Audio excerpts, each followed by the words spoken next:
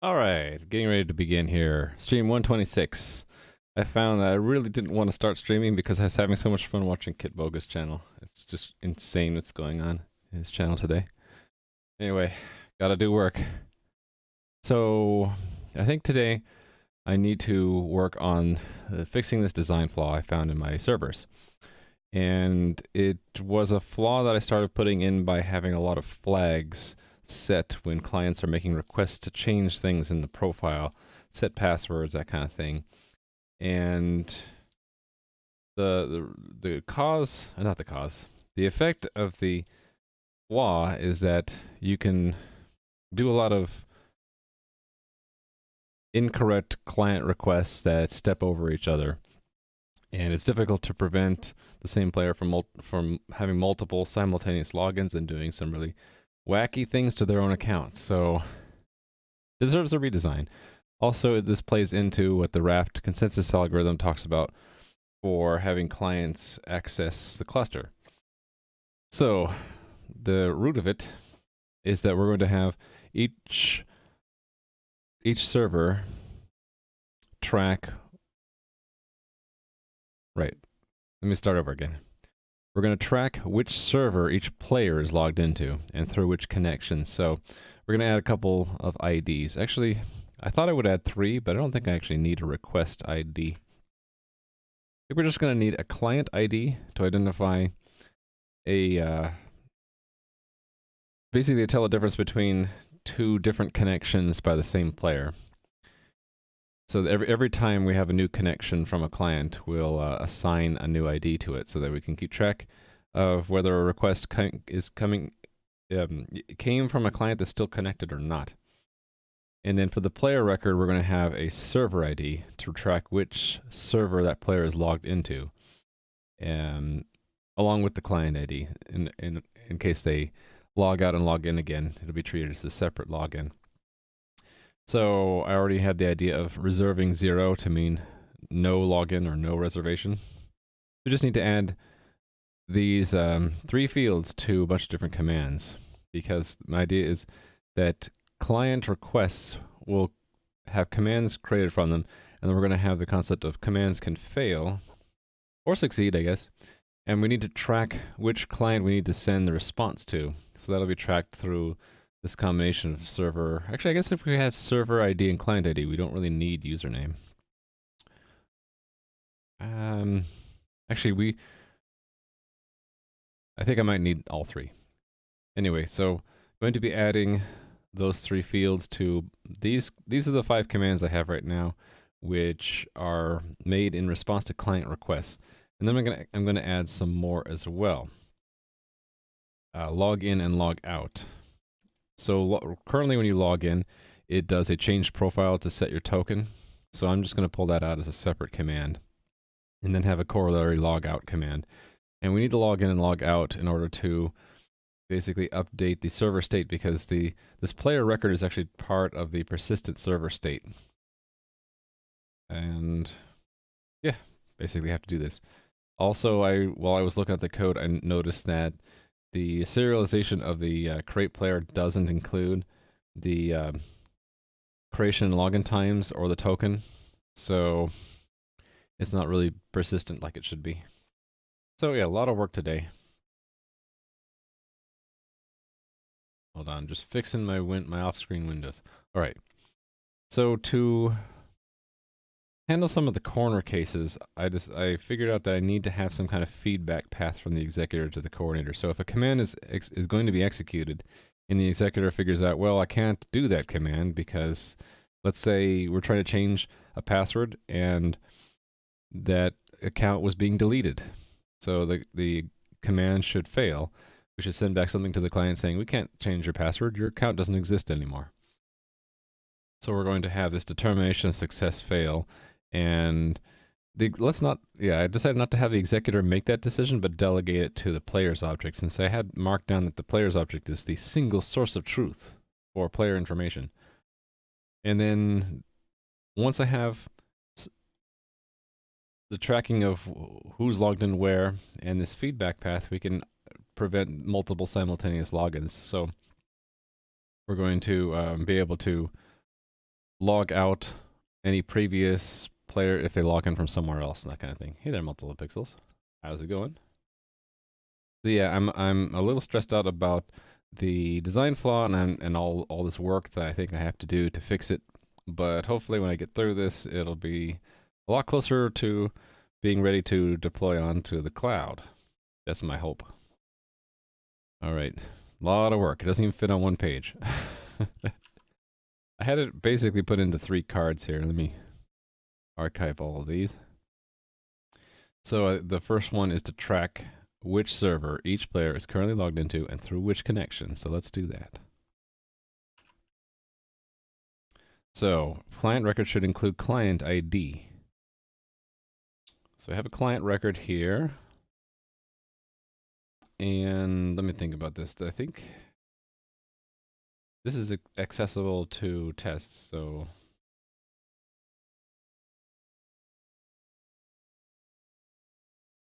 hold on. I don't remember exactly.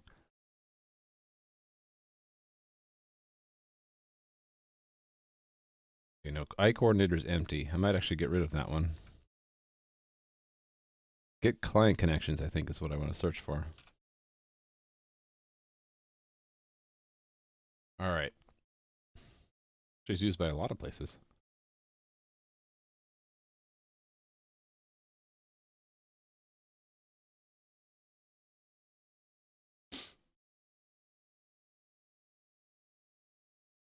I'm guessing what I want is to update this here, that every new WebSocket on the public interface should be assigned a new client ID. So let's do that. So let's have a new test here.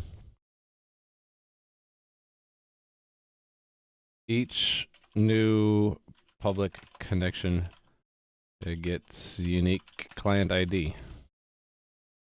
All right, so the mobilization is fine.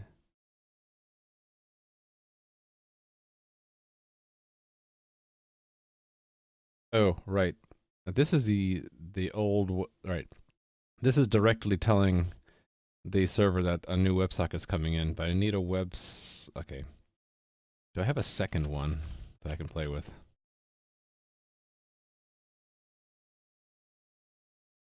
I do not. Okay. Hey there, Bugfound. How's it going? Working on backend server stuff, trying to fix a design flaw in how connections are handled by the server. Wait a minute. What happened here? Oh. I'm just dumb. Okay. Yeah, I had this add connection. That's what I'd rather do rather than this stuff. So let's call this client 1 and client 2. What I expect is there to be 2 connections, and then for the 2 clients to have different IDs. So expect not equal connections. That is what? A vector. So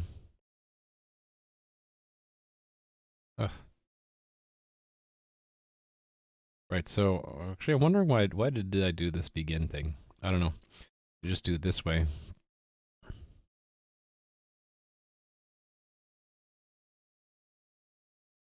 I don't think it is a vector. No, it's a map. Okay, that's why. My IntelliSense is just confused. So let's actually get the 2 connections out. Auto connections. Let's just call it. Connections.begin. Const auto connection 1 is it. Second. Plus it. Const auto connection 2 is it second. All right, so connection 1 dot. This isn't going to help me, is it? I think my IntelliSense might be confused because I have now 2 files named common and 2 classes called common. That's what I sort of suspect. The client record, yes. Okay. Client record. So actually this should be in reference. Let's say its ID is not equal to connection to the ID. So I need to add an ID for this to build, right?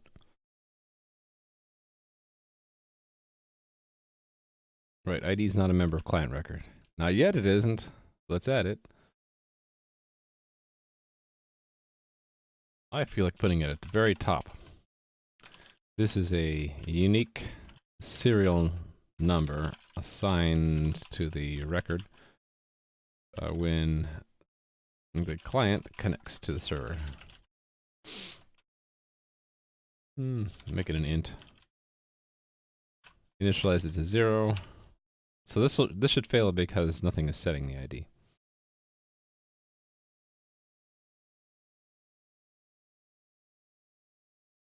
First build of the day takes more than 5 seconds. How's everybody's day? Anybody doing anything interesting? Okay. Tests. Right, the first time I run this, it doesn't have a record of anything running.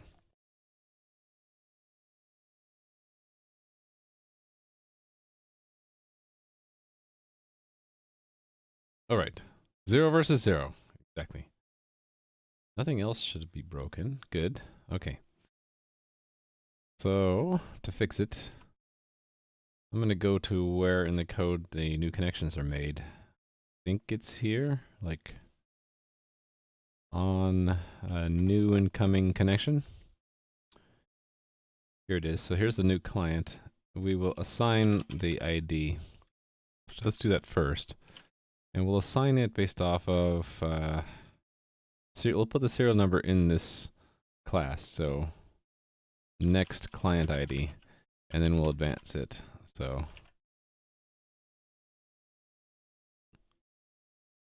put it in this class.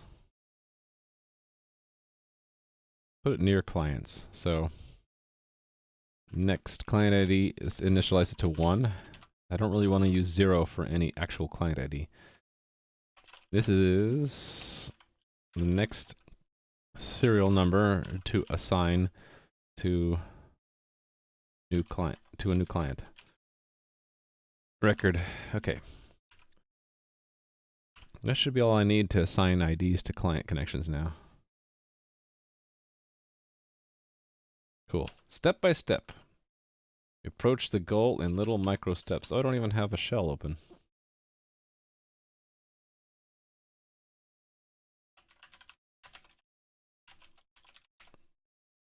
Get GUI, not get GUI. Alright. There's the ID. It's assigned. Okay.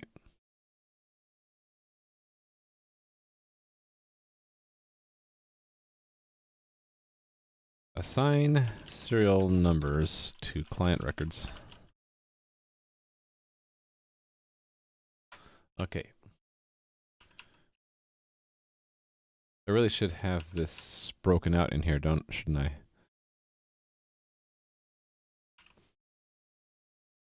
I can say this one's done.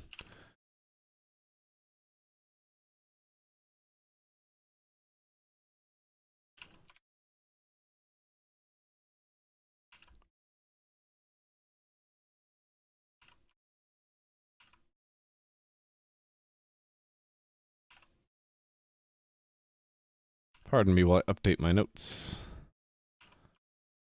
And that is done. So I just finished this one.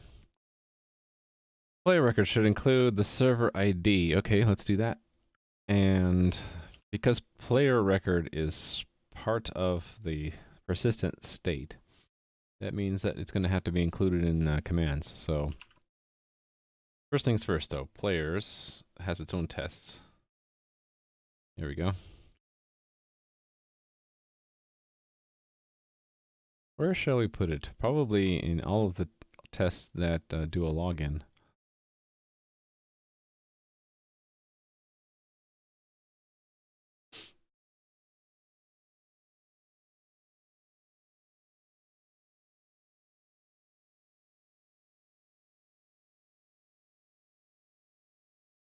Actually, the way this is written, it can be broken out separately as a new test.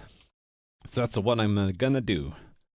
So set server ID.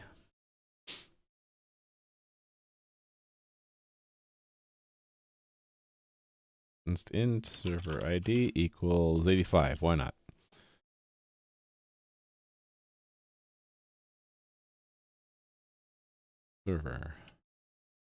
Server ID, I guess.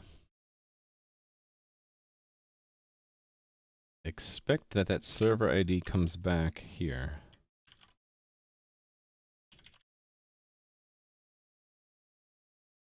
Am I back? We back? We back? I think my modem completely crapped out. I didn't notice for a while. I wonder how long I was offline. I just noticed a little red square after a while. I'm like, oops. And then OBS actually popped up a little notification saying, you aren't connected anymore. Yeah, that's weird. It even made the notification sound, which I normally mute. Interesting. Anyway, I didn't go anywhere. It's just my connection was lost for some reason. Sorry, folks. So I wonder how long I was talking to myself and no one was hearing me. Anyway, we back. I'll keep going. I'll pretend like nothing happened. So this is going to try to set a server ID. This doesn't exist yet, so we're going to add it. Where should it go? Here. Player record. I guess we'll add it at the bottom. Server ID. This is the unique identifier. Maybe I need a new router. I actually got a new router based off of one of my friend's recommendations, and it is long. When it works really well. When it doesn't work, it's totally broken. Actually, I don't even know really if it's the router or the cable modem. I don't know. I just reset the thing. It usually runs for weeks and weeks, but that's the first time in a while that it's failed within 24 hours. That's weird. I guess I had muted all sound for some reason. I don't know. Funny things happening to my computer and my connection today, I think. Anyway, this is the unique identifier of the server to which the player is currently connected. If 0, player is not connected to any server. And I also wanted to add the client ID, didn't I? Along with the client ID. Right. Client, actually, let's make that a separate test. You guys still there? I see the green square, which makes me think it's still working. That might explain why no one was saying anything for a while. All right.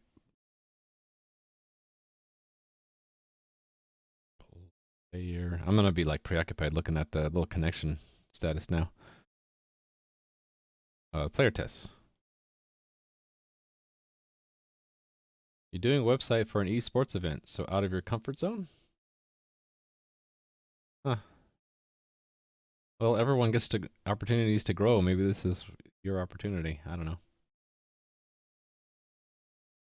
Right, so there is no server ID set when we do a change profile. Actually, I don't know if I want to do it through change profile. I think I'd rather do it through login, which I don't have defined yet. Let me make this more official, so we'll call this a login. And it will just be that we give the server ID and the client ID.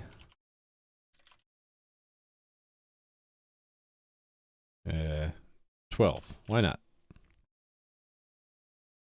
So that should be attached there, which means I do need to have this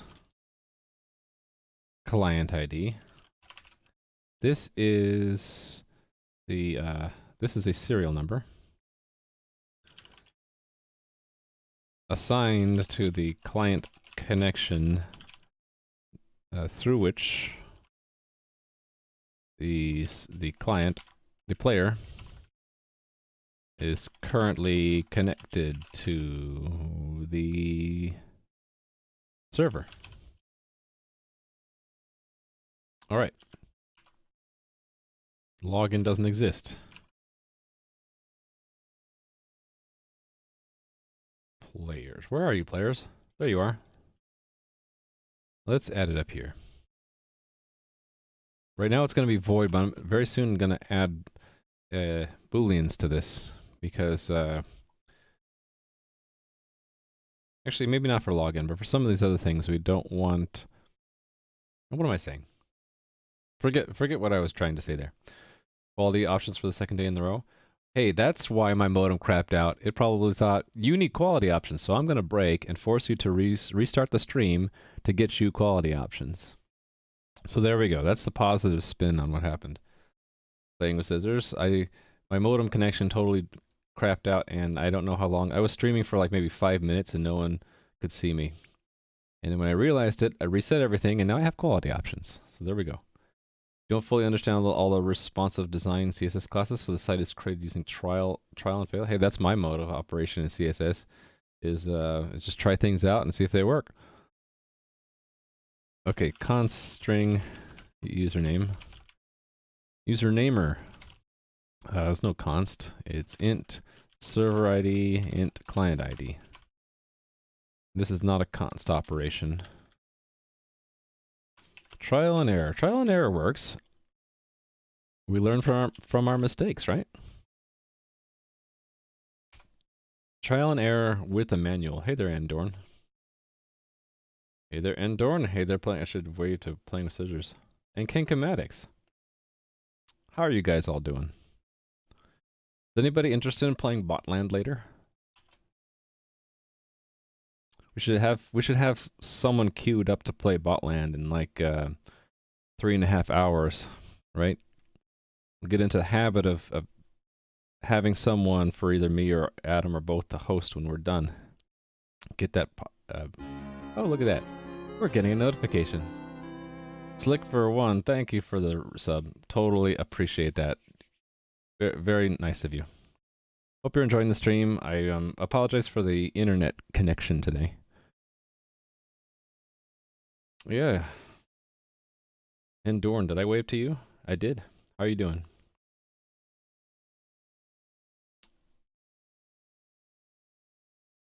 Can I wave without... Yeah, let me do this. To Slickver1. How are you doing? Even though you might be lurking, your notification sort of unlurks you for a while. Finishing your dinner, huh? It's weird that people around the world are watching. For me, it's like in the morning, so dinner? Like, it's not the right time of day for that. Okay, know this. That's my old habit.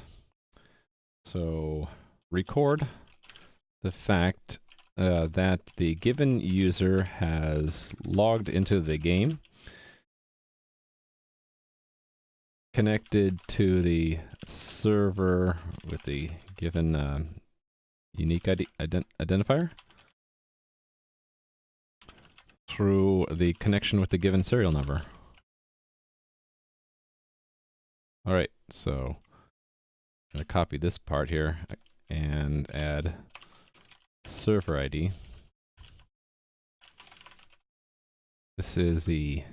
I'm really bad typing today. The unique identifier of the server through which the player has connected. To which. Potatoes, meat, and cream beans. That sounds so good. That's what I would like to have for dinner, actually. This is the serial number. No. Go away, Siri. I'm not talking to you. Serial number sounds like Siri, I guess. This is the serial number of the connection through which the player is communicating with this server. All right. Wowee, look who's here. Wowee. How are you doing, Raimi?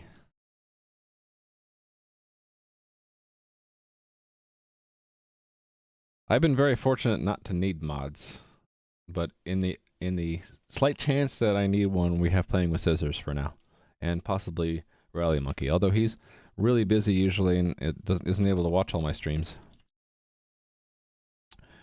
Okay, we're gonna put the body of that function here. At least, even though we're getting these crashes with the IntelliSense, at least it works for some things. If I get too annoyed with it, I can always go to Visual Studio. I'll miss some of the features I'm getting used to using, though, in Visual Studio. Okay, so I'm just stealing from other bits of code around it. This will just set the server ID.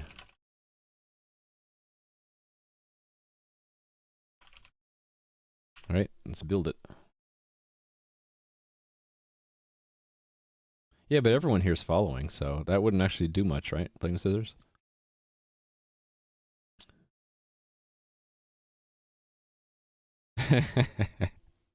I don't want to delete. See, now that they have statistics like how many times you were purged or banned, I don't want to actually even do it jokingly because it'll show up on your permanent record, so to speak.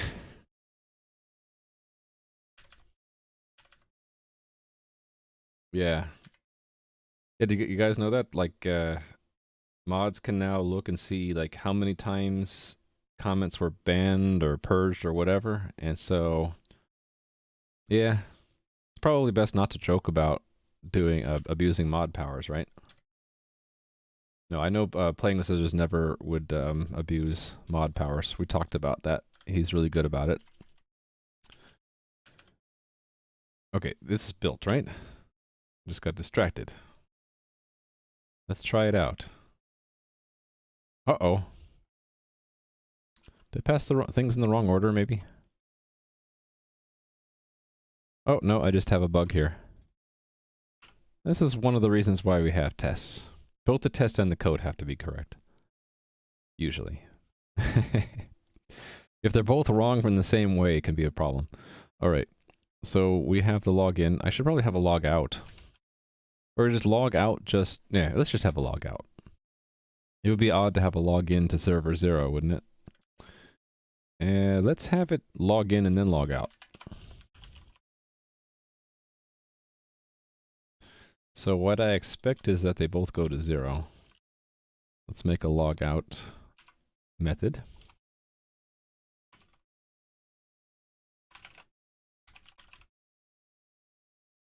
And here we go.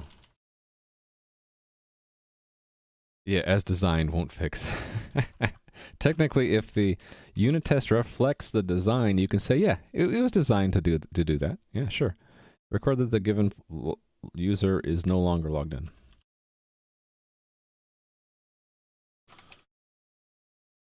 All right. Go to that.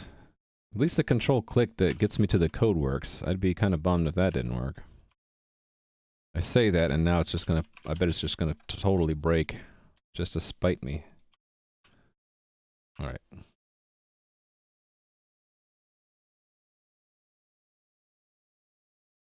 Yeah, it doesn't really mean much, does it?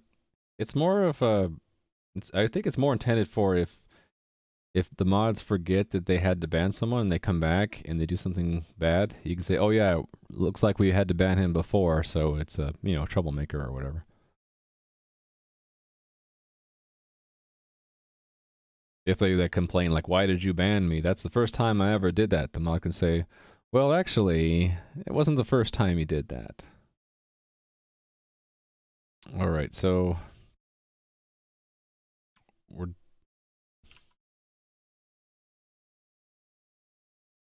okay, it will include it as long as we do the command, right? So I'm going to add these fields to these commands, which all imply a change to the player record. And then later I'll be adding login and logout. Okay, so let's add these to these commands. So create players first. Command tests, create player. All right. Actually, you know, I need to go and look to see if there's a way, there's some extension I can install to like have a jump to code button there.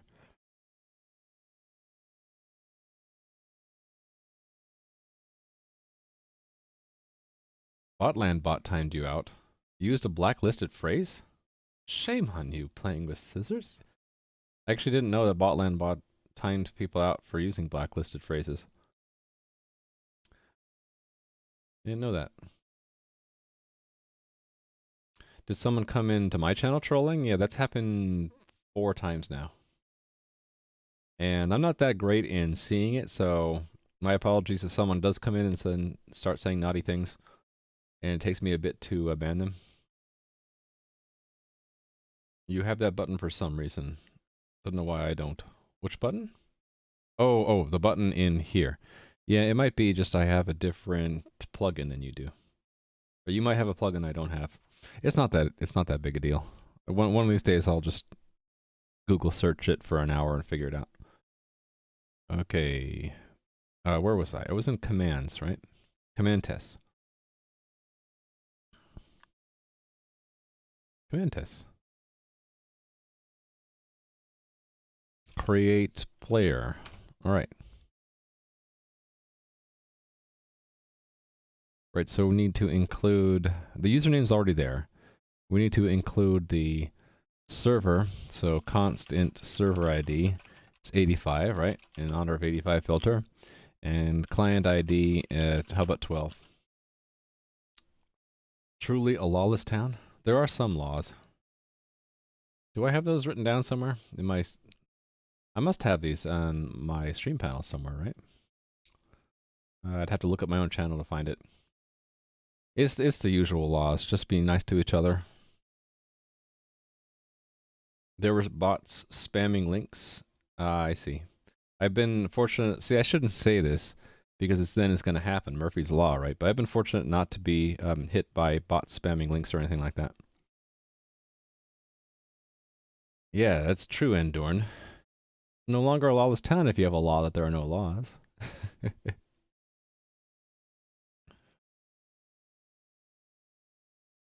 All right. Get rid of Endorn? Or get rid of Adam Troll? I like the Adam Troll emote, actually. Okay, so the command as JSON is what we expect, right? No, that's how we construct it. So we need to include it here. Let's put it here. Server ID, client ID, client ID. Oh, we would never get rid of you, Endorn. You're a VIP. Means you're a very important PogChamp or something. All right. Expect server ID to show up in the command, which it's not there yet.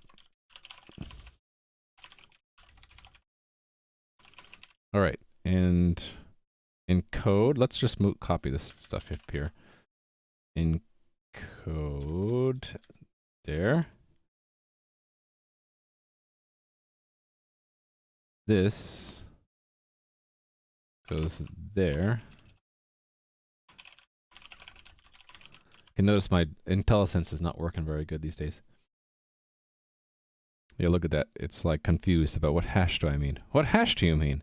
I mean this hash right here, dummy IntelliSense. Yeah, it's like totally broken. Anyway, I'm trying to have it not get me down that IntelliSense is broken these days. And then get, okay, so we're done with that. So yeah, it won't compile until I add those. See, this is another symptom of IntelliSense having a problem. It's like, which username did you mean? Did you mean the one in client record? No, I was just looking at create player. I mean that one. Jeez. But I can steal from player record, right? Because that has the 2 fields that I need. I put them here. Okay. Very important programmer. Are you guys all programmers though? Or is it pleb? Very important pleb. I like very important pleb better than Very important programmer. Build it. All right, it's building.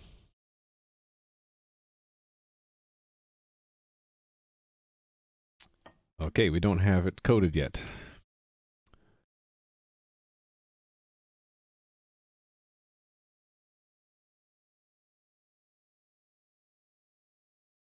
Here we go. All right.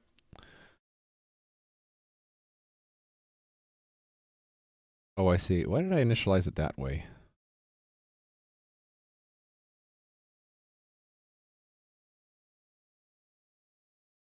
Hold on. Why did I do that?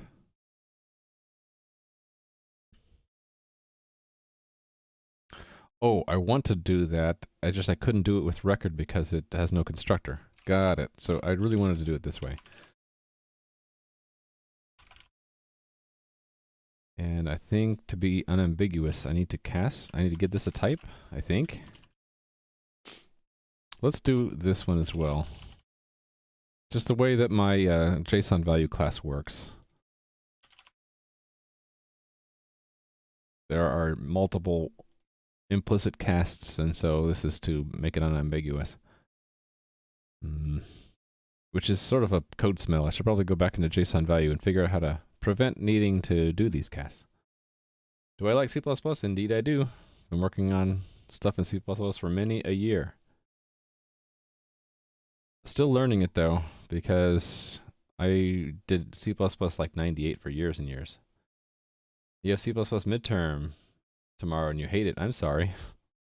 Well, not for everybody. And maybe you just hate it because you have a midterm. You probably, after the midterm, you'll be like, that wasn't so bad. I like C++ again. I'm going to totally steal from my own tests here. And paste that there, because I can. You can't stop me. Alright, so let's see if that passes my test. Boom, and boom. Yay. Okay, so I've added a create player, and now I need change profile, the same kind of stuff. Yeah, C++ 11, the modernization of C++ really made it a lot more pleasant, I think. Are you combining anything else, such as a front end? Yes, I am, actually. I am going to be using JavaScript with probably Phaser, or if not Phaser, then Pixie.js for the front end of what I'm doing. What I'm doing is I'm making a game. And I have a prototype I developed to kind of show that. I should probably just run that. That way whenever anyone asks, I can just show it off. Like, what is your game going to look like? And all that stuff. Let me start that up while we're talking. So yeah, the front end. The prototype is under Iron Glove. So it's a tiny little React app just to have a JavaScript platform. But I'm really mostly just doing graphics there, not React stuff. And then the backend it's mostly C++, but I plan to have hooks in there so you can put in scripts like Lua or Nim or something else to prototype game systems. I was originally going to have all game systems in Lua, but I discovered yesterday that it's really slow the way I'm coding it, like 10 times slower than doing it in C++. So I think I'll just have a mixture. So it'll be mostly C++, but maybe Lua for experimental things. Crazy indeed. I like to do stuff from scratch, so this is like stream 126 or something. And I haven't yet completed the base platform for making the game, so it's kind of like I'm making my own engine, in a sense. It's a web-based game, and I did all the web stuff myself, except for the encryption and the compression. I did try Lua and LuaJIT, and for how I have it integrated into C++, I'm not able to take advantage of the JIT part, apparently. The speed was about the same. So the numbers from yesterday, the C++, it was taking an average of half a millisecond per game tick to do the prototype, which I'll show you in a minute. But for PUC Lua, it was 10 times that long, so 4.5, 5 milliseconds. And then LuaJIT, I was hoping would be better, but it's only slightly better, if at all. So the conclusion, the guess was that there's a lot of callbacks into C++, and those callbacks are expensive and can't be JITted. So is this working yet? Let's see. I should be able to go to localhost 3000 and get the connect button. There we go. and then we just run the back end. So that is build. Actually, hold on. Copy. No, it's all in Lua right now. So I need to copy the systems to the build directory, right? And then I can run it. So here's the prototype game. Right now the systems are all in Lua. But the prototype game is inspired by Gauntlet, which is an Atari game. And it was really to test two things. To see if I like the look and feel of the graphics, because I'm not an artist, so I just want some simple graphics to start with until I get better at art or I hire an artist. And I wanted to just make sure I can do simple 2D tile pixel art.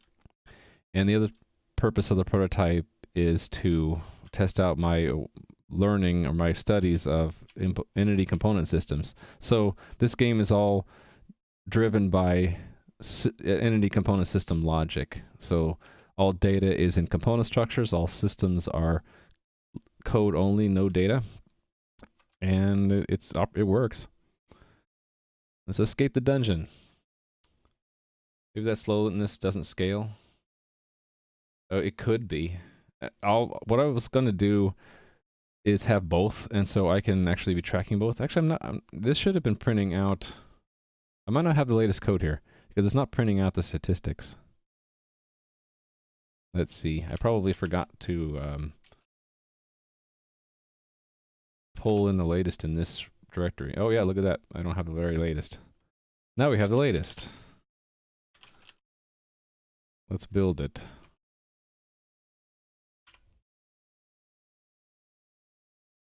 Oh, this is also a debug build. So the performance is going to be terrible. Yesterday I was doing optimized builds. And I need to recopy that, don't I? Ah! Yes! Okay. I bet you the performance will really suck, because it's a debug build, not optimized. It has to run for 3 seconds before I get readouts. So yeah, it's 10 times slower for debug build than release. Actually, that doesn't surprise me too much. So average of about 50 milliseconds per game tick. It's really, really horrible. Minimum 36, maximum really high. Yeah, optimizing the build makes it run 10 times faster, and then putting the logic in C++ is 10 times even more faster. Definitely not Unreal yet. It's written from scratch by yours truly. If you learn Git on Windows and Linux, is there any difference? Not really. The only thing that I've run into is line ending difference, right? It's a line feed only on Linux, character return line feed on Windows, and if you don't set things up quite right, you'll run into weird issues where the line endings aren't right, or you checked it in with the wrong line endings. That's the only thing you really need to be careful of. As long as you don't do funny things like have your files where you have two files that are named the same but with different case, like uppercase versus lowercase, because that can be a real problem in Windows. The death of the Lua dream, yeah. Do I work from home or do I have a job? This is my job. I started a company to try to do this. And it's this kind of thing, trying to do your own game, doesn't always work out, and most of the time it doesn't, but I'd like to at least try, and probably let this go for the rest of the year and then go back and get another job if this doesn't pan out. I'll probably still continue working on this stuff on the side, even if it doesn't work out, just because it's fun. Did I miss anything else? No, that's about it. So yeah, this prototype I did in about a week, and I'm taking the lessons learned from that and trying to plan the real game to not suffer the same problems this has and leverage the strengths that it has. It has the same kind of model where there is a connection to the server backend, so it's really two programs. The front-end program is in JavaScript and the backend is in C++. So if I show you, need to get that connect button. If I show you this and I click on here, here's all the messages going between the client and server. Let me make it scroll to the bottom. There. Now, whenever I hit a movement key or a fire key, you can see it sends a message to the server. And then every game tick usually is sending a message back to update the sprites, health and potions and score and all that good stuff. And let's just disconnect. So if you click on any one of these messages, you can see it's pretty much JSON. Here's where it actually added 4 sprites. It's either adding sprites or it's moving them, right? The 4 monsters moved and it tells you where they moved to. And here's where I hit the I key, which is a movement key. And here's where I release the key, so key is null. So yeah, all messages are going between client and server through WebSockets, which I really like because the debug tools support it really well. You can see what messages are going between server and client really easily that way. So yeah, my art is horrible, and I'm thinking either if I don't care about the art, I'll just draw it myself, so-called Adam art, if you're familiar with Adam's channel, or I might try to use open source tile graphics. But really, I just wanted to give people a general sense of the kind of game, and don't get attached too much with the graphics. They're going to change a lot, I'm sure. All right. So. Yeah, Adam art, exactly. So I have Raimu art. In fact, that's what I called the tile set, right? And where is that? Where did I put that? The assets, it's no, where is it? Public? Raimu art. The tile set is Raimu art. There's Raimu art. It's my tile set. Anyway. Okay, I was going to update the next command, right? The command was, go to today. Change profile. Okay, change profile needs the same kind of a test. So go to command tests. So let's just kind of steal from one to the other. We're doing this in order of the way I listed it. So next is change profile. Where's change profile? Here it is.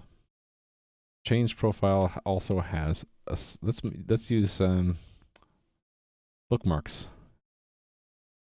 That way I don't have to find this stuff again. All right, so that will expect to do that. Do I have any leftover bookmarks? I do. Okay, so that goes down to here.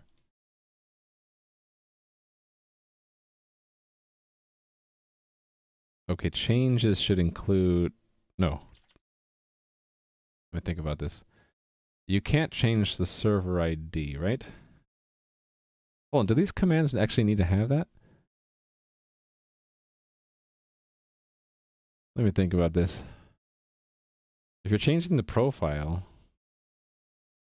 I think this is where a command can fail, because if you try to change the profile from a client that's no longer should be logged in, it will fail. Other than the exit tile looks pretty decent for a programmer. Oh, thank you, Playing with Scissors. Yeah, bookmarks, I've been trying to use that to not have to search around so much. Open source art is better than I can draw, though. I could just, I don't know. I could do both. I could have some open source art for some things and just add my own stuff. It's all Creative Commons, right? So you can add your own stuff as long as you attribute the stuff you did take. And yes, we want that. And actually, when I test the player stuff, we should try having these numbers not be the ones that are logged in and see what it does. Okay, so back here and scroll down to the next test. Grab that stuff, move back down here, put that here.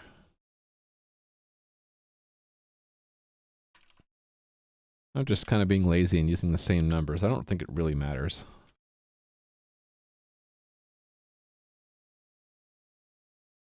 Okay. Right, so those aren't in that command, so we're going to add them. Makes me kind of think I should have a shared structure that has all 3 of these together, and that all the commands could share that. I don't know. Kind of undecided. Wish you luck. What are you doing? Let's see. You're about to test your integration from end to end. Don't be scared. You'll do fine. Good luck playing with scissors.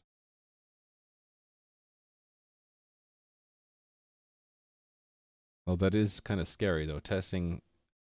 What do I call that? I can't remember. But it's like you're Like, let's see how this goes. Jump into the deep end, see what happens.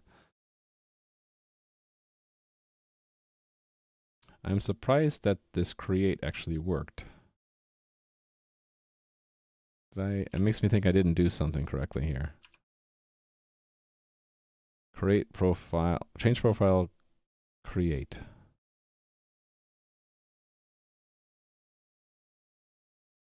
Oh, because I didn't expect them. Yeah, I forgot the expectations. What am I doing? Use the bookmark, fool. Oh, I didn't have those either. Okay, well, oh, wait a minute, no, that's where I was. I'm just being dumb. Here are the things I need.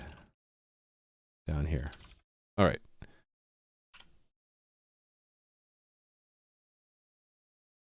Right, thank you, Playing with Scissors.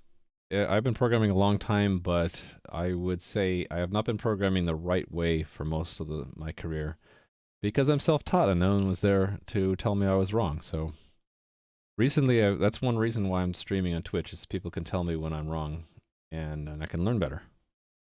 I knew enough to get by at a company. Let's just say that. But I don't claim to be an expert because I'm always finding that I do things wrong and I need to change. Okay, create. No, change profile. Right, so it's going to be near this one. Here it goes. All right, so I can actually steal from here, can't I? Ruthlessly steal from one class to another, which again makes me think I should have a shared component do this part.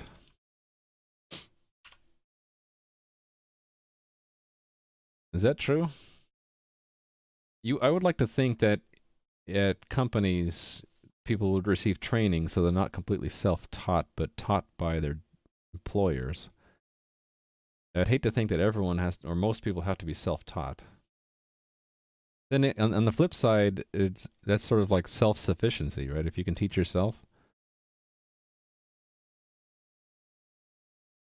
Well, people right out of college, I would say, don't really know how to write code yet in the real world because there's a big difference between learning it in school and doing it in a real job or real life. Is that the name for it? At least that's what my experience was. When I thought I knew programming in college, got to my first job, and for the first month, it was like, whoa, I don't know anything. I thought I knew stuff, but man, I don't. I spent the whole month just trying to absorb all the information from my coworkers. Okay, so that we're done with change profile, now destroy player. So I should be getting faster at this. I feel like I'm getting distracted and not as fast as I could be.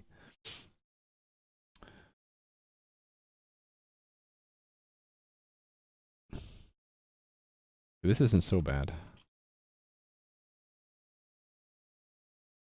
I just need to have the correct expectations here. And then we encode the same way. We have to pass it in. Destroy player, this one. And then expect that to be the encoding of the command. There. And then these, actually first the headers. These need to be added to destroy player. And then we can steal this code and put it in destroy player CPP. Totally, I think I should refactor this to these three. This trio ought to be done by some kind of helper component that these all share. Post the wrong answer, and yeah, people love to correct other people. And I think that's part of a healthy evolution as a person, I guess. That's maybe not the best way to say it. People call it growing a thick skin. I think part of that is absorbing the positive part of that. So, it can be annoying when people just want to correct you, but if they have a better answer, then it's like I'll take that better answer and I'll improve from that and just brush off the negative parts.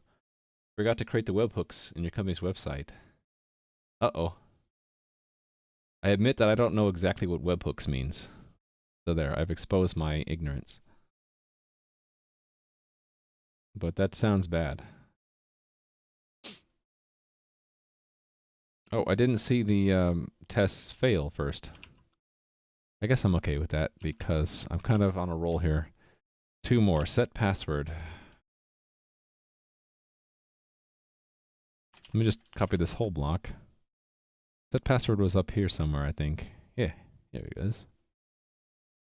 So after the username, and then those 2 lines from that go here.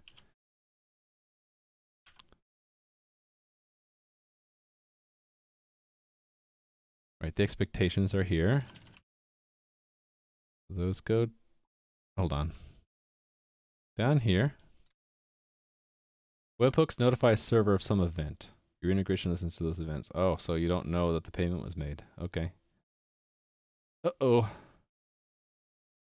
It's important to never admit when you don't know something. Just make up things until people stop listening. Okay, okay, Steve. That's one way to do it. I don't actually have a problem admitting I don't know something. Because I think a lot of people enjoy educating. And so I give them enjoyment by allowing them the opportunity to teach me. I don't mind. All right, that's create. So encode. It's a lot of the same stuff. And then header file first. So this stuff. Oh, thanks for the follow. For Hanji. Hope I'm saying that right. That goes here. Then the CPP. These lines go in here, there. And then these 2 lines go here. Yeah, this repetition is reinforcing in my mind the fact that I need to refactor it. When you've interviewed people in the past, you really value people who just say they didn't know the answer to something. Sure, I would agree. I didn't ding people if they claimed to know something but didn't. It was if people knew where to go to get the answer, that I valued that actually more than if whether or not they admitted they knew it or not. But yeah, to a lesser extent, I also would say if they just admitted they don't know, then I'm like, oh, that's a plus. UCC, but do you DD? Are you, do you BB? Uh-oh. To do. You know what to do means? You forgot to do your job. Do it. To do. Okay, I messed up something. What did I do here? Let's see what it's saying. Oh, server ID and client ID aren't set.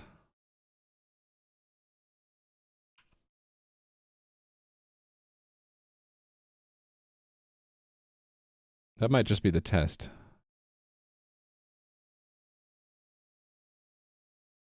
Yeah, we didn't set them.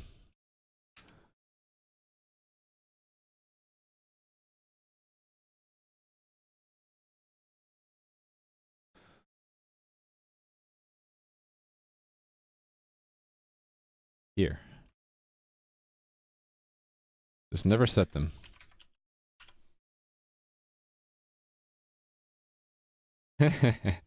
Feel better about yourself when you never fix the problem you're making? Why did I choose to use C++? Thomas Bra. I use C++ for this project mostly because I'm comfortable with it, because I've been using it for many years. There's no other reason. You could do the backend in any kind of language. Well, almost any language, right? You kind of want to pick the right tool for the job. But for backend stuff, there are lots of choices that are equally good. I could have done it in Node.js. I could have done it in Go or Java or anything else. Mostly just because I'm comfortable with it.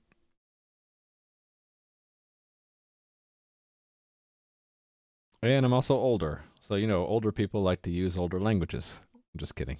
You want to get better in C++. Do you have good resources to learn from? I wish I did.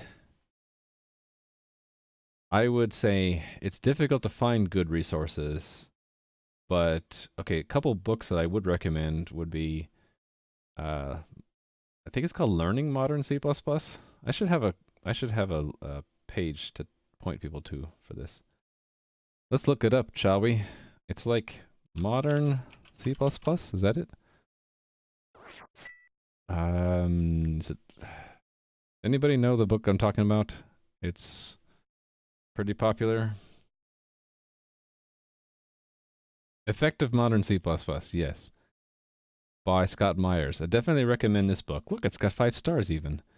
This is a great book to learn the modern C++. And has like, correct way of doing a lot of different things. So I'd recommend that one. And then what was the other book? I can't remember. Okay, there. Well, I've given you at least one book recommendation. Modern C++. Effective Modern C++ is a great book to pick up some good habits for C++. Rust, sure. I've heard a lot about Rust, but I don't know it myself. Thanks for the follow into Stardust. I like that name. Oh, I forgot to mark off this, didn't I? It does include it, and I'm working on this one right now. Okay. Yeah, there's lots of good tutorials out there too. You guys are living in a... Oh, thanks for the follow, NestQuick80. This is a great age to live in for information because you can just Google search C++ tutorial. Your only problem will be you'll have too many tutorials to pick from and you won't know which ones are good and which ones are bad. But, like anything, trial and error. Just watch the first 5 minutes of it. Does it seem good to you? Are you learning something or not, right? I don't remember if effective modern C++ starts from scratch, but I think it does. I don't know. Anybody else know?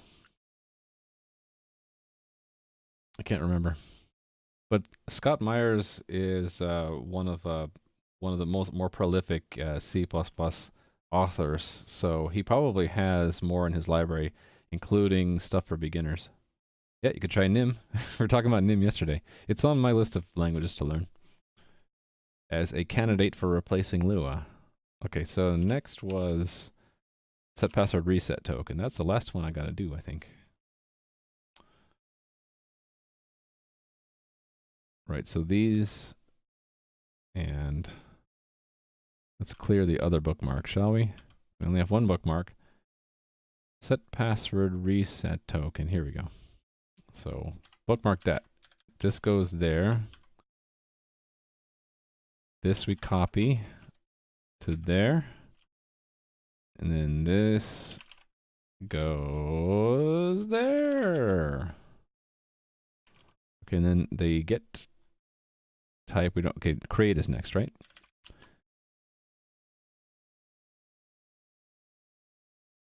This is expected here. And then here's what we expect on the other side. There. Increasing the playback speed? Yeah, I would agree with that. I don't do that enough. So if you find yourself bored watching a video, try increasing the playback speed. It's probably you're bored because you're not being challenged. It's because it's going too slowly. Increase the playback speed until you start to feel like you're in that nice comfort zone that you're getting information in. It's not too fast, not too slow. Check this out to run from browser without installing anything. What is that? What are we looking at? Oh, this is Nim? Cool. Yeah, I really like that they have coding sandboxes for pretty much any language. Let me bookmark that. I'll add that. I'll be looking at that later when I'm reading Nim. Deducing types. Okay, if effective C++ starts with deducing types, that might be a little bit too advanced. I don't know. Anybody have a recommendation for a book or resource for just starting out C++? I was gonna make a YouTube series, and I made one video, and then it didn't get a whole lot of views. So I'm like, it's not worth making another one. But I did make one video on my YouTube channel for just starting out C++. So I don't know. If you can't find anything, maybe you can give my video a try. It's up on my YouTube somewhere. Like Intro to C++, I think I called it. Okay, this, or need to add this command, right? Or those fields to the command. That needs to be pasted here.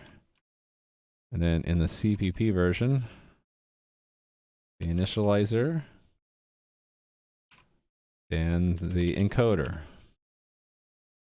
There we go.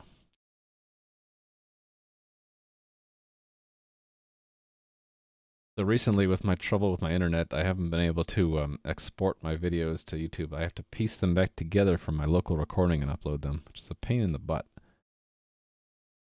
I saw Twitch has a feature now to let you stitch together videos, but I haven't tried it yet. It looked like it was only for highlighting. Let me run all the tests since I haven't done that in a little bit. I think we're done with this next step though, so I'm going to prepare a check-in here. This is updating all of the commands that come from client requests to include a server. Actually, this is different. Include a server and client ID. This one was different though, right? That and that go together. Right? So players add login, logout methods. Right, and all of this was about adding. Actually, this goes along with that last commit, didn't it? And that as well. Those two are amended. Actually, let's amend it again. Because we're not just adding the methods, we're also adding the records. And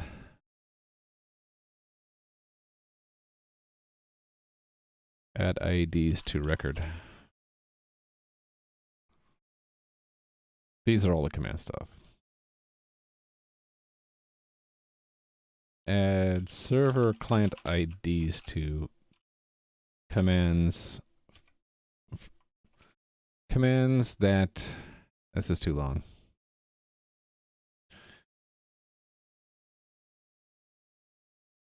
Is it frowned upon to just repeat this but make it longer on the third line? Add server client IDs to commands that are appended as a result of client requests.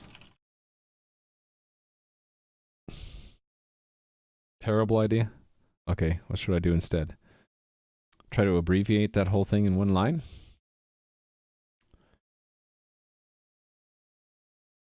Carry client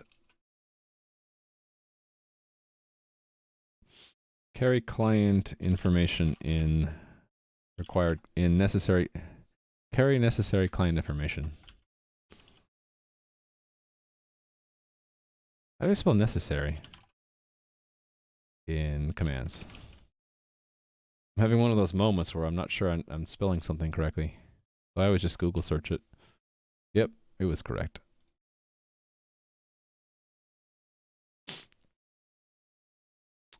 Alrighty. Hey there, Funkshi. How are you doing? Yep, I'm doing some boring C++ stuff, sorry. But I really have to get this done because it was a design flaw in my server. I need to be able to not have weird corner cases with clients connecting to the server. So I'm doing a lot of tracking of which client is connected to which server. I have a cluster of servers, so there's a server ID to figure out which server the client's connected to, and then a serial number for each connection. So I've been attaching that to all the commands in the game state that are originating from a client request, and so that we can track them and give back the response to the correct client, and also prevent two connections from the same players at the same time, because that could lead to lots of interesting problems. All right, that one was done, right? Now I'm going to fix the encoding of create player. It doesn't have all the information that I added information to the player record, but I didn't add it to create player, so those things are missing. Yeah, this is not setting any of that stuff, which I wanted it to. So if I search for create player, I'll probably see the issue. We're creating it where? Here? Okay, yeah, so it's putting it in the record. but it's never being serialized out. That's the problem. So let's go to the test for that. Command test. And it's create player, right? Create player. Okay, so the record is going to include things I missed. Creation time, login time. Those are the only ones I'm missing? I'll also include the token. Okay, the bug was that the times weren't included, but the token, expiry, and address, I just think were never there in the first place. Right, that was a separate issue. I guess we're fixing both at the same time.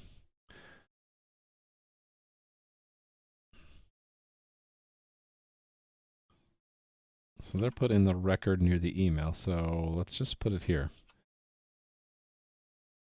Creation time.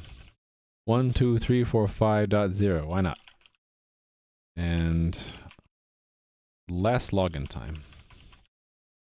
12345.6. That's stored in the record, but not in the auth, so that would go here, I guess?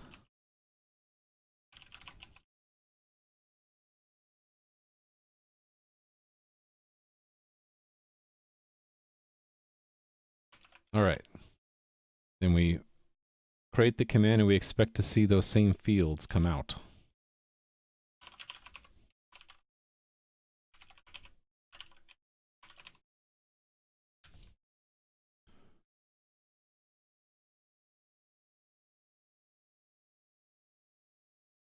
Oh, actually do the other one while I'm at it. So I'm just going to use the same values.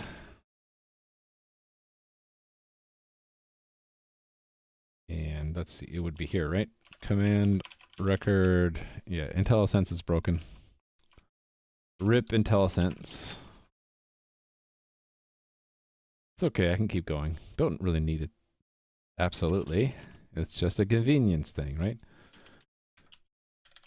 Okay, so let's watch and see that one fail.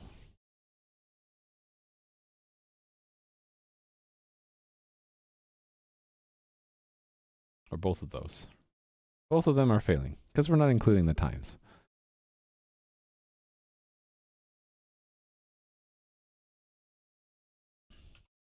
So it is the creation time, double encoding creation time.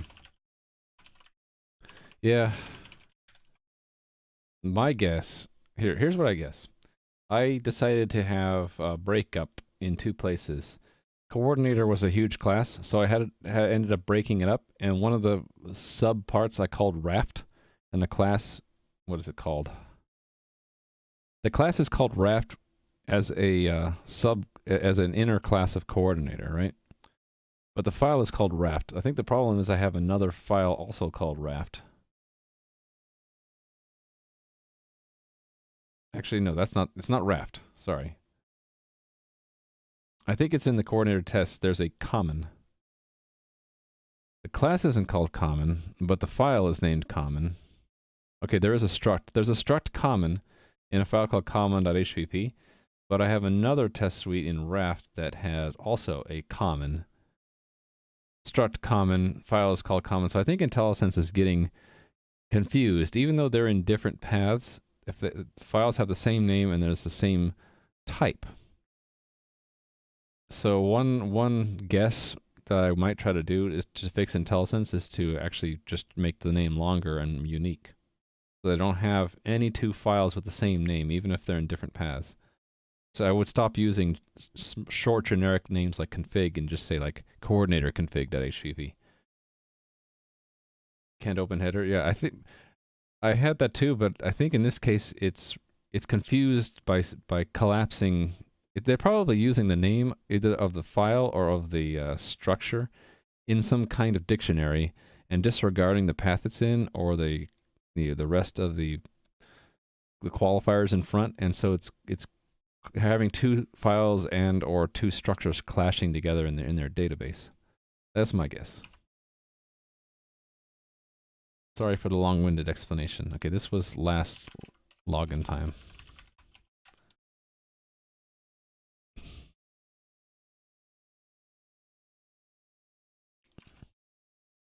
So that is a record dot that.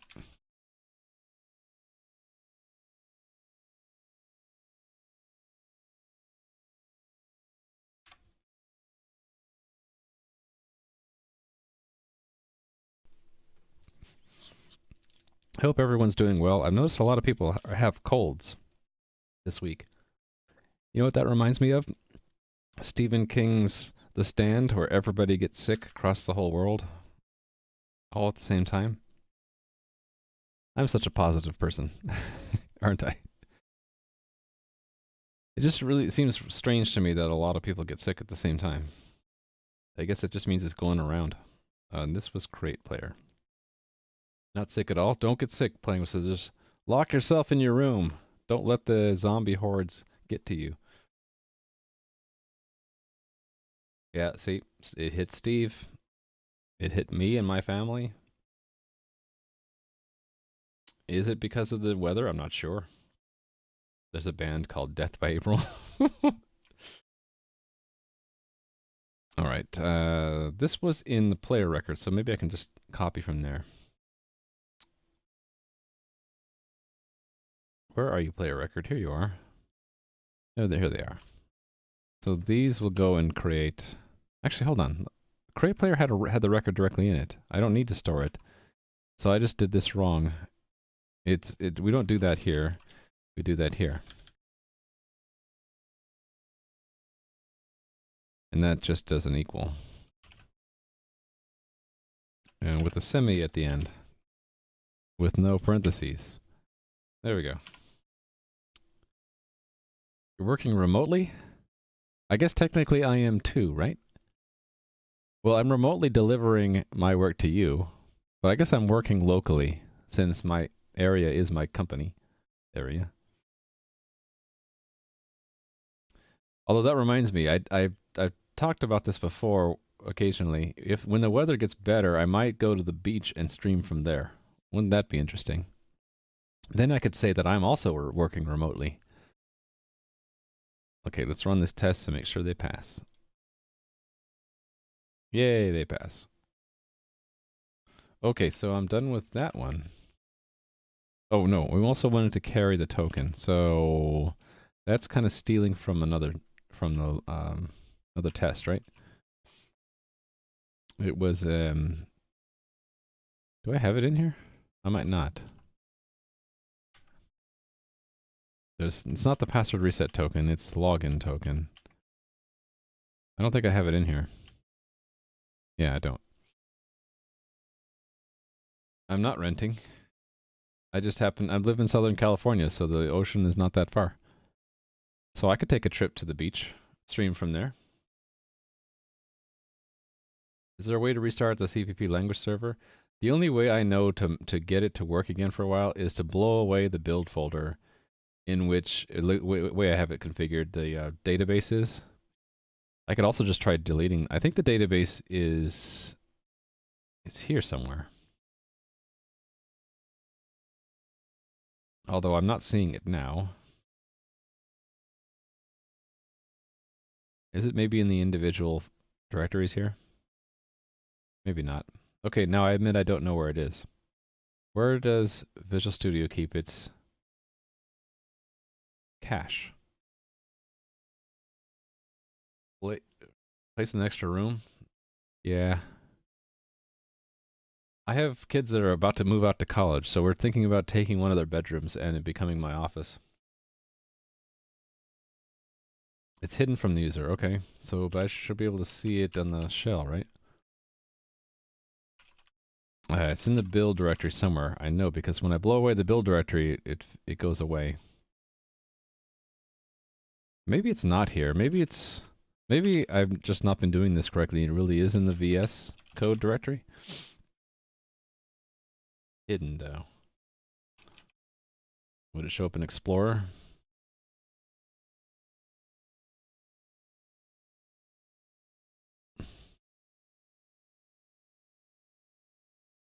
Okay, I have no idea where it is, but I'm sure the language server has a cache somewhere, and it seems to be when I blow away the build folder, it rebuilds it. It works again. I don't know where it is. I give up. I know that when you use Visual Studio, not VS Code, but Visual Studio, it makes a little database file that you can blow away. It's not kept in the workspace folder at all? Oh, shoot. Maybe that's why the problem keeps coming back. I really need to blow away the cache wherever it is. Now you got me interested. I want to search this up. VS Code locate language server cache location. Where is it?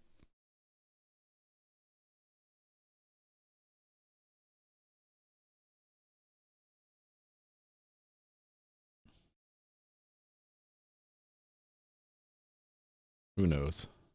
My search I'm obviously not a search ninja. I cannot find it. Is this gonna even tell me the right thing? I think I'm running down a rabbit hole here. Nope. File. What about this one? Maybe there's some hints here.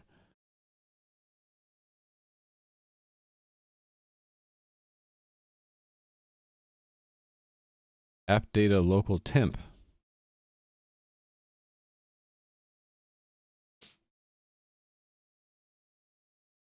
I don't know what that emote means. 8-bit smile? Anybody happen to know where VS Code keeps its cache? I'd like to blow it away and see if I can make it rebuild it.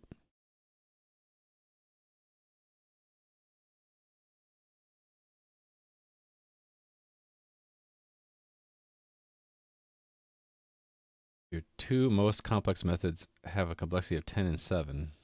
Those are kind of high, right? Or no, 7, wasn't 7 like the magic number you want to try to get to for code complexity? Cool. So yeah, if 7 was the target, right? So 10 is not too far away. App data. It's in app data. Shoot. I hate it when people put stuff under app data. Let's include app data. Ooh, here we go.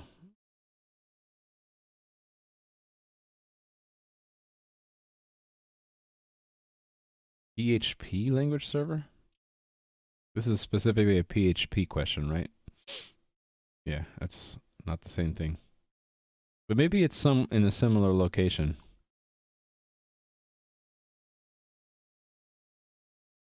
Control Shift P, clear editor history.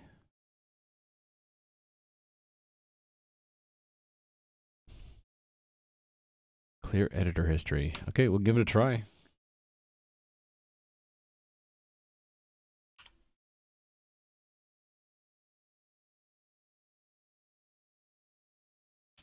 Nope.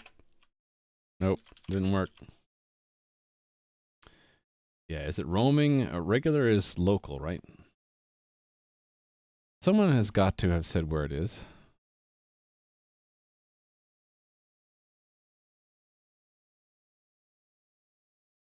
What if we do CPP?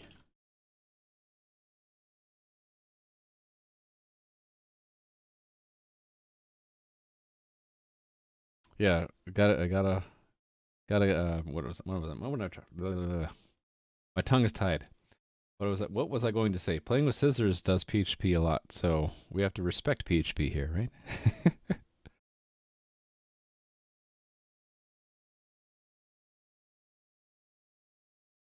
Oh, there we go.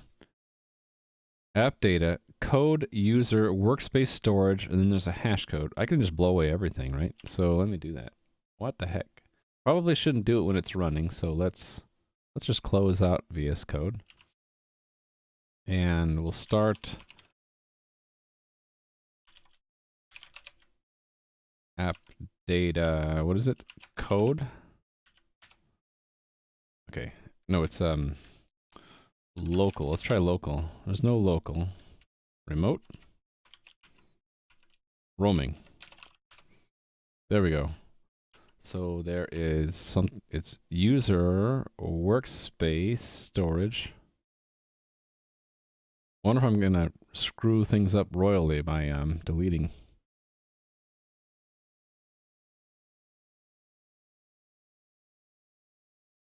Here we go. This reminds me of it. This is probably it, right? The browse database. What is it? What is in this metadata? I don't want to open it with code. Let's open it with something that's not code. How come I don't have Notepad here? Yeah, Notepad. Hey there, Blueberry King. Yeah, I thought I had Notepad++ installed. Oh, here it is. Okay, this old stuff. I just want to make sure I don't destroy something by mistake by deleting all this. I think we're okay. So I'm gonna do something potentially dangerous. Actually, you know what? I will do a smarter. I will make a copy of it, and then I will just destroy everything in here. Oh, I don't want to recycle them. That means I have to clear the recycling bin out. Oh well. All right. So now it's, if that's where the cache was, it should rebuild the database from scratch, and maybe I'll have better luck. Okay, it forgot what kit I was using. That's not a bit that big a deal. I'm using this one.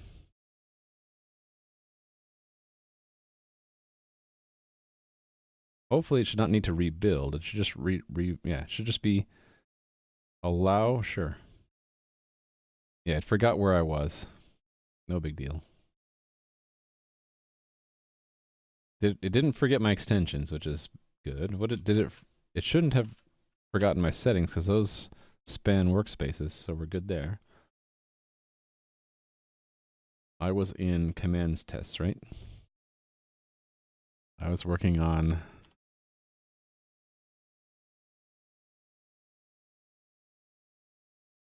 yes.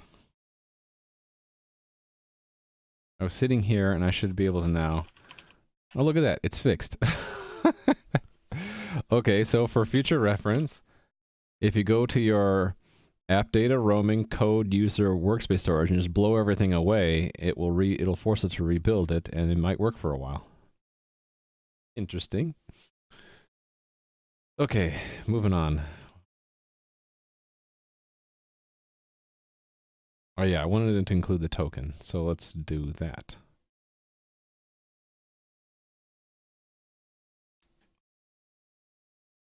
Can I steal from coordinator test for that? That would have shown up here, right?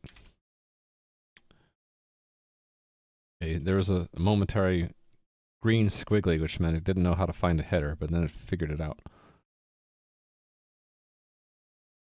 Log out, captcha success.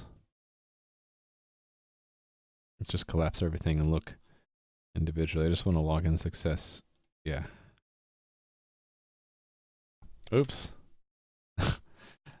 Hit the wrong key and I collapsed everything. This, expand everything. Okay.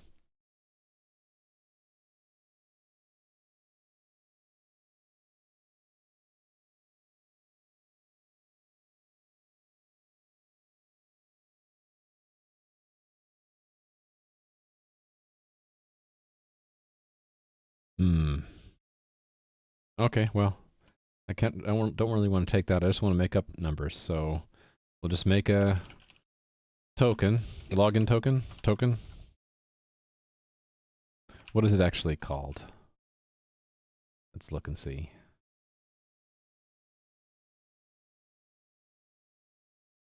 It's just called a token. I think the problem is I also have a password reset token. I really should call this login token. Actually, if I change it now, then find out what I broke, then I can fix all the broken places, right? That's smart, right? So here's one. There's another. There's another. And another.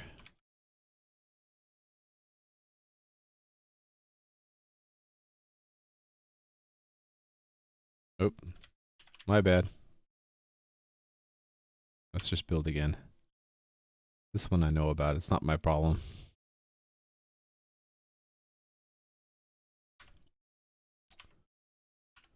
Sometimes the best way to rename something is just change the name in the declaration and then compile, and the compiler will help you find all the places you need to change. There we go. I think I'm going to leave that one alone.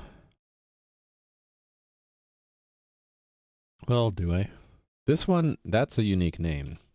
So I can search replace that pretty easily. IP address for login token. There we go.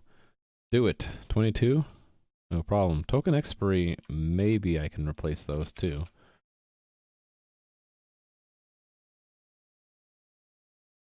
Think this is safe? Yeah?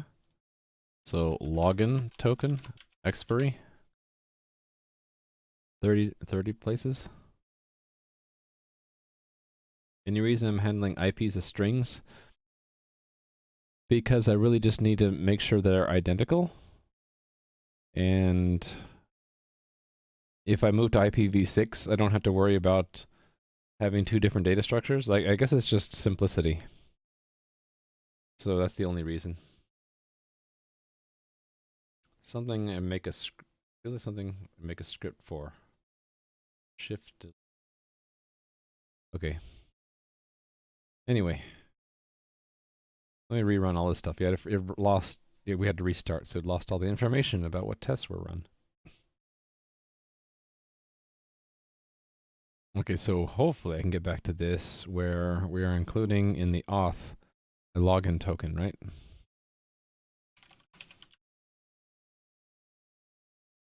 Oh, it's nice to have the IntelliSense working again. Poggers.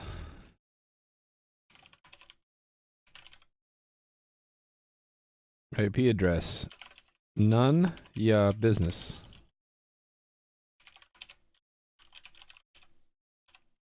Token expiry is 12345.0. Actually, 6.0. Oh, about nuking the cache? Hopefully I don't have to run it that often. But it really wasn't that hard. You know what I can do? I can just make a shortcut to that. Where do we want to put it? Create a link. So now I have a desktop shortcut to that directory. So if I just click on that, and then I just wipe out everything. There we go. That'll be my interim solution.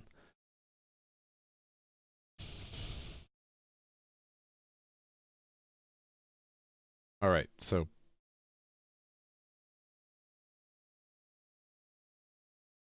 oh, I wanted to make constants out of that, didn't I? That goes up here.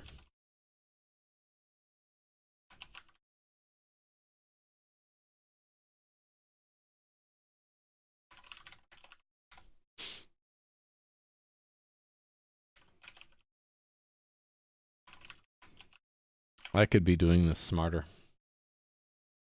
It could be that you only need to delete the DB file. I remember having to do that in Visual Studio occasionally.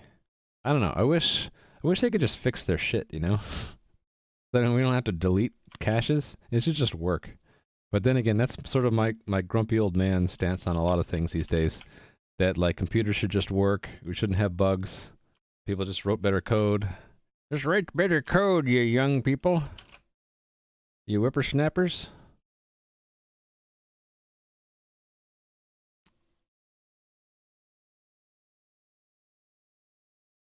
Oh, hold on. I messed that up. I was trying to be smart and I wasn't smart.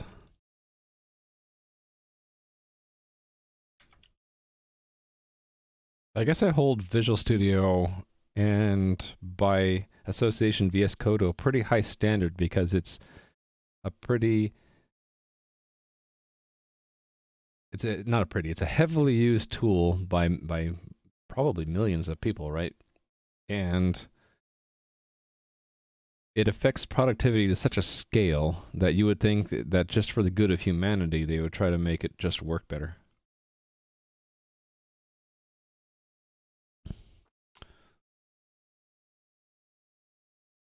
So, Ray Dragon, what do you stream?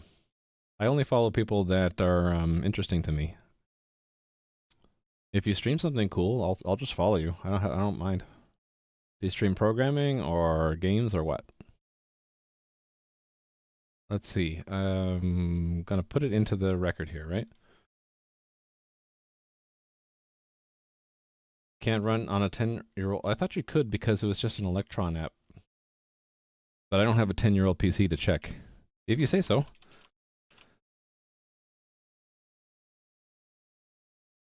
Be an interesting interesting thing to check, right?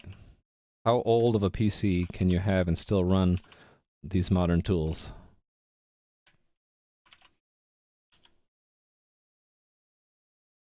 All right.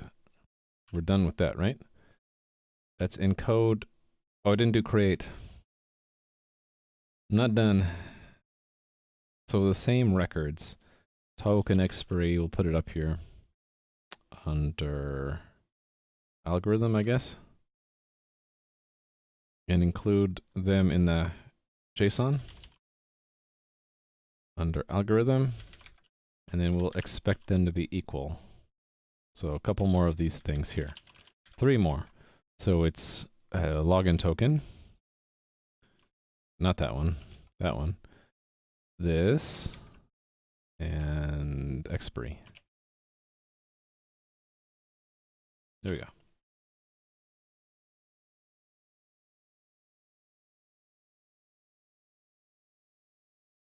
Well, that's impressive. That it's lasted 7 years. Hats off to you, Steve, for keeping your gaming machine still. I'm presuming it still works pretty well, and it's 7 years old. That's nice. All right, this is here. Run it. It'll fail because we haven't put the code in yet. That makes sense, though. The GPU is the most important part when you're gaming. What would be the second? Oh, thanks for the follow, the Careful Explorer. The second would be what? Either your bus speed or your hard drive, putting in an SSD. Yeah, good for you. All right, so create player has to be modified to support these new fields. Create player, where are you? Right, it's in 2 places. Create player header is here, and then its code is here. All right.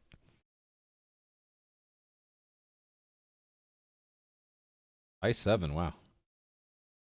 i7 was made for, no, it's i5. All right, I get confused. I get this confused. i7 was desktop, is intended for desktops, and i5 is for laptops, right? I don't know that much about all the technical detail of the latest stuff. I only think I know. Okay. Where did I decide to put these? Where does the test say I should put them? In the record. Okay, they're in the record. So it's just they're already there. I just need to support them here. Right. So look at that. It gives me suggestions. Isn't that cool? So I can just do that. And then there we go. IP address. And then finally is expiry. And that is a double. And then I just need to reverse it down here. So login token, IP address, expiry. Right, higher end. I thought, so is i7 lower power for better battery life? Is that was the intent? Or was it something else? This is your chance, anyone who knows a lot about Intel processors, to say, yes, I know the answer. This is a service I do for my community. I open up opportunities for you to like pass along your knowledge. Okay. Cool. We're incrementally making little ant steps toward the goal today. They're faster models that are potentially more power hungry. Yeah. Interactive media, the future is now. Hey there, the Epic Unknown. How you doing? Do I still have VIP slots left? I think I do. So hopefully Steve is VIP now. Oh, and I can make Clayman a VIP again. If he was before. I got some VIP slots open up. And I've been giving VIP slots out to people who are regulars on the channel, so there you go. Yep, you're a VIP now. Yep, you guys are always very important to me. I appreciate you being here. So, not that it means much, but you get a nice little, silly little badge. Alright, we're done with that step. I do eventually want to reward people who are in my channel and contributing with perks in the game I'm making, because I think that will increase the chance of my game being successful if it's integrated with my stream. So right now all I can award you guys with is VIP badges, but in the future I hope to reward you with perks in the game I'm making.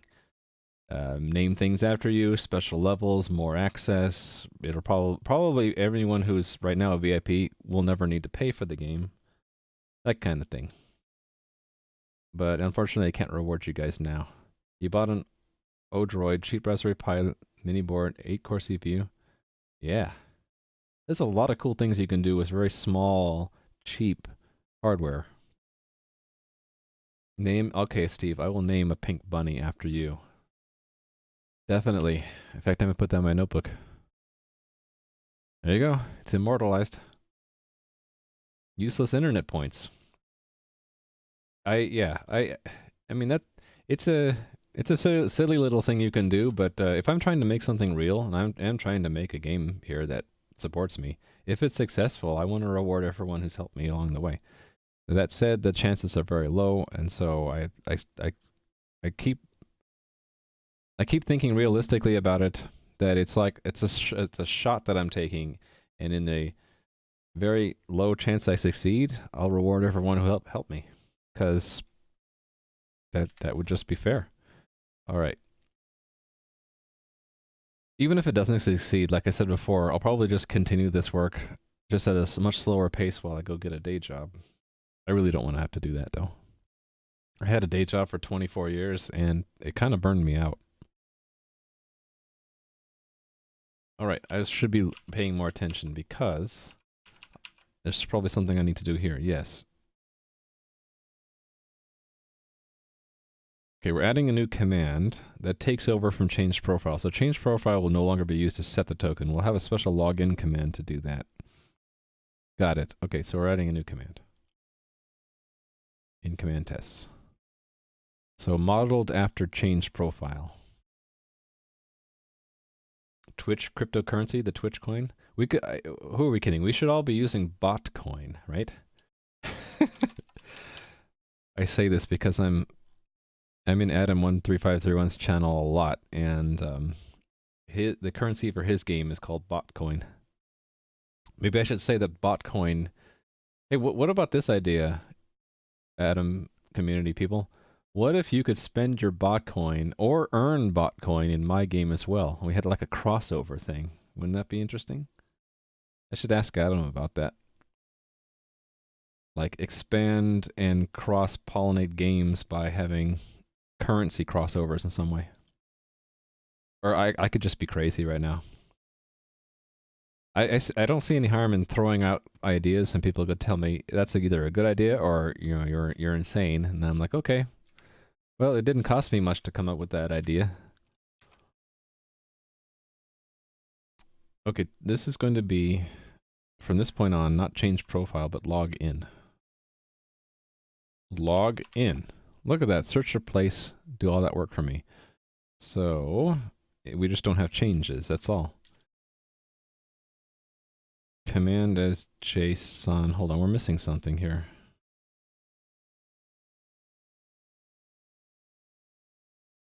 Are we missing something?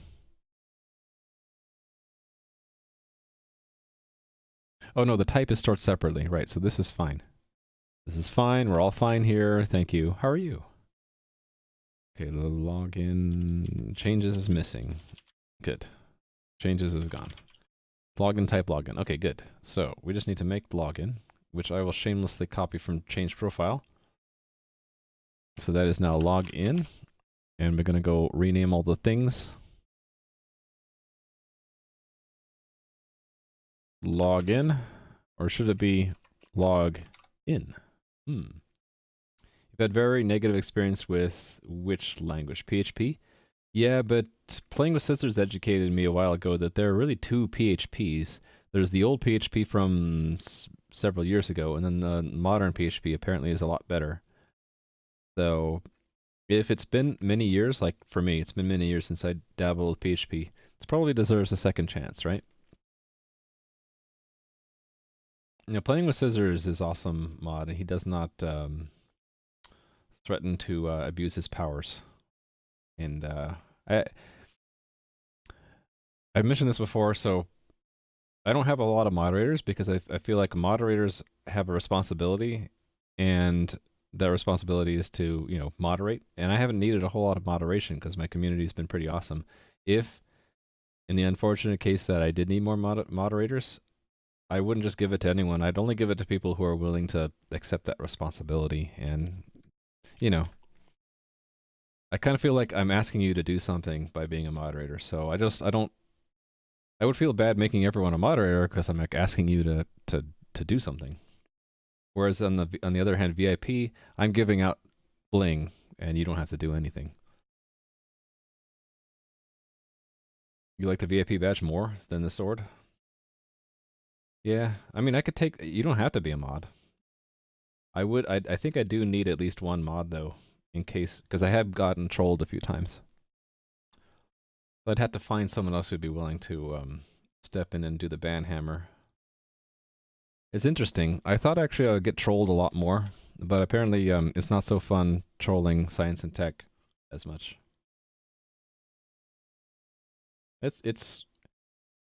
We're not changing anything. I'll leave it up to Playing with Scissors if he doesn't want to. It's his call. I just have to find someone else then. There's no demodding you. Okay. Okay, so this needs to be called login everywhere.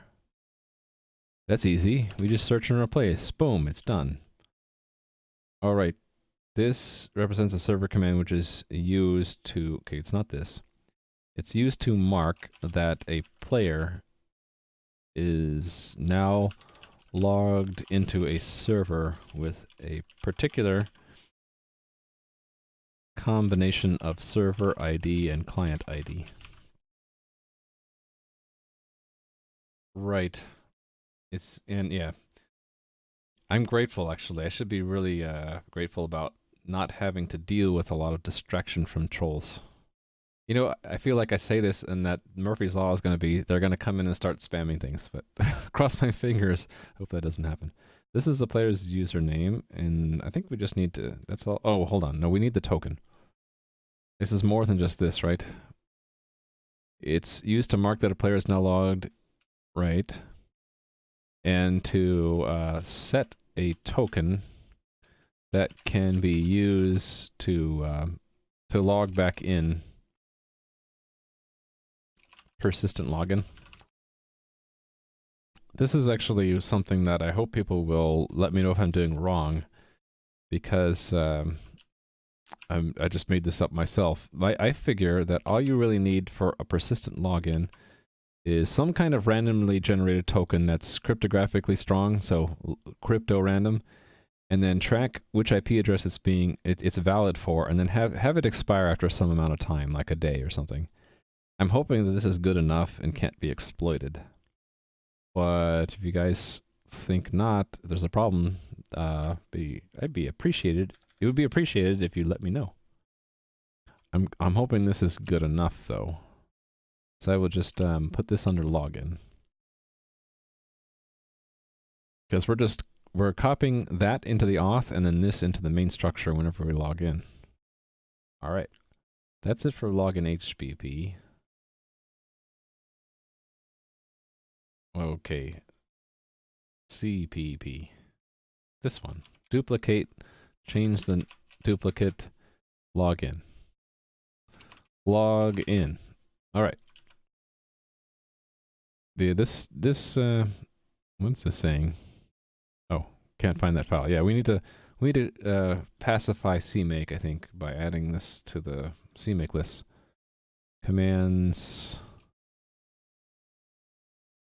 goes here, right? And then CPP goes here. And just tell it to build. It won't build, but at least it'll run CMake.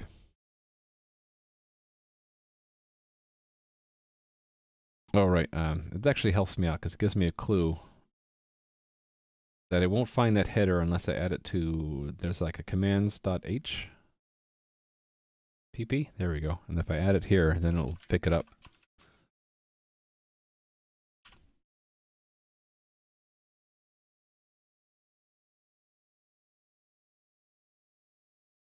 Oh, what happened there?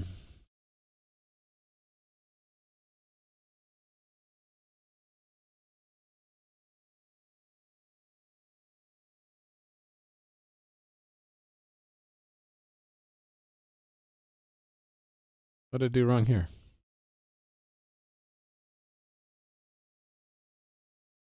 It's not a class. There it is. Okay, actually, let's obsolete that way of doing it and do pragma once for all new files. That's probably not it. I feel like I'm missing something simple. Login is not a class, it says. But it should be a class. Oh, that's right. It's not capitalized. Let's fix that. Log in. Hooray for Pragma once, yes, and that's, again, from Twitch chat feedback. Someone said, why aren't you just using Pragma once? Maybe it was you, Steve, I don't remember. I'm sorry that I don't remember. But someone said you can use Pragma once on every architecture that you're using these days. I'm like, oh, I didn't know that. It's good to know. And yeah, so without having feedback from you guys, I would never have known I could do that, and I'd still be stuck in my old ways, so very appreciative. Okay, so login is part now, and we should have tests for it, right? We can run those tests. They should pass right away because I really didn't change much. It's really just derived from change profile. It's just a special one.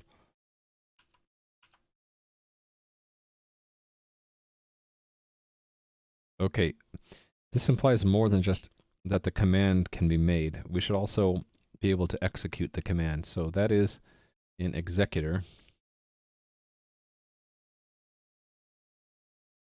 And let's make a test for it. Executor tests.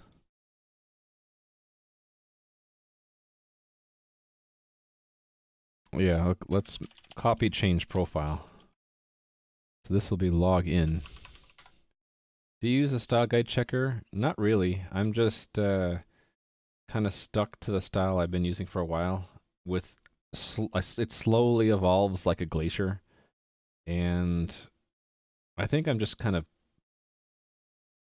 picky in how I write code, and so I can see with my eyes if I ever violate the style that I set for myself.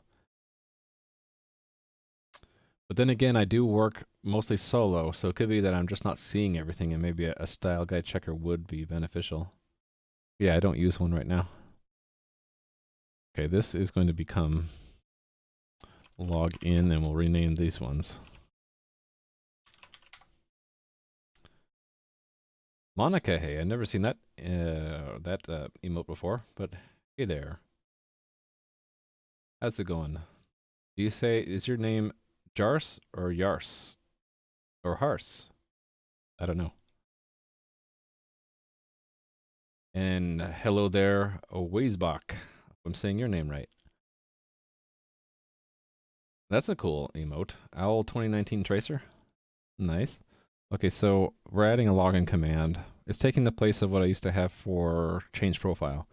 So login does not have this record. Login has the server ID. I'm just picking random numbers for this test. Uh-oh. Oh, I misspelled it. I was worried that the IntelliSense was messing up again. Login has a token, which we will... What have we been using? Actually, let's use a new token based off of what's going on. I really like that new emote. Monica, hey. There we go. That's our login token. Because why not? Thanks for the follow, Weisbach. Hope I'm saying your name right. The IP address is none ya business. And the expiry is 12345. Okay, so we just set the command up. Really, we just want to make sure that it gets stored in the player record at the end here.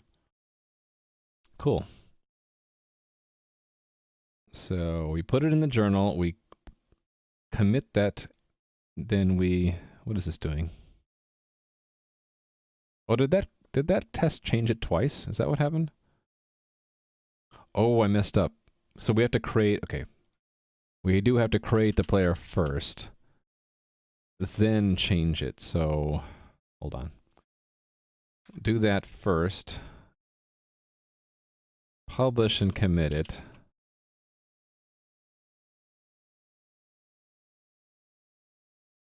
Then make the login one. Okay, really this should be an act. Then I wouldn't have gotten confused in the first place. So this is a login. So this establishes Alice as a user. Then this logs in Alice. And this is redundant. We publish the... Okay, I have two journal entries. What did I do up here? I think I just reused it. So just reuse it. Publish it and then commit it, and then we should see Alice's... All this information should be there. So server ID should be... do I want to repeat that? I guess it's fine. 2, 3, 4, 5. So 12 for client ID. These fields should be these values.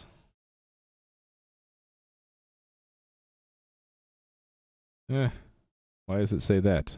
I don't know. None. Yeah, business. Monica, hey. Build it, and what are my errors now? Oh, that is not capitalized. Neither is that.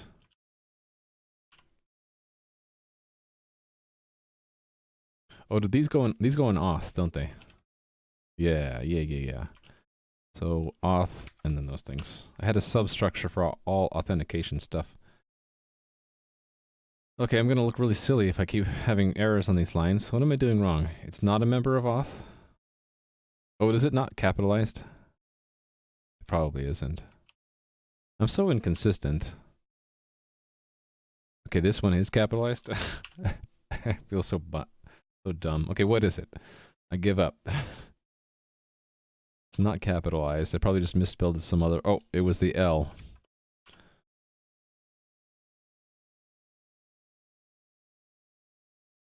Now it's building. Phew! So this is... Oh, it didn't link. No, it did link. It just had to relink from scratch for some reason. Oh well. Anyway, we have a new test now. It will be under the executor. And this will fail, right? Because we just wrote the test, we didn't write the code for it. So the executor won't do what we asked it to do. This is all part of the test-driven development. Login is one word. Okay, I concede that. Actually, hold on. Maybe I don't concede that. What does the dictionary say? This is what I make my kids do. Look it up in the dictionary. Dictionary.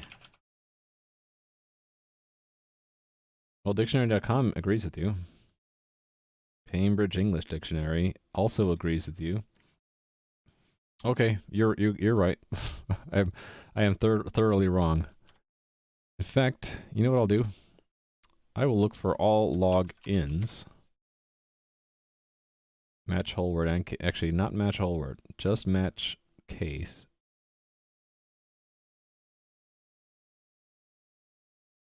Make sure that it's not missing, not changing a word that happens to have login in the sequence. And I'm going to do a search replace with that with the lowercase I. 43 results fixed. And now let's do it with the capitalized version. First search. 207. Wow.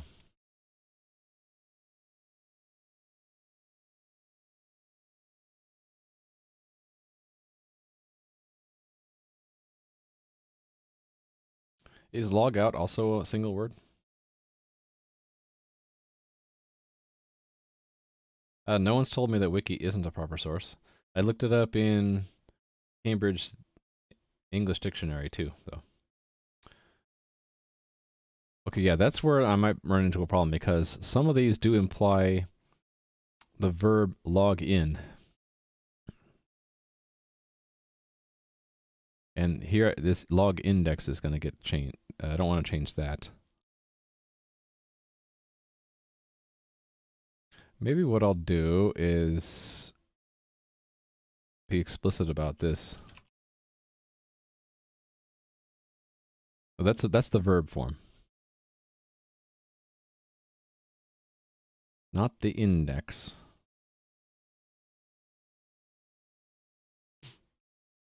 That is the verb form. Okay, login token we want to change. We can change this one to capital log lowercase I token. We can change that one, that's fine. So once again, what are all the login?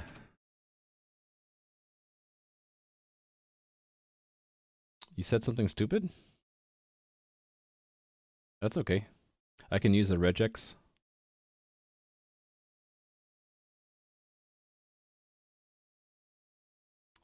Not break. I kind of want to see them all, whether there's a break there or not, though, and just glance through these. Depends on usage. Well, I'm inclined to just go with it. It's one word if it's a noun, login. And the verb would be log in.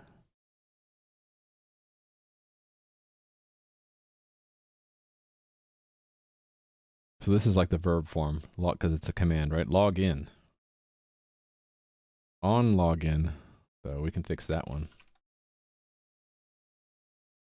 Well, no, that's on log in. Okay, maybe we'll just stop renaming. We're fine. We're all fine here now. Let's just build it. I'm going to have a lot of changes in my git diff, right? Yeah, the \b means a word break. So it means that you want to find every word that starts with login and then has more letters, not just the standalone login. Okay. Right, I still haven't implemented that. Oops. Okay, we're implementing in the executor. Where are you, That's the test. Here is the executor itself. So the way I did it is I have a map of functions to call to execute each command by its type. So we're going to add a login, which is that form still. And then that part is the same, and then it's on login. Well, you would be login \b if you want to match something that, if you would just want to match login and not login token, right? But the pattern of playing with scissors said was login and then something that's not a word break. So that would be not login by itself, but login token would match it, right? Change things for fun. Yeah, I could. Okay, that. Hold on, is this declared separately? No, it's all in line, so I can just put it here.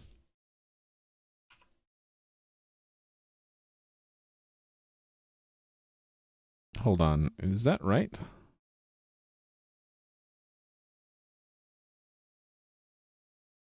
What's a command executor? Oh, it is that. That is right. Okay.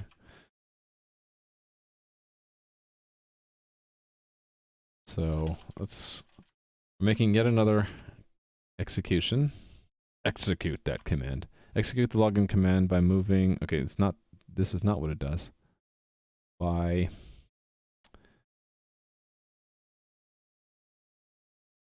asking the player's object to log in the user, the player. And this is one of the commands that can fail, actually. If they log in. No, actually, no, this one can't fail. It will just log out the previous login. Uh-oh, KHPS official, your text is getting garbled. What's that emote mean? John Carnage. A lot of emotes I don't know. Inflating git activity. How about git commit -m stuff or fixed bug? All examples of horrible commit messages. Okay, I kind of want to copy from change profile. Oh, well, that's simple. I suppose this is going to be simple. It's just going to get the command as a login. And then we're going to just call login, right? Username, and then dot server, and then command dot client. What else is that it? Shouldn't login also take the token stuff? I think it should.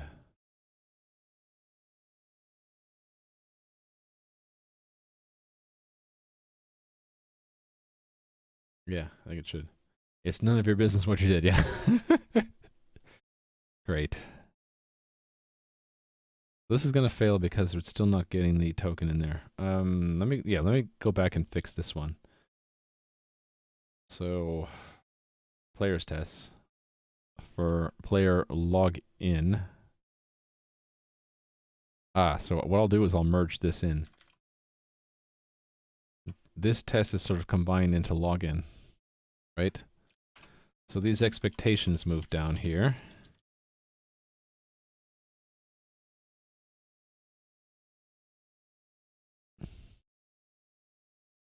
Right, so these move in here.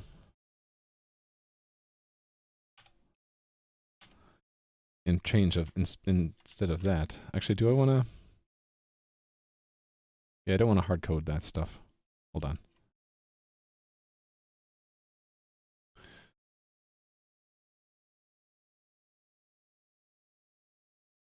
I want these 2 lines. Oh no, I had those 2 lines. Duh. It's expiry I don't have.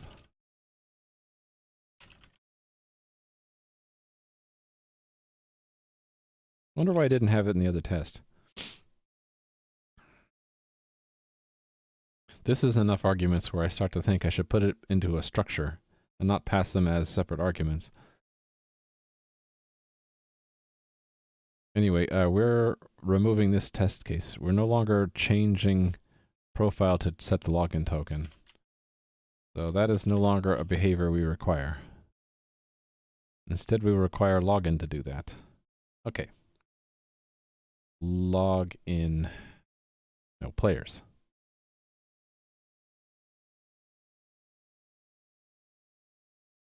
I don't have it open. Shoot. I'm fumbling. Fumbling the editor. It was... Oh, thanks for the follow. 9dog9dog. Nice name. Wait, where are you, players? Here's the CPP file. Here's the HTTP. Okay, here we go. Alright, so in addition to these arguments, I want... Okay, this isn't a good token expiry.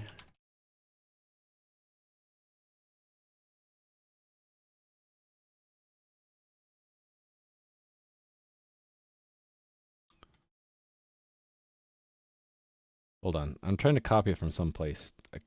Do I have it here? I'll just take this and munch it up. You know what I just noticed? These became capitalized inappropriately. Oops.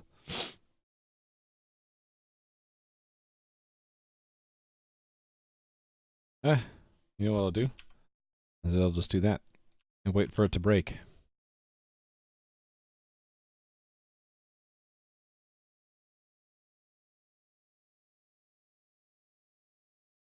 Oh, I never filled that in. Oh, because I'm not done. That's right. Okay. Doing two things at once. I'm getting confused.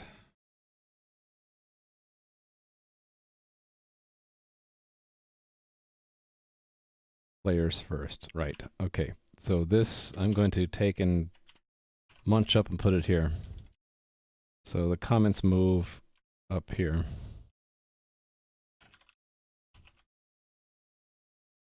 There.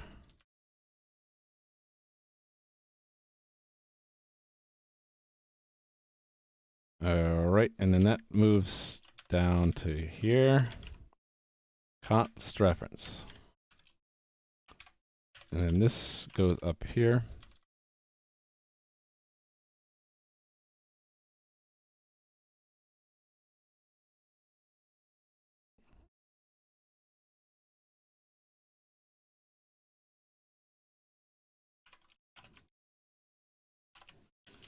And then this one goes here. Whoops. There we go. See how nitpicky I am? Just me. I'd be nitpicky.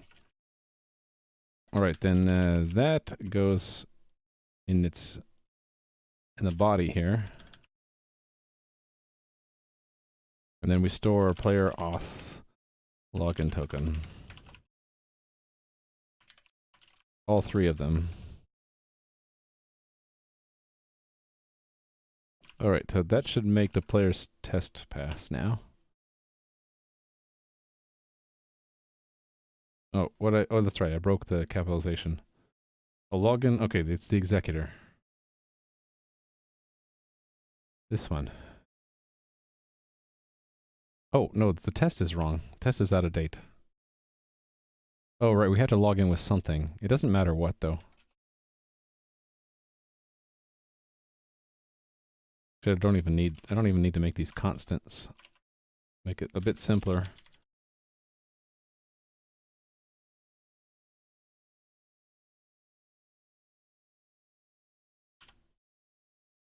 Need to log in order to log out, to test log out. Alright, so the capitalization problems. Oh, no, we have more of these.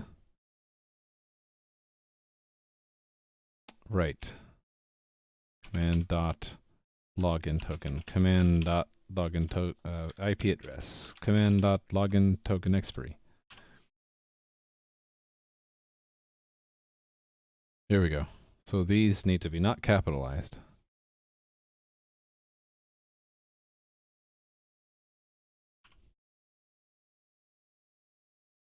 Okay.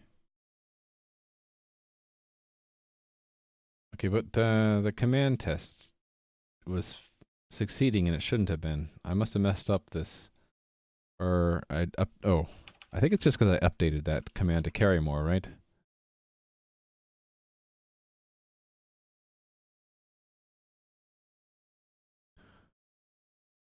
Yeah, so they don't have the other things in it that they should. This stuff.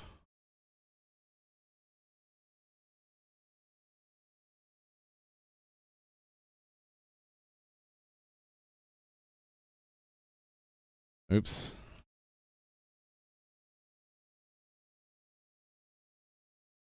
Doing a lot of misclicks today.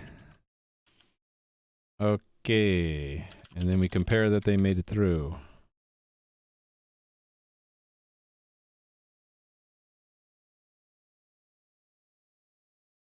And then encode is the same thing.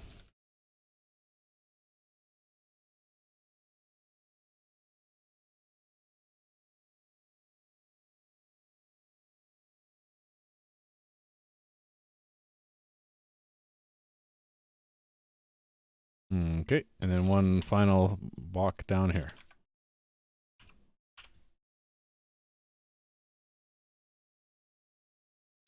Then those will fail, and then we fill in the code.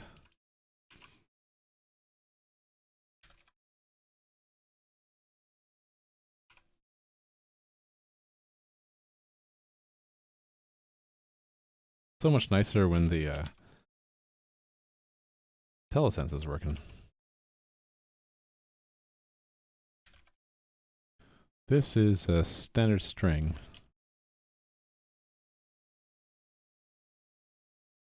This is a double.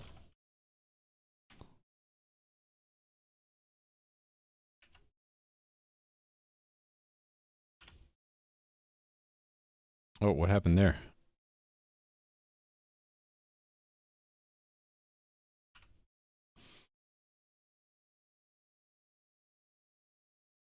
Okay, cool. Let's run everything.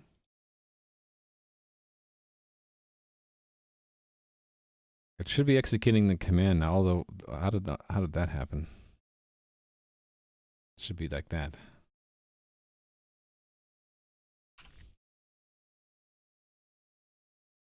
Actually, so should that be.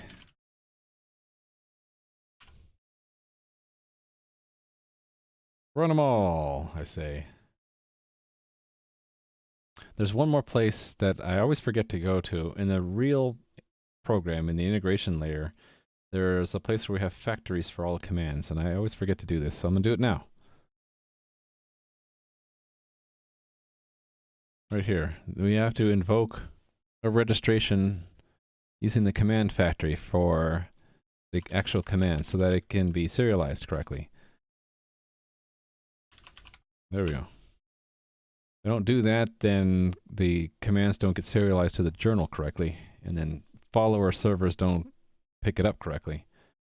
And then the journal gets out of sync between servers.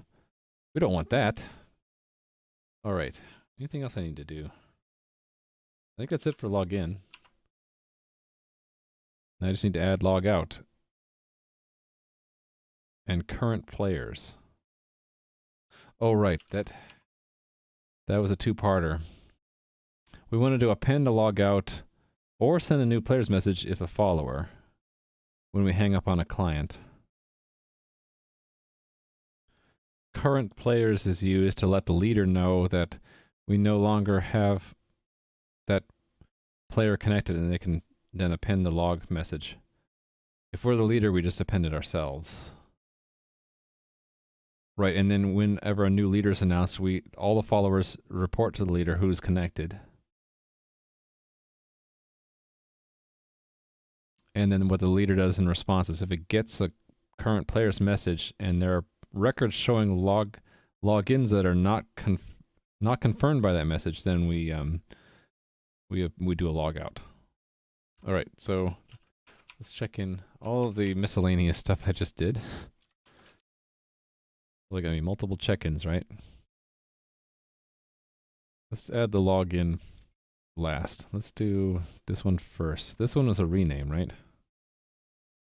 Actually, I don't know if I'll be able to check these in separately. Token becomes login token. So how many places had token? Maybe not that many. That's a new file.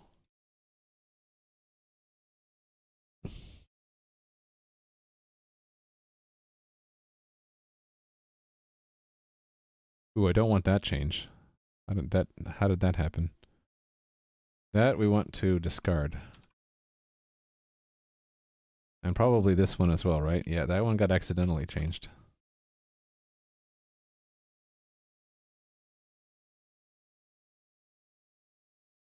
Right, that's the rename. So we want that. This is the rename as well, correct? Yes. And that one I don't want. That's another accidental rename. It's a bad one too. That all gets discarded. And that one too. All right. This one as well. Actually, I want to stage that one, but not that one. So here's a little trick. You can stage them all, Onstage the one you want to discard. There's more than one, maybe? No. So then I Control J that one and then unstage the whole file. There we go. That's new. Well, I don't want that. Unstage those lines. And that. Keep that, though.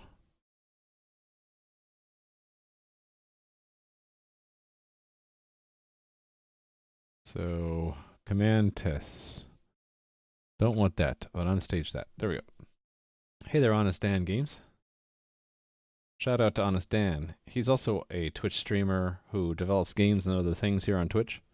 I guess that's a redundant statement, but check out his channel sometime. He's got interesting stuff going on. I like the overlays that he has where you can... Honest Dan, you're the one that has the overlays where you do dungeon runs, right? I think so. But it always has cool stuff going on. Have I tried to use the command line workflow with Git? Yeah, but I'm just more comfortable with Git GUI and Git K. You know, you get old, you get used to the tricks that you learned years ago. That's my excuse. Okay, I don't want that change. Accidental renames are bad. I do want that one. Look at all these ones that I accidentally did that I don't want. Okay, stage that, but unstage that hunk, that one, and that one. And remove, discard that, unstage the rest. I do want that, right? Just this hunk. And not that. So these changes alone are just a rename. Good. Good, good, good, good. Honest adventure game, yeah. Where you join a nation or a country, and then you embark on an adventure in the dungeon for fame and glory. And treasure, I guess. Okay, so rename login token variables to be more explicit. Okay, so that's one change I made. The other one was adding this login command, and that login command goes along with the changes to the player record. Where is that?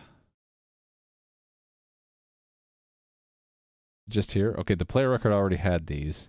Right, so login now includes those. Actually, I'm just going to check the rest of these in together. Why not? So add login. This is a command. And include login token. There we go. Done. Done with that. So now we're doing logout and current player's message.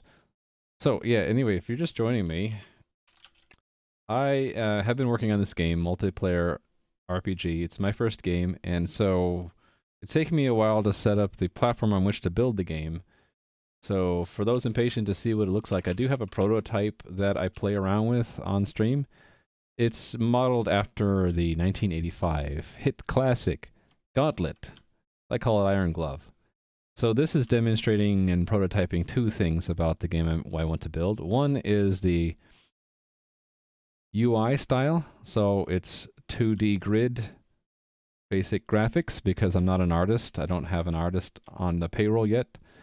Maybe in the future I will, but for now it's just not so much focus on graphics, but something playable, something that allows you to see where you are in the world and interact. And that's one aspect. That and the mechanics here. I'm using Pixie.js in the browser for the front end of the game. The second prototype reason is I wanted to make sure I understood how to make a game using Entity Component System. So this game prototypes that. All the components in the game are simple data structures, and all the systems are pure logic, so pure functions. And so this gives you an idea of, a rough idea, a very, very rough idea of what the game would look like, only with more things you can do in the game, more Chrome, more players, more of everything. And if you're interested in that prototype, I do have that up on my GitHub. Look for Iron-Glove for the front end and Iron Glove backend for the back end. It is programmed in C++ and Lua on the back end. Lua for all the game systems. And the front end is all JavaScript, Pixie.js. And I do use Python for a bit of tooling here and there. But that's just for me. So what I'm working on today is fixing a design flaw in how clients make requests of game servers. And the biggest issue was I wasn't tracking who was logged in where. So I'm doing that now. So every record of every a client is a connection to a server, and a player is the persistent information, like what your name is, what your password is, all that stuff. So now we're tracking which connection ID, what server you're currently logged into, along with which connection. And then we're adding that information to a lot of the commands that clients initiate as far as changing state on the server, like creating the player, destroying the player, changing something in your profile, setting your password. So we track where that's sent from so that if there are multiple messages about the same player, we can sort out which one came first and which one should be applied and all that good stuff. So fixing up the design behind that. I wasn't tracking this before and it was becoming a mess. Especially if you try to log in to the game from 2 different browser windows, it would do interesting, fun, buggy kind of stuff. The ECS, I wrote it in C++ at first, but then I ported it to Lua in an attempt to see if I could make the logic malleable, like change the game logic while the game is still running.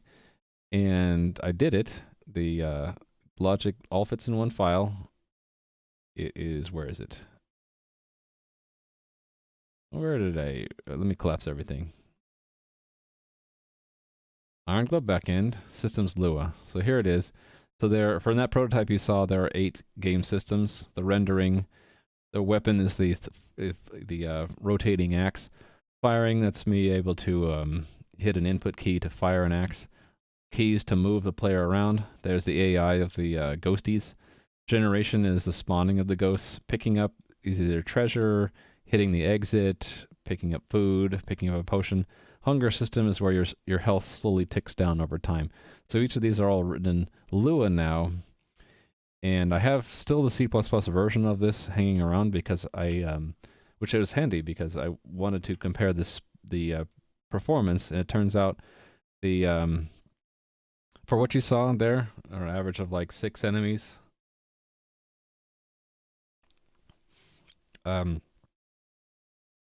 It's actually pretty slow in Lua. It's taking almost 5 milliseconds per tick, whereas in C++ it was 10 times as fast.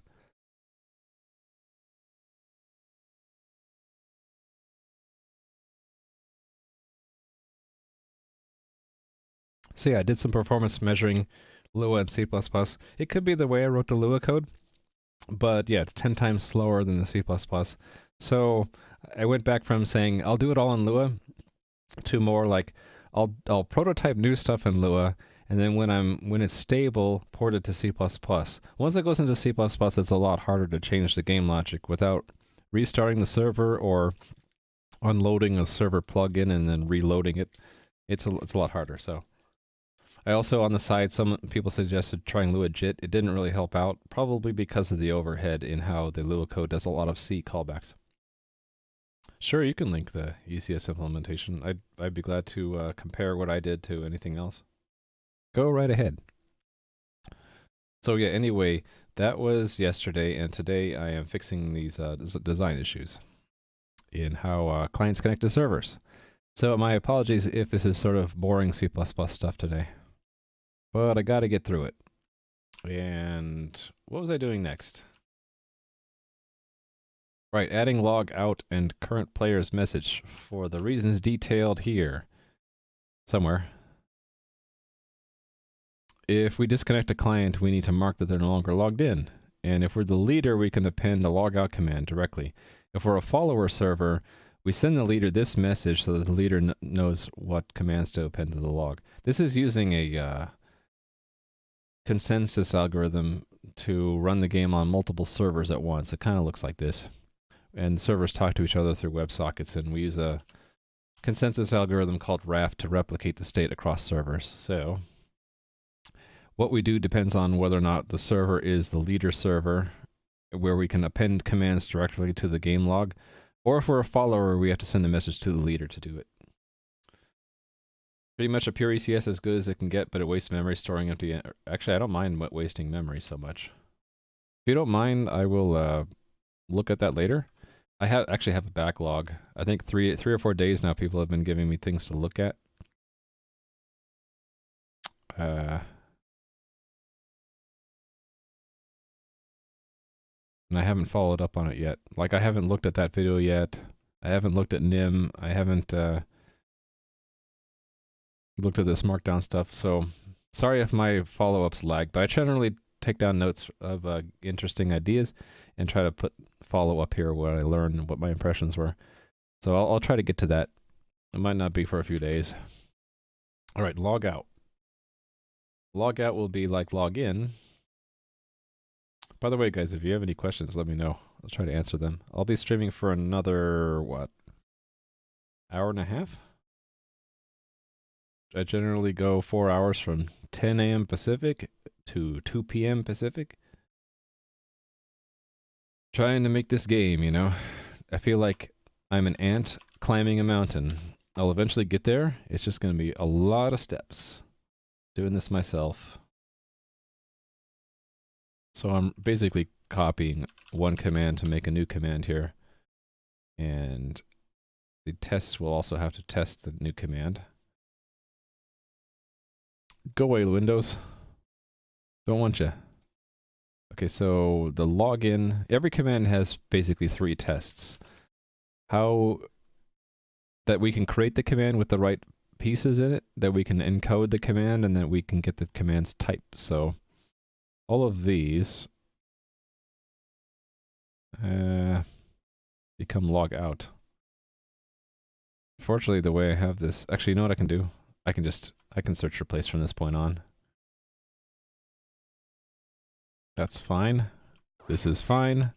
Thanks for the follow, Talatari. Or is it Talatari? I don't know how to pronounce names. Me no say names good.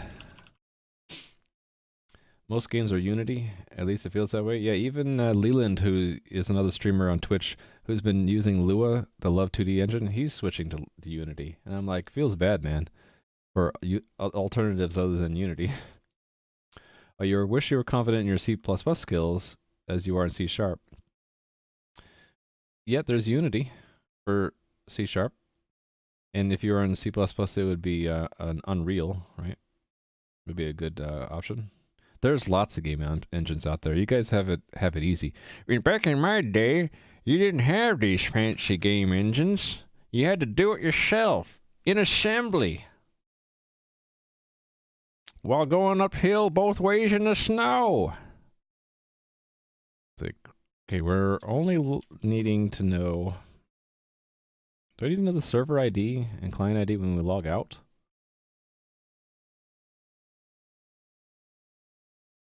I think the answer is no. We don't need any of that. We just need the username. In 6502 assembly. Yeah. 8-bit. 8-bit for the win!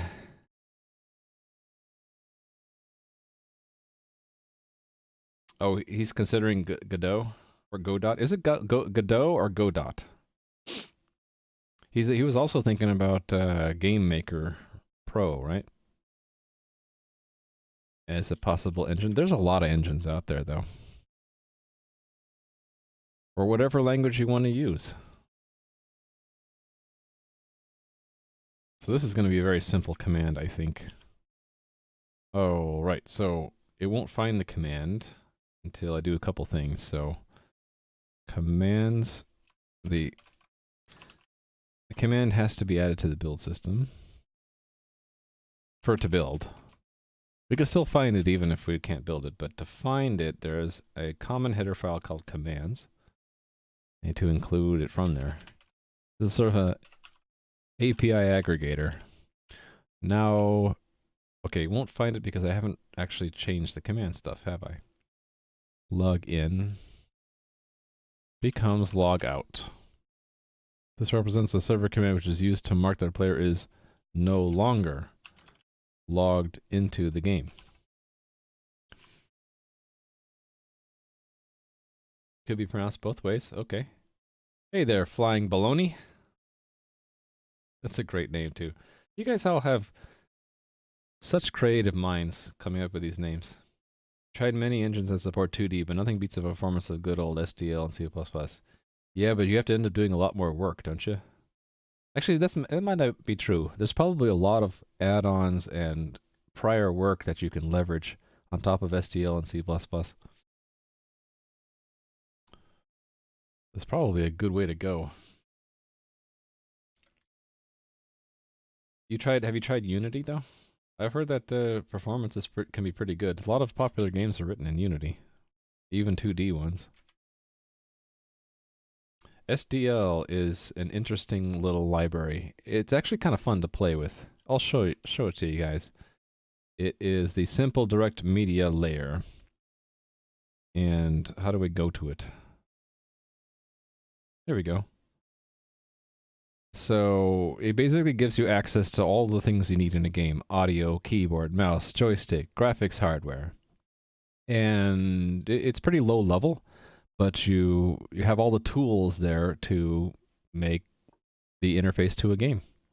I don't think it includes systems that game engines need that are not related to the UI, like physics or ECS. You still have to do that yourself or pull those in. But it's a really nice framework on which to make anything that needs access to user interface stuff, video, audio, input, output, that kind of thing. Yeah, and it's in C, I think, right? So that means you can, right, it's written in C. Works natively with C++, exactly. And there are a couple other alternatives that I've heard of. They're all equally good. It's more low level though. You get things that are at a lower level, so you end up having to find add-ons or write a lot of stuff yourself. Whereas in a higher level game engine like Unity or Unreal, a lot of stuff is given to you from the start, along with a lot of examples. Right? I don't think SDL has a whole lot of examples of complete, like for example, games written in it. All right, that was the header. Here's a CPP file. Remember when you can use the OpenGL for everything? Yeah. Except for audio. We didn't have... there's never been audio on OpenGL. That wouldn't make much sense, would it? Apple it all up. That's an interesting verb. To apple up. OpenAL. Did OpenAL ever... Hold on. There are a couple different similar terms. OpenAL might be the good one, right? Oh yeah, that was the good one. But there's also Open... what was it? The Kronos one.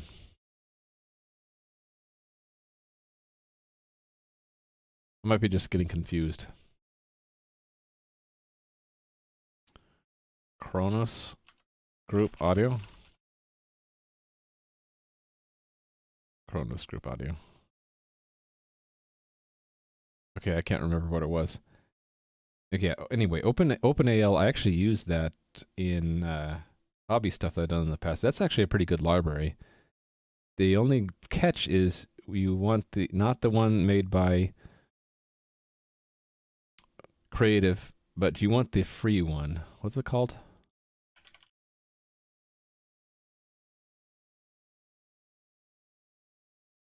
It was called what? I'm sure this will list it.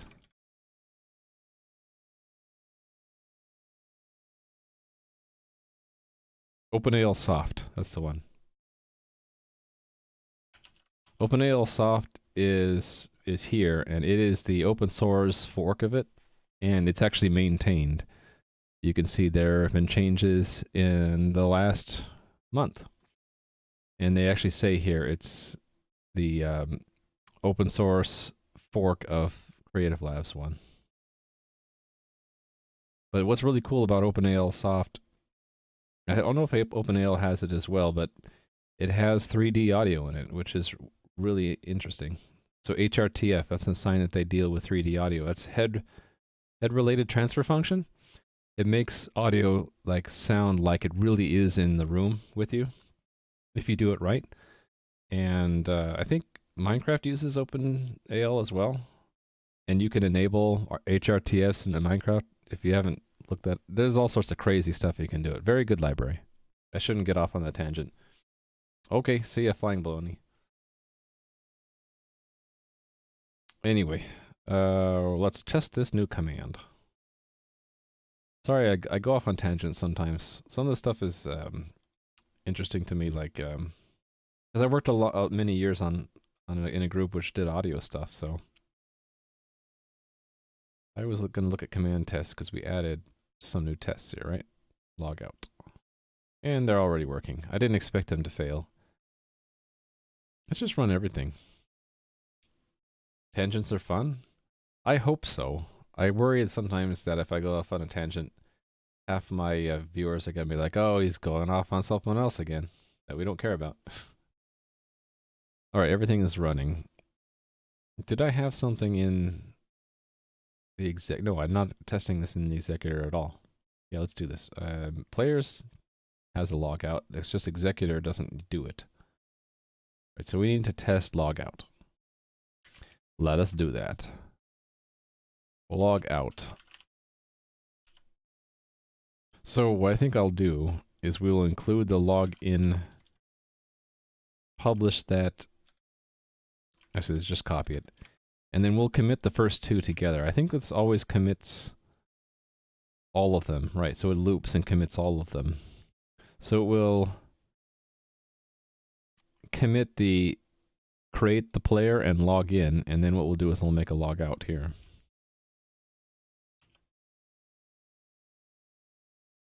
Actually, that should be capitalized. So should this.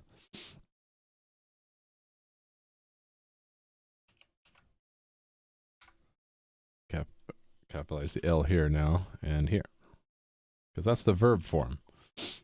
And this should work, but this doesn't have those fields.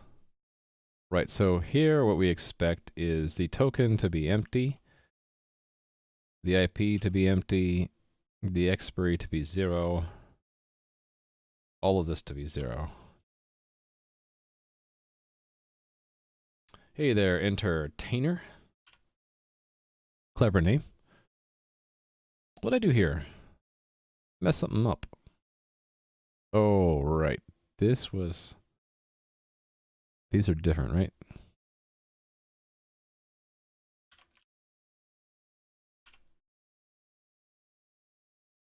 There we go. Okay, so this is the new test for the executor. It will fail because the executor doesn't do this yet. Watch executor fail. There it fails.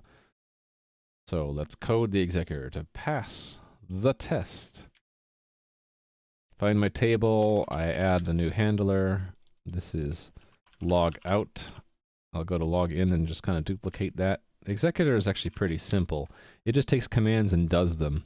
So doing the log out command is just really telling the player's object to go log out a player. This is log out. Asking the player's object to log out the player with the given name. Log out a player. How about this? Should say a also. All right. Now, assuming that the player's logout does the correct thing, this will work. Actually, I'm not sure if I went back to the player's tests and did that. Ah, yeah. So we need to update the player's tests as well. When we tell players to log out, it should clear all that stuff. Yeah, so I didn't do that. Let's do that. Expect.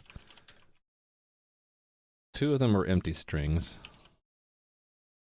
That was auth.login token, auth.ip address login token, and then 0.0 for auth.login token expiry. More expectations on logout. Right? So the player's object has to do its part in here in log out.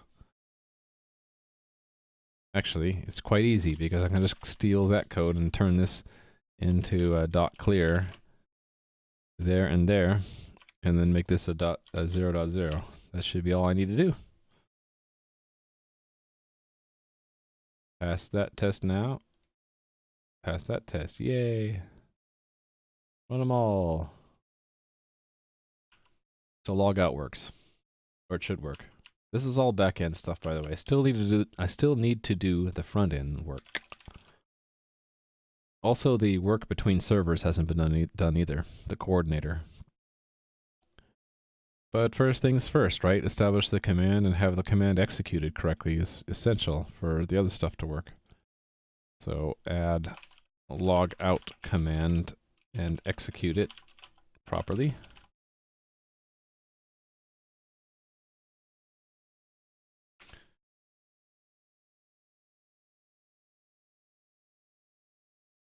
Oh, I forgot to, I didn't see that 2H strikes. You said SDL comes with audio engine out of the box, and it's even lower level than OpenAL, but you can use OpenAL fine. Yeah, I'm not too familiar with what SDL uses, but I know OpenAL basically codes on top of almost every OS audio layer there is. So they have direct sound, they have Windows audio, they have the new Windows audio, they have whatever there is on Linux. Was it ASIO or Pulse Audio or whatever? So they're basically different modules of OpenAL you enable to talk to whatever OS layer audio there is. So if SDL is even lower, makes me wonder, do they talk directly to the drivers? Or are they at the same level as OpenAL, but maybe at, I know there are different levels in the OS audio APIs. There's high level APIs and there's low ones. Maybe it just uses the lower level ones. Anyway, mostly when I work with audio, what I care about is getting PCM audio out, right? If you have a WAV file, I want to be able to play it. That's pretty much my minimum requirement for audio these days. All right, logout is done. You know what that means? This card is done. We are now tracking who is logged in. Oh, hold on, wait a minute. I didn't do the current players. Let's break this up. Add current players message between servers. I'll modify this one to say that we added the command. Done, and then this was the one left to do. Okay.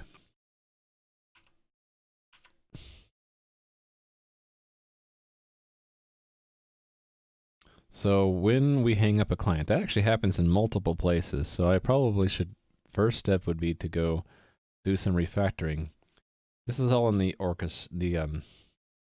coordinator.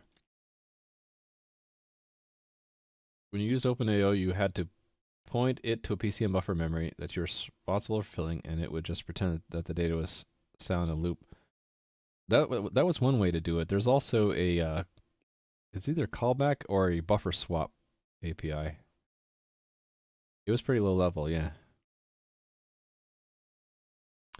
You can't get much lower level than that unless it told you had to enumerate what the driver supported in terms of formats, and then if it wasn't the same format, do the conversion yourself. That would be really low level. Okay, what am I looking for? I'm looking for clients.erase. This pattern. This clients.erase call is what's done to hang up on a client. So everywhere we do that, we should instead be calling some method. Looks like we're calling it from many different places. So let's make a nice function out of it. Should it be? It should be in the realm of messaging, right? So let's make that a method. Hang up client.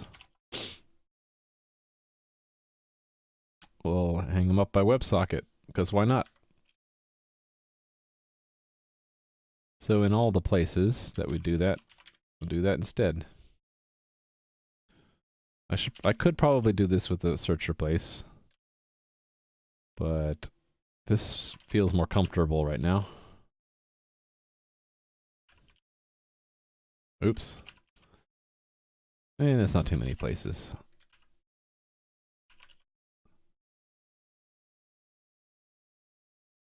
And there's the main logout, by the way. Okay, here it's slightly different. It's just hang up client.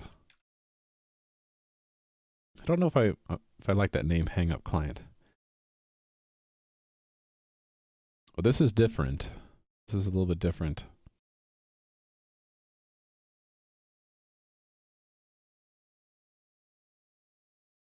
I think I'll keep this the way it is because it's not an identified client, so we don't need to worry about them being logged in.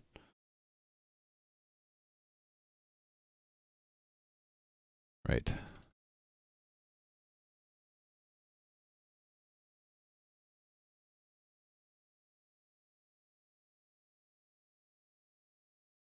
Message frequency, yes.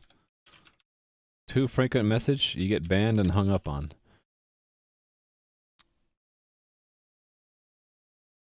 Okay. Few more places and we be done. With the search replace at least. Okay, now that is a new function now we need in messaging. Where to define it?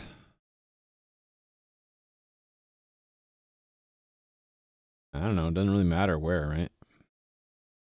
I'm gonna put it at the top. Let's put it right here. And we are given the web socket to the client.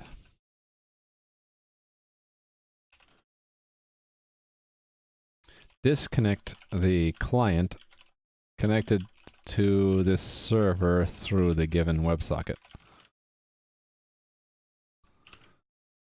Alright, that's what it's supposed to do, and I need to document the parameter. This is the WebSocket corresponding to the, not the target of the message, corresponding to the client to be disconnected. Alright. Let's put it above that. So right there. Give it the right scoping. And then for now, it is just void clients erase WebSocket, right? So we can do that and make sure that nothing broke. None of my tests should break. And then what we can do is then now add extra behavior we expect, which should be that if we are a leader, we should append a logout, right? If they were logged in. And if we are a follower, we should send that new message that we talked about. So let's do the leader first. So what the leader is expected to do. Messaging, here we go.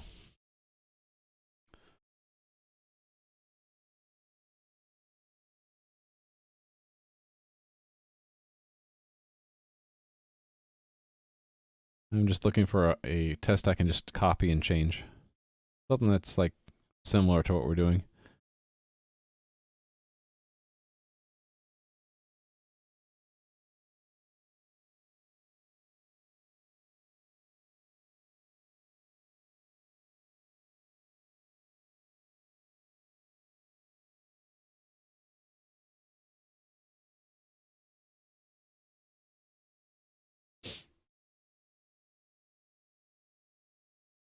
Does this actually make connections?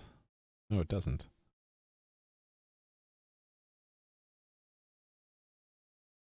Ah, I don't understand this. It's been a while since I looked at this code. Maybe the common framework here, the setup, made... Oh, it does. It opens two... No, it just opens one? It opens one test connection. I guess that's what this is doing. Where does it actually do the connection, though?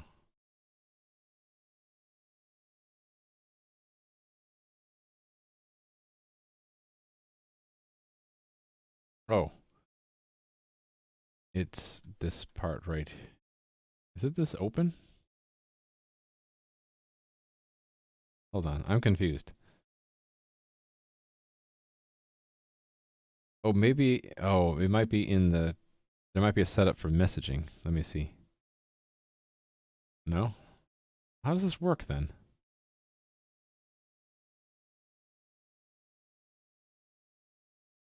I'm curious how this works. I'm going to use the debugger. So this is in Realm server, coordinator messaging. disconnect this one. So I'm gonna put a breakpoint where this is set, I think.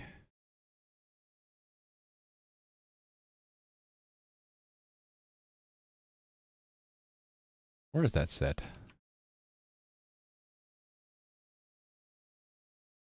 It's the promise, right? Okay, I'm really confused.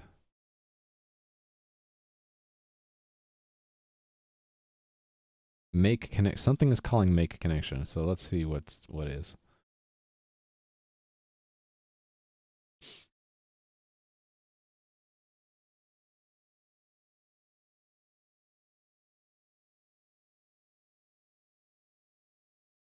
Oh, it's trying to reach out to the other servers.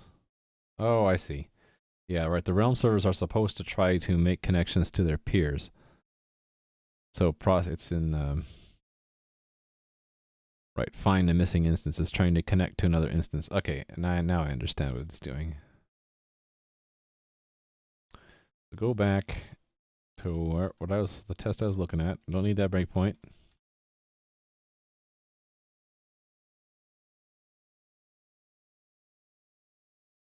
Right. So this is waiting for this server to connect out, and then we disconnect it. Yeah, so this is not the test I want. This is not the test you're looking for.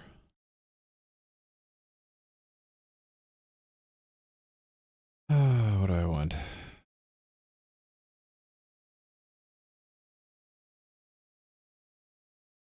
I want one where we actually log in. So that would be what? Something from auth player. Yeah, let's take this one.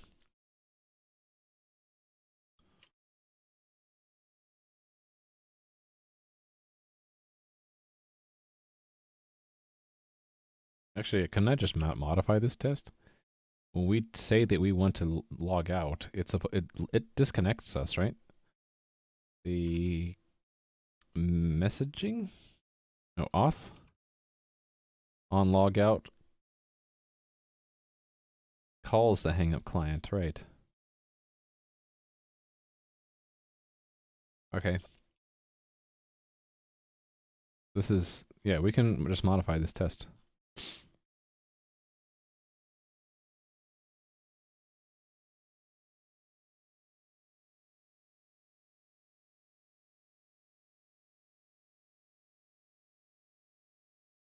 Got my robocall of the day. Hopefully I only get one. It's been better. I don't know how much you guys get in terms of robocalls, but I used to get them like numerous times a day. Now it's down to like once a day. You get these calls where it's your phone number with the last 4 digits different, and you're supposed to think, oh, it's someone in my town. Maybe it's a next door neighbor. I'll answer the phone.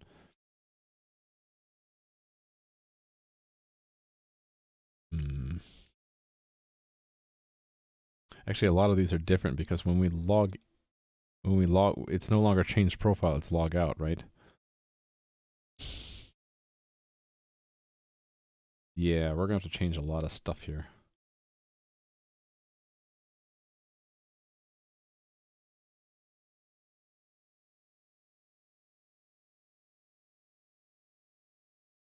Yeah, let's look for all the places where change profile is done, because all the places that we used to use change profile to set the token and to clear it, we need to do log in, log out instead. Not there. Not there. Not there. This is the command, so not there. Not there.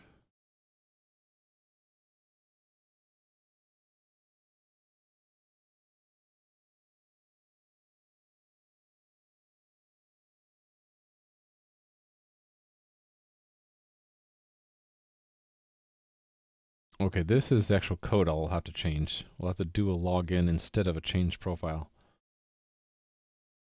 But I want to change the test first, actually. So keep these around, but look at the tests first. And the command tests are fine. Okay, here we go. So this first one is a what? Login success. So It's not change profile entry anymore. Right? It's going to be a login.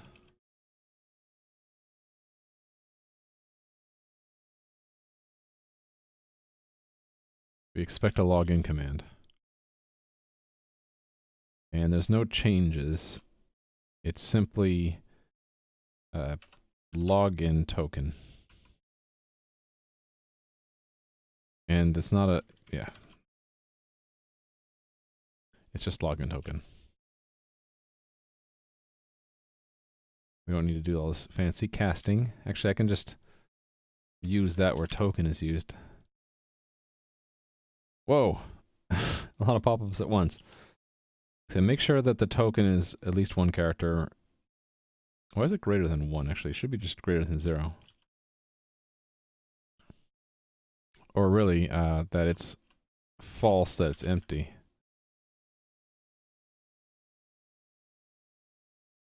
And then instead of changes that, it's just that.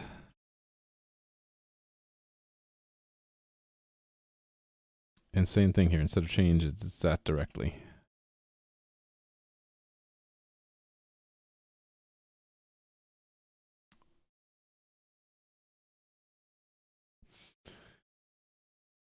Yeah, same thing here. This is no typecast needed, and it's just last login time. Oh, did I forget to put that in login command? I think I forgot to put that there. Hey there, Pon. How's it going? How are you doing? I'm working on sort of boring backend stuff to fix a design flaw in how I handle tracking player connections with in clients to my servers. So instead of recording a persistent login token through a change of the profile, there's actually now a special login command in the journal. And I forgot the login time. Shoot. Anyway, this will do a login. And this stuff is now... oh, actually, I guess I did want to cache it because I wanted to use it down there. Token equals that. Assume that it's not empty, or expect that it's not empty. So, oh, and I need a server ID, don't I? So we are server 13531.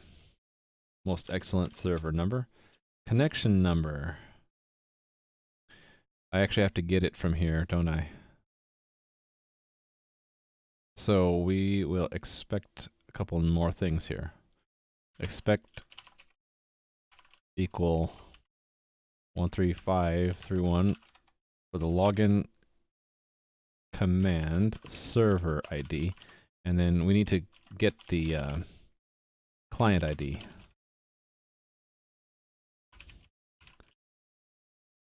And the only thing we should expect that it's not equal to 0. But we need to use it down here. The next argument is a login token. And then the IP address. I guess, I don't need to take them out of the login command. I could just use them. I can do this. And then this instead of token. And then, yeah, this instead of client ID. I can do that. Hey there, Shake Soda. How's it going? Shake that soda. Just don't open it. Okay, IP address, right. Login command. IP address, and then the expiry.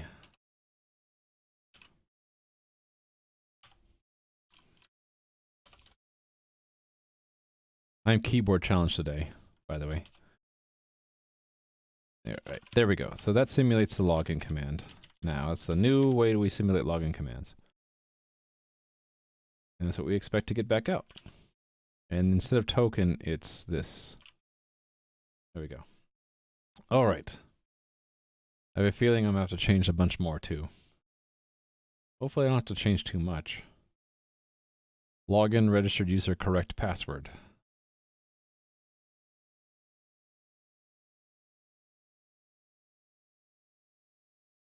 This is again testing the same thing, wasn't it? Okay, wait a minute. What was I changing here? Login success when the set password is committed. Okay, fine. Actually, let me make this compile. I forgot to have the last login time in the login command. Let me fix that.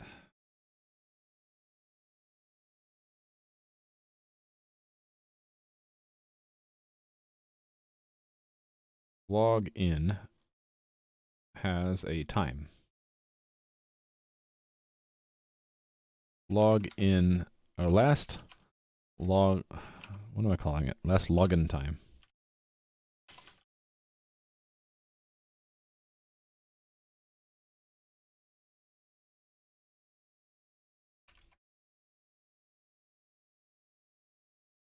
And then we have to expect that it makes it through, right?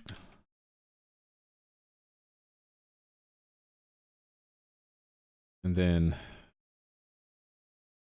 encode it.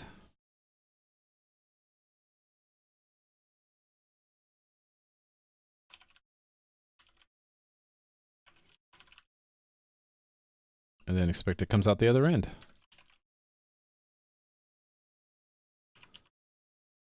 All right, and so this isn't defined yet, but it's nearby these. Right, so we're putting it here. Actually, I already have this documented in player record. Oh.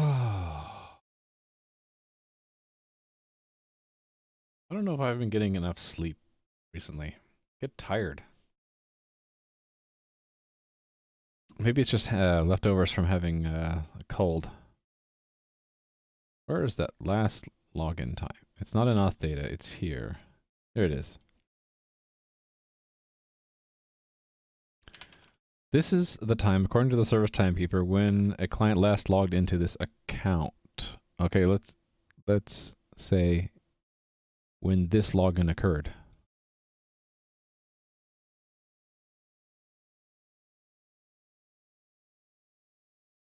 We want to call it last login time. I think that would be misleading. What if we call it login time?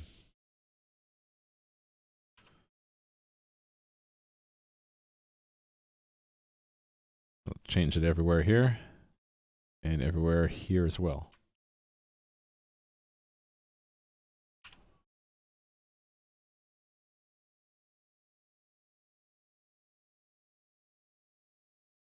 And there.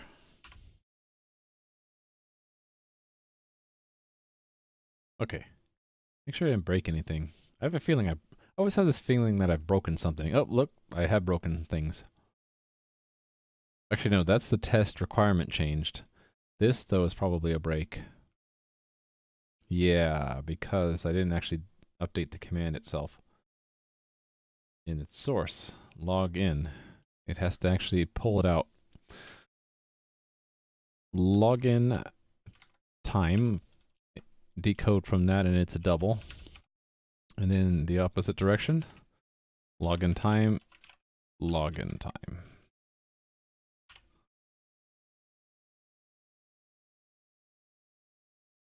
Cool. So this should be broken. Right. I'm breaking all of the tests that end up checking to make sure that a changed profile was done in response to logging in, because now it's being done by a login. Let's use some bookmarks. Okay, bookmark that, and then bookmark wherever I did a login. This.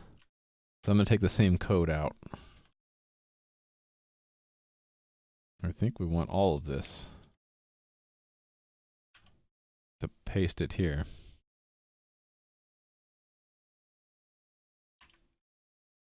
Hold on, some of this stuff is different. Let me segregate a little bit,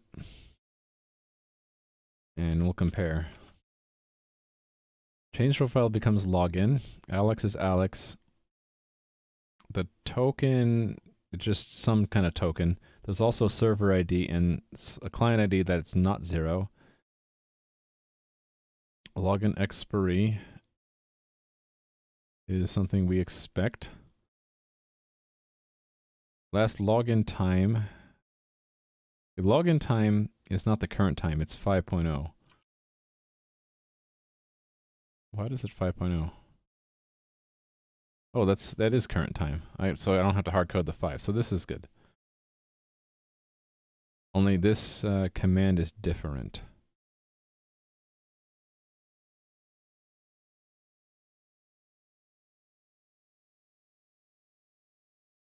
Hold on, what happened here? It's just entry? Hooray for Flexbox! Yay! I like Flexbox. You guys are much better web devs than I am. I'm just a wannabe web dev.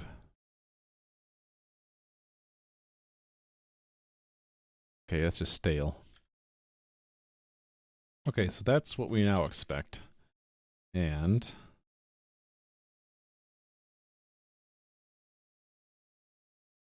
did I rename this login command? I did. That's... Oh, we don't do a change profile, right. Bookmark. We do a login. That's what we do.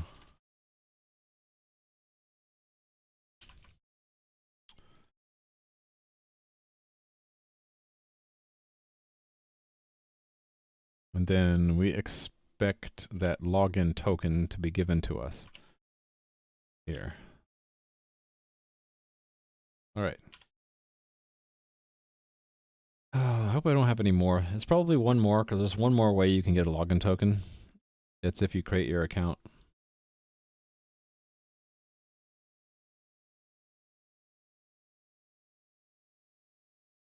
Okay, this just needs to simulate. So, I just need to do this. Here. Login Alex, I guess, hold on, what? Okay, yeah, the same server. Client ID, we can pick whatever we want. Dog is doing funny stuff. The token was Alchemist. That's the IP address it's valid for. Expiry 1.0. Then we mobilize and we try to log in with that same token, and we should succeed. Good. I bet I'm going to need to have this in my clipboard. Yep. Expired token. So here, the token expires at 6.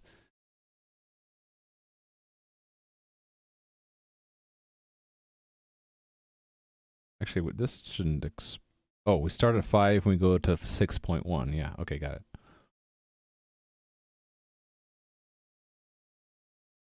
And then different IP. So here the IP is foobar.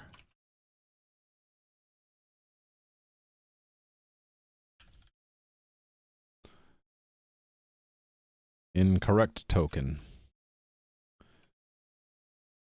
So we're back to mock client. One for, and then it just uses Ubi instead of Alchemist. Okay. Named after one of my viewers.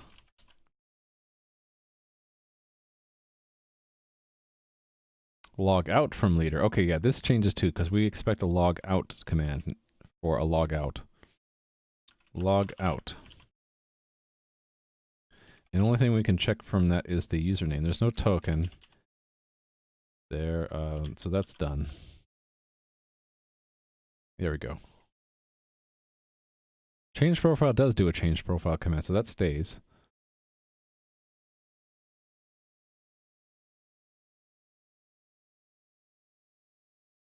This is different. This is where we want to simulate that someone has a login token. So yeah, let's do it. We would do a login here, right? Let's bookmark, go back. Don't want that one.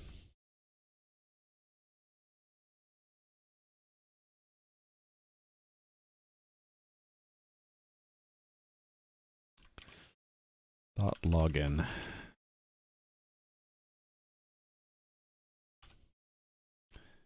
Oh, I'm in the wrong place. What am I doing? It was here I did logins, right? Yeah. So I want something like this. Back over here, this becomes a dot, and we use player1 name. Have to have a server, have to have a client ID, some such token, somewhere, some arbitrary time. Cool. Okay. I'm gonna be right back, folks. I really need to use the restroom. So just a minute or two. I'll be right back.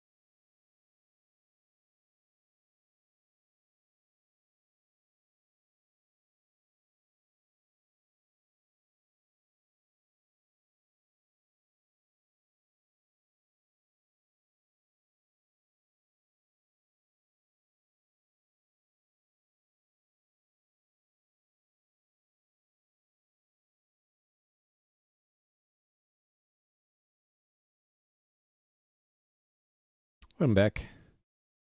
Oh, I missed something. You're converting a legacy C++ app from using DCOM to gRPC. DCOM. That brings back memories. Distributed Component Object Model. Nice. I actually don't know gRPC. I know what RPC stands for. It's Remote Procedure Call. But what's gRPC? Oh, I think you might have mentioned this before. It's a Google RPC, so it is using protocol buffers and nice stuff. This is like 21st century DCOM. Yeah, don't ever use XML RPC, by the way. That's a piece of trash.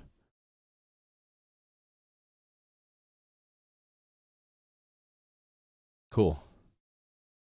I think that was mentioned before, and I'm like, I should add that. That's probably in my list somewhere to pick up. There, Moontori.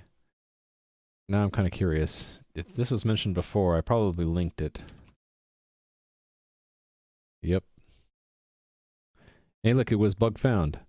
He was doing research into switching from DCOM to gRPC back in January 8th. Look at that. I have records of you, bug found. So you were doing the research beginning of January. Now you're actually doing it. That's cool. You were asking me if I ever used it. I probably back then said similar things, that I know what RPC stands for, but I don't know what gRPC was. And I pasted it here because I wanted to follow up, and I never did. Look at that. I'm horrible.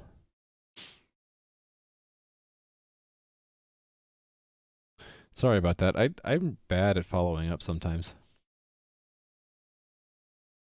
Uses protocol buffers, yeah. It sounds really cool. If I needed to make an RPC mechanism, I'd probably look into that. I'm really into WebSockets these days, though. So we're talking TCP connections, so the transport's pretty much guaranteed. You get you get a the socket breaks if you actually do break the connection, but you don't need to worry about losing packets so much. Which I'm assuming gRPC mechanism is on top of a packet protocol, right? And I guess I'm not just into WebSockets, I'm also into JSON, which is sort of like a poor man's protocol buffer, right? Or protocol. HTTP 2 is on my list of things to pick up, because my web server right now only supports 1.1, and it's always something. There's always something new that you want to support. You can use protocol buffers to pack data and keep your yeah, but then I'd have to use binary messages, not text, right? I would consider it, yeah. If I found that the JSON messages I'm sending back and forth are too slow, I would probably pick up. I think we talked about this before. I'd probably look into protocol buffers and use it to do the what do you call it? You either call it serialization or marshalling. The marshalling of the data. I probably review gRPC to see if it adds any facilities that would help. But my guess would be that it's really just the an equivalent mechanism to binary messages over WebSockets. That is the protocol part that I would find useful. All right, these are all changed, but they're all broken now, right? Maybe that's what we'll fix first. These are probably all broken. All of the login, logout stuff is broken now because of expectations being different.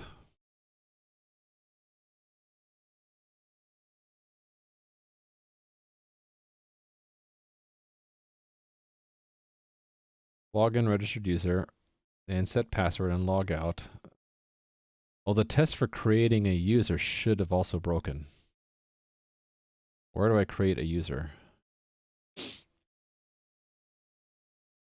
Where would that be? Where's create user?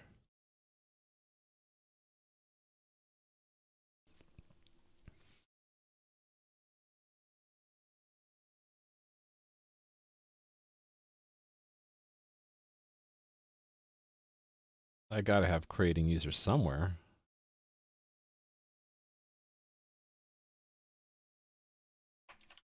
Create player, I guess it's called, right?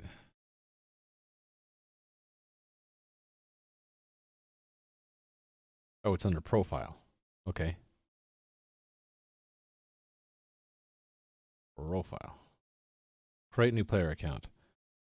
I think that these tests, I should update them because right now it probably doesn't expect to receive a token back, but we want that token. So where am I?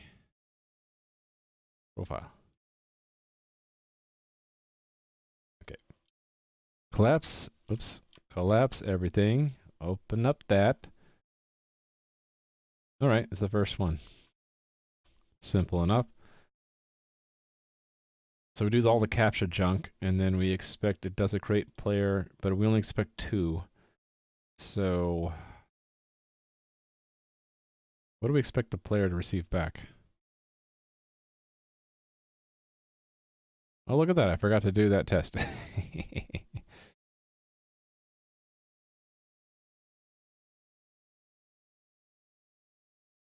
Well, this is really not doing the whole round trip. This is just making sure it got created. Let me think about this. The create player, I did intend to have the login token in it, right? How do you like this editor? I like it pretty well because it's the same experience on Linux, Windows, and Mac, and it has a lot of built-in stuff through extensions like the build system with CMake that I like, and it's got some Git integration, although it could be better. And it's got unit test integration, so it's all around pretty good. The weak points, I think, are IntelliSense has been breaking for me recently, and the debugger isn't as good as Visual Studio's debugger. But the promise of at least getting a decent experience when I move to my MacBook or move to Linux, it really is compelling for me, because I hate having to learn 3 different tools for the same job just because of the OS I'm on.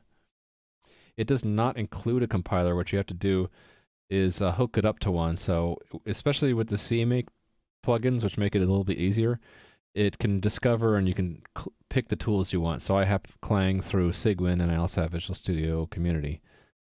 So it discovers the plugins to VS Code discover the tools you have. You don't have one included with VS Code though. So if you installed VS Code vanilla without anything else, it's really just an editor and a language server to do IntelliSense, but it's got no real compiler. I haven't worked really that much with Qt.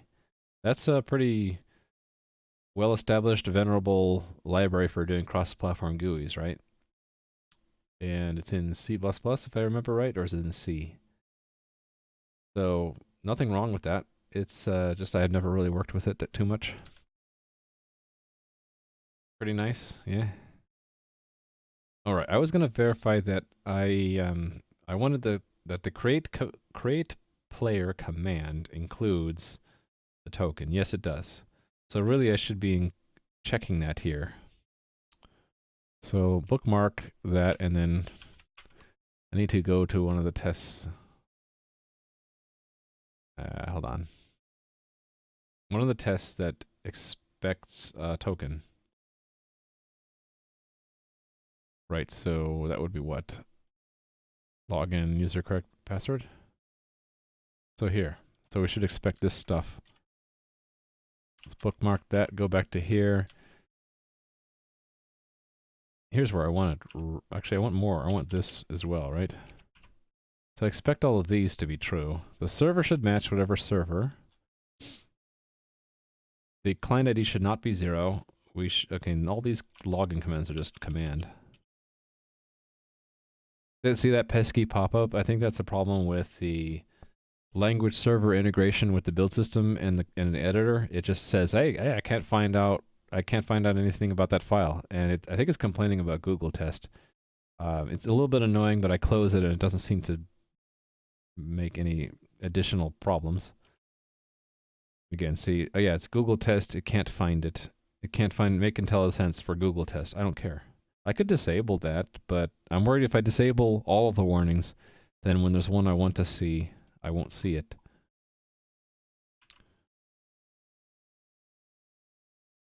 Okay, I thought this had a login token.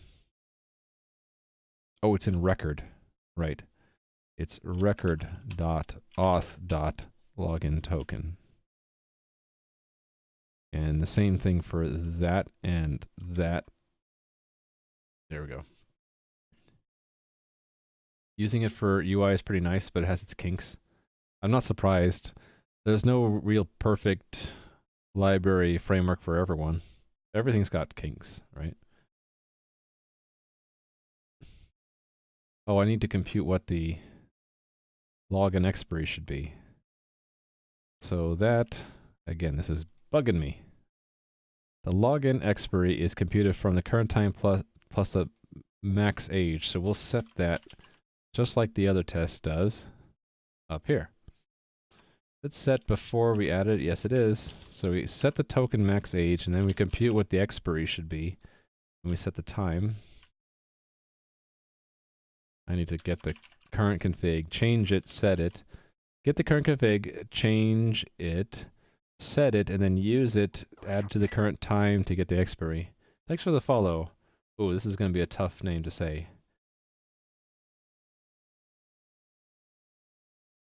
Jugmaster Roadrunner. There's a Roadrunner in there.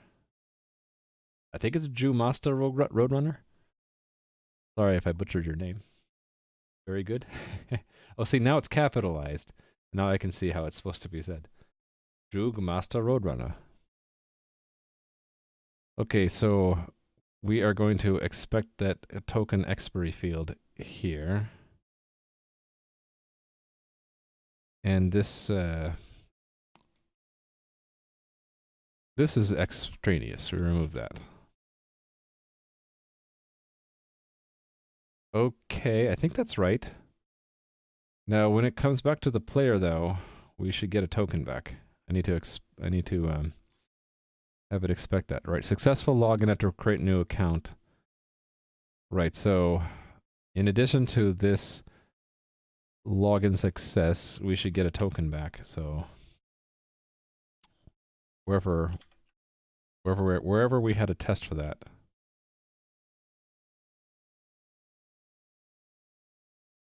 I think it's this. Only I need to put it in JSON here. So, oh, thanks for the follow. Kanana. Sorry, let me start over.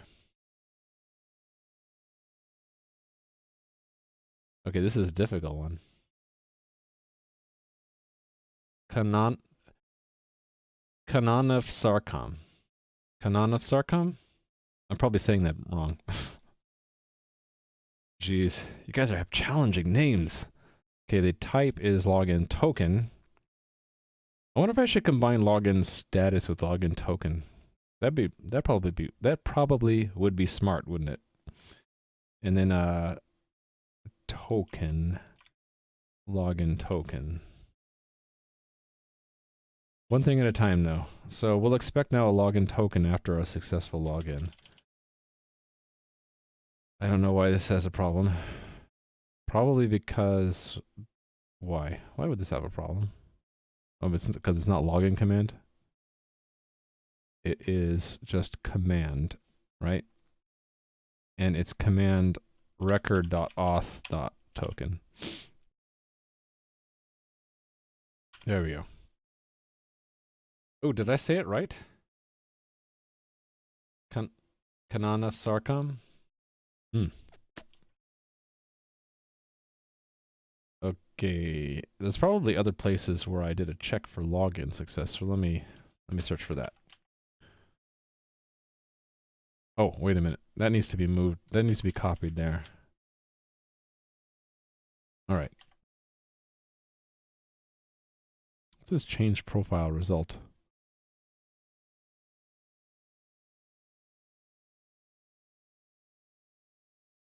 Okay, that's just a normal login. Fetch profile's fine.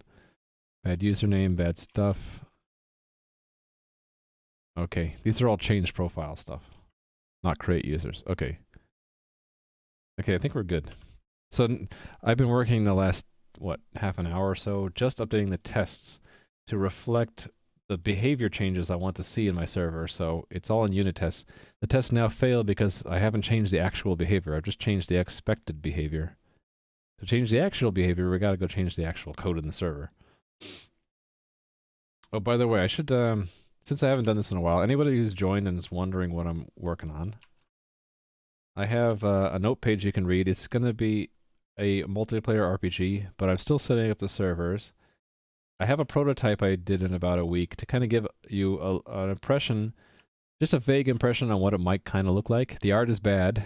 My apologies for the art, but I'm not an artist. But this mock-up is prototyping two things. The game systems are going to be using an entity component system. And I have never made one before, so after doing some research and reading how do you make an entity component system, I tried to make one in this prototype. I think it worked out pretty well. This isn't an optimized build. All the logic is in Lua and not C++, so it's a bit slower, but it's functional. I can play the game. The graphics is the other thing I wanted to prototype. So right now I'm using Pixie.js in the browser, and I'm thinking about switching to Phaser. But essentially, again, because I'm not a great artist, I want to make the graphic style simple. 2D grid. You whenever you move, you go to the next grid position over or up, and I might extend this layer for it to do hex grids, maybe parallax and other things, but I want to start out really simple just to get a functional game going and focus more on multiplayer aspects, story, and content, and not so much on graphics, because frankly, I'm not a great artist. But I like to show this because it gives you the look and feel of the kind of game. It's going to be very, very retro because it's my first game. I have listened to a lot of people who've said, when you are writing your first game, don't try to make something extravagant. Like, don't try to make your own World of Warcraft. Start small, get something functional. You'll learn a lot, you'll make a lot of mistakes, and then your second game can be better, your third game even better, and so on. And yeah, so we're starting small, just trying to get something going. It's been a few months just to set up the server side. I think I'm approaching the point, I always say this every week, that it'll be another couple weeks. But I don't know, around March, April, probably have this kind of thing going where you can log in and do, simple things in a multiplayer environment. And I'll just be building it up incrementally from there, mostly on Twitch. So there you have it. That's what it's sort of going to look like, only better.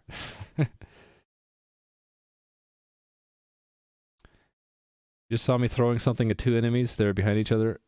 Oh, well, there's a little bit of it's not exactly precise. It's just a prototype, so the order in which you run the game systems matters. So like if you allow the AI to move first and then the weapon system, the ghost can run through an axe and then the axe will register the hit. So it'll look like the axe is on the other side, like made it all the way to the other side of a ghost, and then the ghost gets killed. So tweaking and polishing the game would remove those artifacts, and I didn't bother to do it since it's a prototype. You forgot to start the defragging process. Oh no. You had to do defragging and you forgot to start it? How could you? Now you must suffer the extra delay. Sorry, playing with scissors. Do those frameworks give me anything of value in the context of doing a 2D game? The Pixie.js gave me simple tools to draw sprites, so it was useful for that. I know I've gotten lots of feedback that I could just do it myself in WebGL directly if I wanted. I wanted to pick up Phaser because I saw that it had more tools for doing stuff like audio and UIs. I was struggling with the UIs a bit with the prototype. I could show you guys. Pixie.js doesn't have built-in concepts of buttons, for example, with borders, so I ended up doing a lot of that myself, and it was a bit tedious, and so I'm a little attracted to having the framework do it for me. So where is it? Like I had to make this just to make the body of a button, and where was the other part? This was to make a, what was this for? To make a text label. And here's the button composite, which has a button body, and actually has two bodies depending on if you have the mouse over the button or not. See that? And it has a label in there. And so all of this stuff, I'm like, why do I have to do this myself? Shouldn't the framework do that for me? So that's why I'm thinking about doing it in Phaser. But drawing the actual glyphs for the tiles is actually really easy. That, you just get a sprite sheet in, and where is it? You just say new pixie sprite based off of the texture from your sprite sheet. You give it a scale, an anchor, and then you can, after you've made it, you set its position. Where do I do that? Oh, right here. You set its position. You're done. Add it to the stage, and then it draws it at 60 FPS. So that part, it was nice. It's not sure if it was intentional, so figure you mentioned the observation that, oh, about that. Yeah, no problem. Hey, well, KHPS official, I think maybe you like UIs more than I do. I want to have a nice enough UI, but this wasn't my favorite stuff to work on. I didn't really have fun doing it.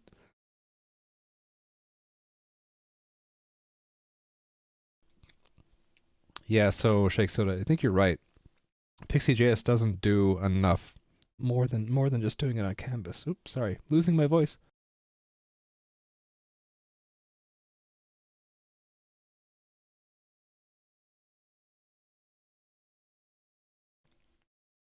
Yeah, my voice back yet? Yeah, I think Pixie.js is sort of too light of a framework for me, and that's why I was thinking about using Phaser instead, because it was more higher level stuff. It has a lot of stuff I don't even need, like a physics engine, for example, but the stuff it has, I think I'll find useful. I'll probably do that in a stream soon, where I'll take this UI that I did in Pixie.js and just try to redo it in Phaser. I might actually do that tomorrow. Who knows? Yeah, my voice is starting to wear out because I still have a cold, or at least a cough, and it's hard to talk for 4 hours. No, this glass is maybe good enough for an hour. I am not being good about hydration. Exactly, I need an Atom bottle. I have one of those thermoses that Ski Dog recommended, but it's in the kitchen right now, unfortunately. Hey Alex, hydrate. I need to hydrate. Well, I'm only going to go for another 15 minutes, and then I'll continue this. I'll either continue this work tomorrow, or I'll do the Phaser stuff. I'm actually inclined to do the phaser stuff because then there's a variety. And I'm not always doing C++ backend stuff, which is maybe tedious and boring to watch. Okay. Right, this was building, and the tests were running, and I just need to go fix the code to match. So I think we'll do create account first. That was here, right? Create new player account. Expects to get tokens and it's not getting tokens, or server ID or client ID, so we're going to add that. You're on your 5th liter of water. That's a lot. I don't have one of those maximum hydration things that Adam has. But yeah, I could use a thermos right now. I've been eating these cough drops like candy, too. That helps me stay going on stream. When my back of my throat gets scratchy, it's kind of hard not to cough.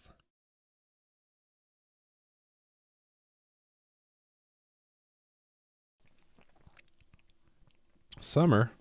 Oh, that's right. You're in the southern hemisphere, right? Still stuck in winter.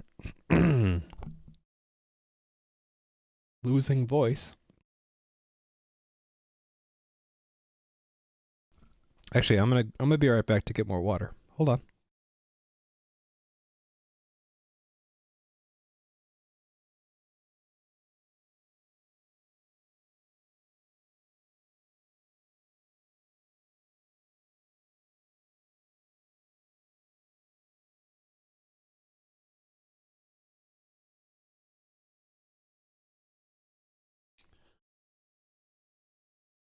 Yeah, summer, what's that? That's what we say now, and then we'll be in the thick of summer and we'll be like, man, it's so hot. What was that winter thing that we used to have? Can we have that back, please? That was super fast to get water while the kitchen's pretty close. Okay. Right, create player account.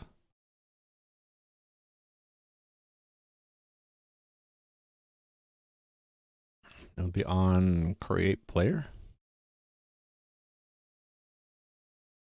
Is it not in profile? Hey there, 3D Extended. How's it going? I forgot where I do on create player. Oh, it's on register. That's right. Register. Oh, really? Only 3 hours 26? Oh, that's because the stream died once. I had to reset the modem. I've really been going 3 hours 47 minutes. Okay, that's old. What happened there? That should not have done that. I probably shouldn't show stream elements on stream, right? I updated that and stream elements told me it did it. That was the today command from yesterday. That's another reason I should be either using my own bot or using... I should be using Doge. Let's just face it, right? Should be using Dogebot. Yeah, what the heck?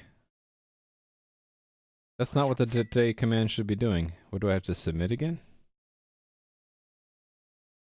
Okay, said it updated it. Let's try it again. There we go. All I did is went into stream elements and hit submit again. Thanks for following. Okay. Let's see if I get your name right. Ifa Handcroft? Ifa Handcroft, that's what I'm gonna go with. I am okay. I'm kind of bummed that I still have this scratchy throat, which makes me cough after I've talked for a few hours. Yes, it is a legendary Clayman. Indeed. Indeed it is. Okay. Register. It's when we actually succeed in registering, right? Hey, thanks for the follow, Winterplace. Here we go. Here's the success delegate. What were the results of the performance test? I can show ya. Now, this doesn't say that Lua is bad per se, but the way I'm doing Lua, which could be wrong, and thanks for the follow. Nickney Mimyok. I'm probably saying that bad. Sorry. The results were that for a game tick, for that prototype game, it's a half millisecond, but on Lua it's 5 milliseconds, so it's 10 times slower. So again, it's probably not Lua's fault. It's probably the way I'm writing Lua or the way it integrates into my main program, but it's 10 times slower, and I tried Lua JIT, and it really didn't have an appreciable improvement. So my conclusion for now was that at least the way I'm writing Lua and integrating into my program, it's not going to be very good for all systems, but I can still use it for systems I'm still tweaking or working on. I think that's the way I'm going to go for it, is that new systems that I'm still testing out and working on, I'll write them in Lua so that I don't have to constantly recycle the servers. But when a game system stabilizes, I'll port it to C++ and probably load it as a DLL, so to speak, or a plugin to the server, so that I still don't have to recycle the servers, but I still do have to compile, upload process to update the systems. But yeah, to get the performance I need, I'll probably need to do it in C++. But there was a fourth candidate someone wanted me to check out, which was Nim. It wasn't at that one. It was... Where was it suggested? Someone suggested Nim. Did I not put it there? Okay, yeah, anyway, NIM was suggested, NIM was suggested as an alternative to Lua. So that's maybe another possibility. Yeah, 10x.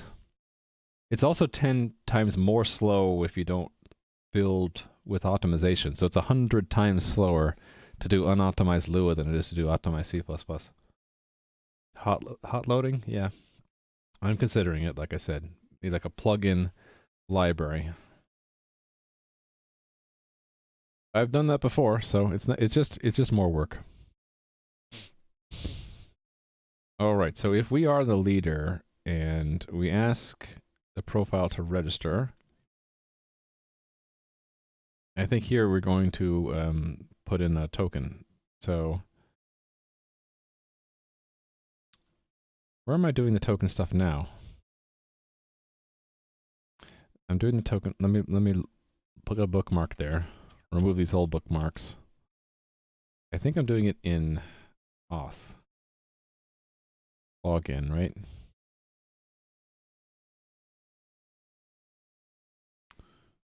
Here? That's if we have a token. If we have a password, it's on successful login. Maybe this is what I want to use. No. Player login?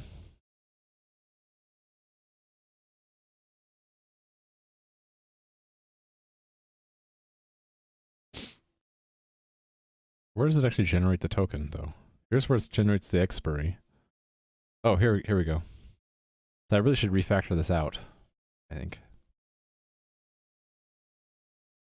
I know Lua JIT shouldn't be a factor 100 slower. Pretty sure it's the way I'm using it and the way there's a lot of frequent callbacks into the main program. That's probably why it's so slow. So I could throw the design in the air and make a new design trying to leverage Lua JIT, or I could try a few other things first. Yeah, well, it could be an issue in the implementation. I could do more work to track down where the performance hit is. It was suggested, and I kind of agree, that it was probably in the... Here, I'll show you. The way it calls back into the C code. I mean, maybe you guys know more about it than I do. In the back end systems Lua. So, for example, in the hunger system, it has to iterate all of the heroes, right? So every time we look up a property of components, like getting the heroes, or asking to get the health of the hero, or the position of the hero, this is a callback into C++, because that's where I hold the components. The components still are in C++.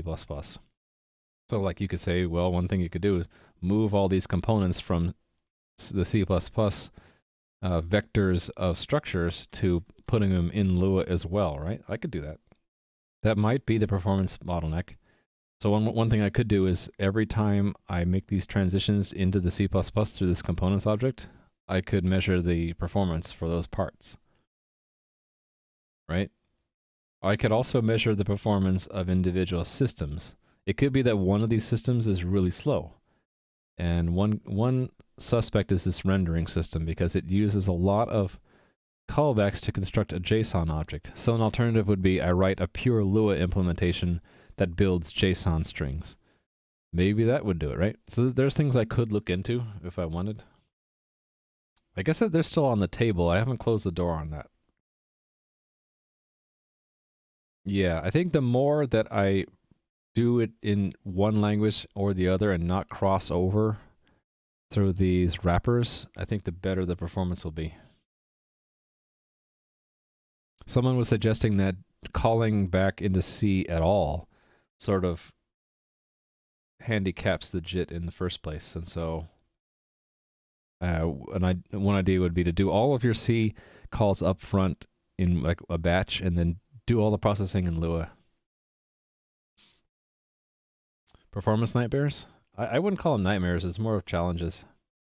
Measure, find the bottlenecks, improve it until it's as fast as it needs to. I mean, one thing is, this prototype is plenty fast. Even right now, it's debug build. I can still play the game. It's at 10 FPS for a reason. It's a little janky because it's 100 times slower. So each tick is actually, it's taking longer to do the systems than the actual tick. It's probably actually only 5 FPS and not 10, but it's still playable. So it depends on how fast it needs to be. And I really don't know until I have people playing the game.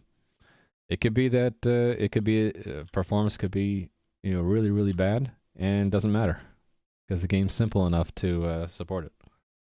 Am I interested in a nano-based performance measurement framework which has minimal overhead and is pretty simple to use? Sure, bad documentation is not a problem for me, normally, because I just end up making my own notes anyway. Sure. I'm definitely interested, but I do have a growing list of things I need to research, so I have no idea when I'll be able to look at it, but yeah, sure. I'm interested in a link if you have one. So yeah. It was actually easier than I thought it would be to make this work with Lua JIT. I only had to change a few things in the Lua, and a couple of them were in the render system, right? No, it was wherever I was doing the bitwise stuff. This stuff. You can't do that in Lua JIT in Lua 5.1 because they didn't have those operators. But you just do bit.band, those two things, and it works. Couple of things left 10,000 lists, yeah. So to give you an idea, I've been trying to put them all in this Trello, and like the things to consider, it's getting kind of long. And I haven't put everything in the consider column for Trello, and I still have my own bugs and features to do. So it's getting a lot of work that we have to do. All right.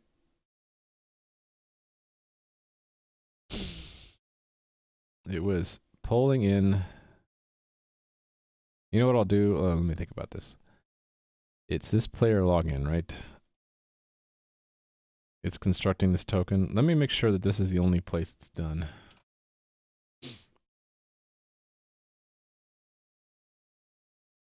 Okay, we also use it for password reset in admin challenges. That's fine.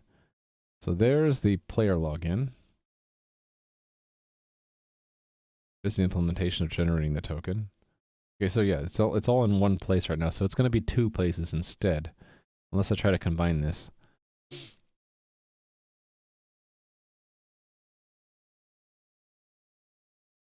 I can't combine them really. The only thing that's common is generating these three things, but they need to be put into different commands, right? One's a log and the other one's a create player. You love Trello? Some people love Trello, some people hate it. Some people are like, meh. I'm going with it for now. See how it goes. There's lots of different alternatives. I'm wondering, should I just make a helper that generates these three things? Now this one's given, so I really only need to compute the expiry and the token, which I already have a function for. Maybe I just make an expiry function that does that. So like make this, put it near generate token.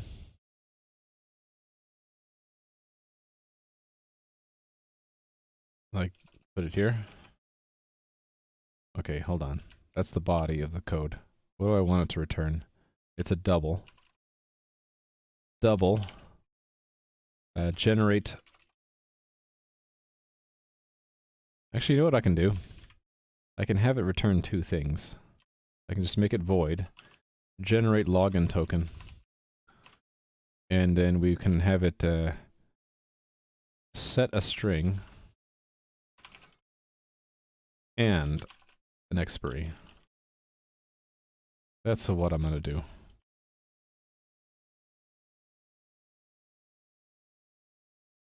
Trail away in your kind of thing. In your projects, the code that doesn't break the JIT run with some like, yeah, so I'm probably breaking the JIT. So yeah, my fault.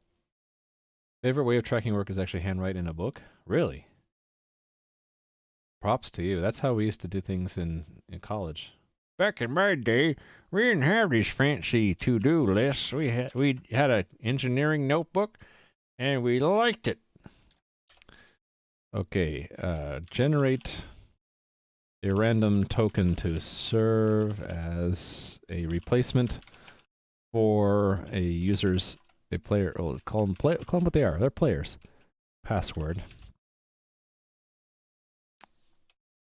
These are output parameters. This is where to store the generated token. Expiry. I have no idea if I'm using the right word there. This is where to store the time according to the server's timekeeper when the generated token should be expired. Thread and SIMD aren't involved. I'm not using threading or SIMD. That was another thing I could do, right? So in these systems, they are right now done serially here. There's nothing that says I have to do it that way, really, for everything. There are certain things that have to be serialized, but for a lot of these things, they can be put into parallel. So I could have, 8 different Lua interpreters and just have each one do one system. And then if I need to serialize them, maybe what the Lua systems would do, instead of modifying things directly, they could be constructing change objects. And then we would, when we recombine them back together, we'd follow some rules, right? So I could get an 8x performance right now just by doing each of these systems in a different interpreter, right? So you made me think of that when you said threading. You could have a Lua state per thread, yeah. Sometimes you really know you need to fix something next time you're at it, you just break the file in a minor way. Hold on, let me read this again. Sometimes if I really know I need to fix something next time I'm at it, I just break the file in some minor way. Then I don't have a choice but to finish what you're doing. I think I do the same thing. It depends on my mood, actually. Sometimes I'll break it because I'm like, I need to force myself to finish it. Other times I'm like, I don't want to touch it because I'll get too distracted. And then if I'm in a good mood, I'll just leave myself a note somewhere saying, hey, I need to go fix that thing later. All right, so generate login token. It's just going to be called. This is the shared code called from 2 places that I want. So bookmark that and go back to. Oh, did I not bookmark the 3rd place? It was in auth. It was not there. It was, no, it wasn't in auth. It was here in profile. So that's how you generate the token. So token equal, oops. Token is that. We don't need an impl because we are the impl. And then the expiry is here.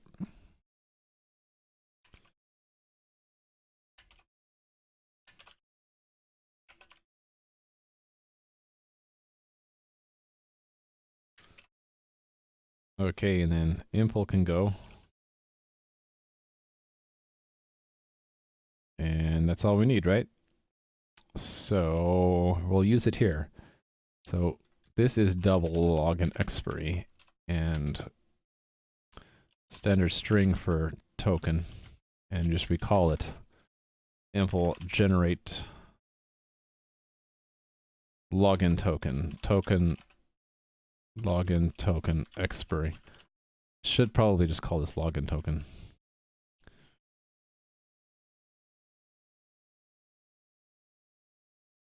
And then I just put it down here.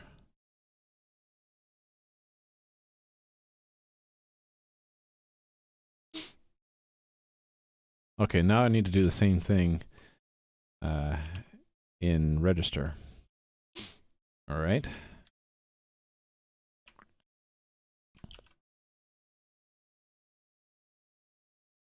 Is bookmarking a VS Code included feature? It's an extension. It is the bookmarks extension. Apparently 1.8 million people have downloaded it. It's pretty cool. I need to use it more because I have this bad habit of just scrolling around until I find stuff.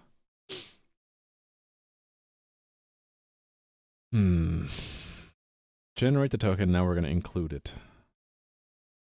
So I guess we'd put it here, right? Record.auth.login token.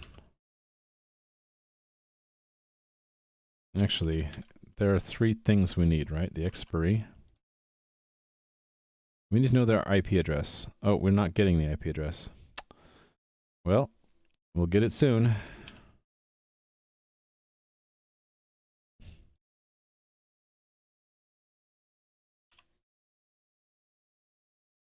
Does AdCom work? Let's see.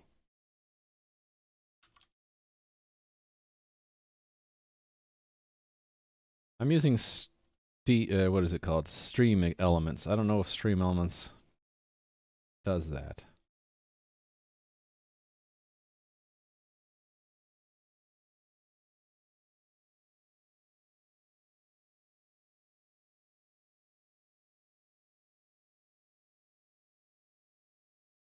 I don't think it's AdCom, but it is something else. Oh, it's Command Add.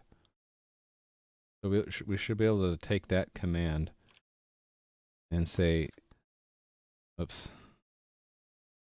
If we do it this way, it might work. Hold on. Command or commands? Command Add. There we go. So that's how we do it with Stream Elements.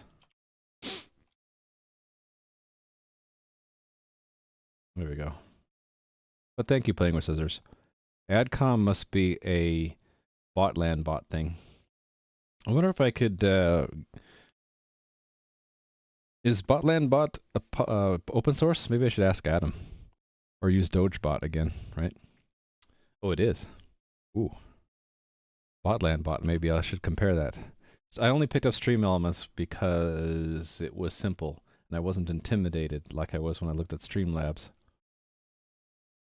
Very intimidating to have a lot of things you don't need. Phantom bots. I also heard MooBot is another option. Lots of bots out there. I could also be egotistical and just put it into my own bot. Be like, my bot, no other bot out there is good enough for me, so I'm gonna just make my own bot. Okay, I need the IP address. That's what I need. And on register, let's find out on register's declaration here. Hold on, there are 3 of them. Bookmark, go back. Which one are we modifying? The one that takes the message, okay. Either a follower or directly from a client. Either way, we'll have an IP address, right? This is similar to no. Log in. Yeah, right. Same thing as this, player login.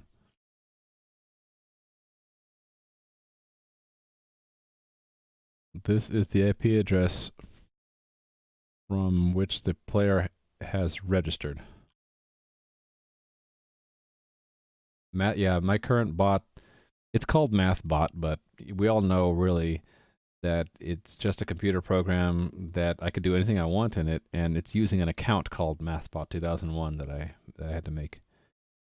I actually didn't know about a lot about the differences between that. I didn't know you had to have a Twitch account for the bot. I thought that when you made a bot app and registered it, that it showed up as itself in chat. I was so naive about that. What's my background? I have a. Oh yeah, you already did it. Thank you, Playing with Scissors.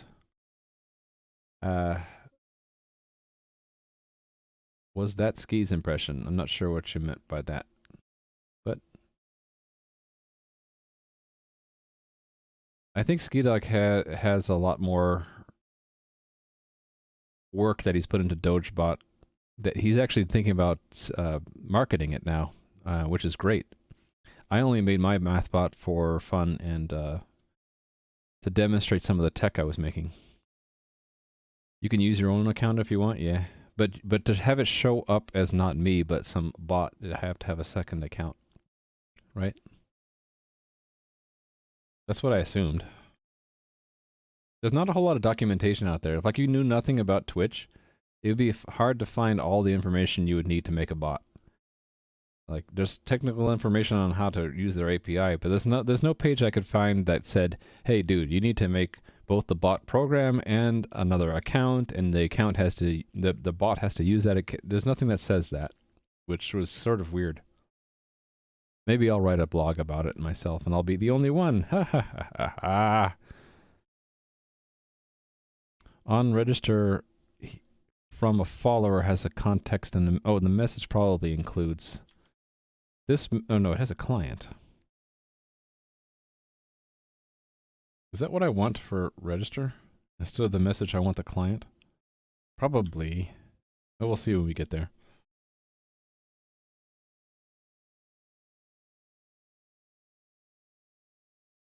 Okay, yes. So, wait a minute. Hold on.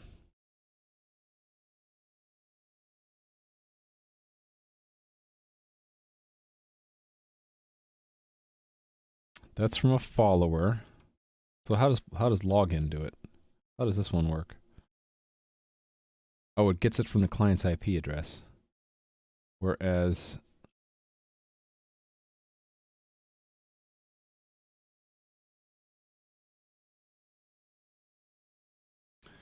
what does it actually take out of the message?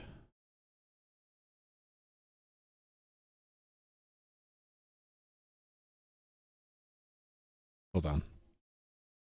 Oh. Right. We don't need the whole message. We just need the username. Well, okay, I need more of the stuff from the message. But I'm going to need the client. Yeah.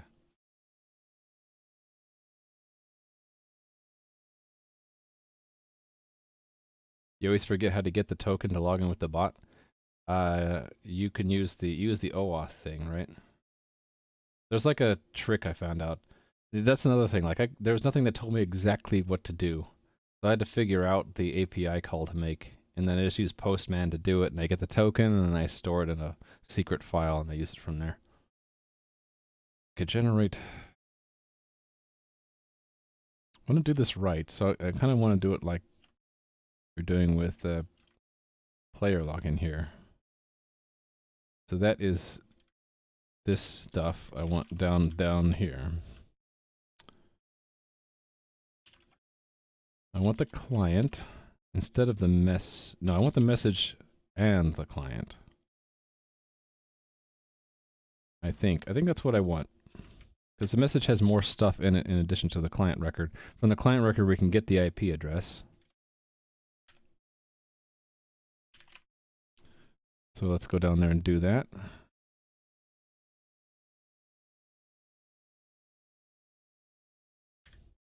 Message, client IP address. Okay, that cleared that up. We use the IP address there. Is that all I need? No, I need something there. Oh, I have it. It's client. Right? Something tells me I didn't quite get that right. No, it was 3 arguments. It was context? Oh, no, IP address. Sorry. There you go. Say sorry to myself sometimes when I feel like I'm being a dummy. Oh, I'm over time. I don't know if I'll get this done today. I could do a little bit extra work over time, can't I?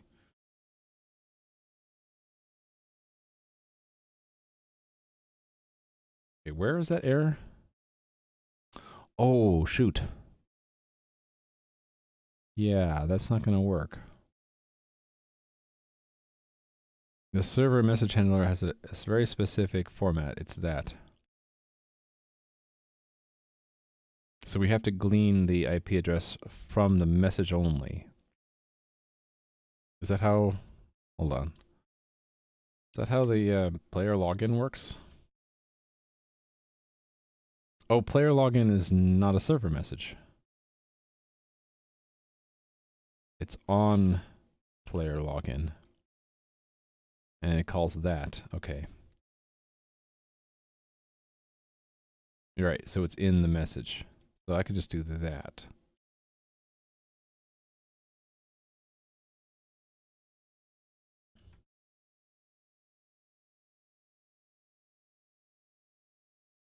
Here, right? So we're going back to this not having the client in it. And it's going to get it from the message instead. So, message IP address. Okay, try that. Cool. So to do the right thing, it has to include that. And then when the login is complete, it has to send the token back. So that is currently done in profile also. It's on players changed.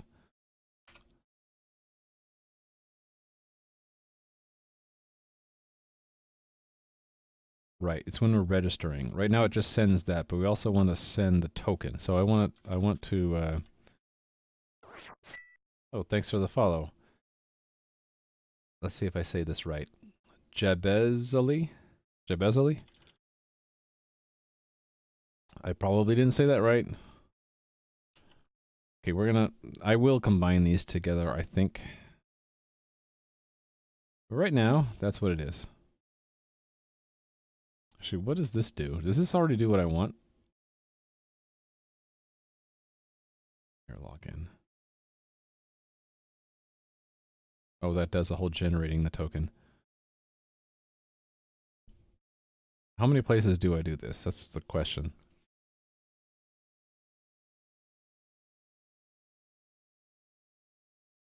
That's where I encode it. That's the command itself. Right, that's what I just did. This is if it gets set. Okay, I think those are the only 2 places. So let's see if let's see what tests I managed to pass. I don't think this will pass actually, and it didn't. Maybe it got further. Oh, we're just missing the server ID and the client ID. I totally forgot about those. Forgot.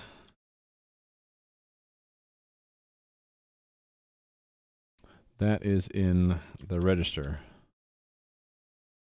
We store them here based off of the we know our own server ID. We don't know the client ID, do we? I think I need to pass that in as well.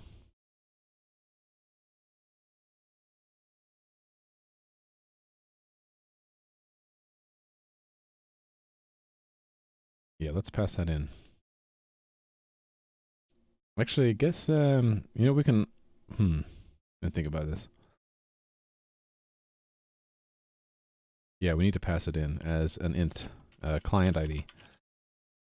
This is the serial number of the client connection of the client's connection to the server.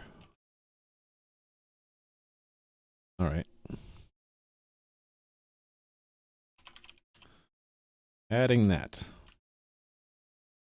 to here so that we can store it in here. So that is where? That was an auth, right? That I decided to put it.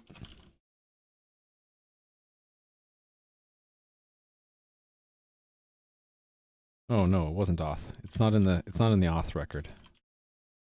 It's just right here. Just in the record. Server ID is our server ID. How do we know our own server ID? Instance ID? I think that's it. Unique identifier of the server in the cluster. Exactly. And then client ID is client ID. So the only problems are we need to pass it here. I think what I'll do is I'll have it passed in. I should be exact about this, right? It's an int client ID. And then there was one more place. Here. Here it's in the client record, right? I thought I put it in the client record. ID. Client.id. I be smart. We smart. Okay. Did I pass that test? No. It's still 0. Okay, what'd I do wrong? Guess I will use... That should have worked, so let me do the debugger. We'll put the debugger... Put a breakpoint right there. Go, debugger! Okay, it looks like it's going to store it correctly. Okay, that should not have been 0. Where's our context? What happened? Oh, here we are. The client ID should not have been 0. Oh, I don't even think I ever set the client ID when we connect. So, yeah. But the server ID got set. How come it's 0?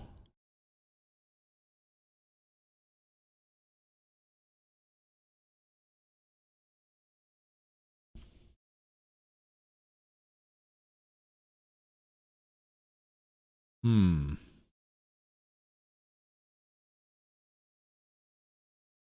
'88, you say?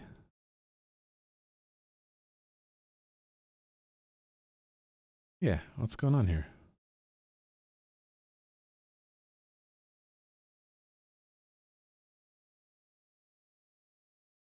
Yeah, it's 0. What the heck?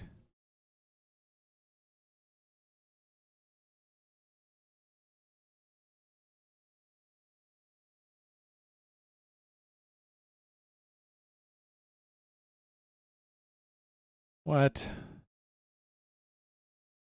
But I said it right there, didn't I? Try again. Okay, here's where it appends it.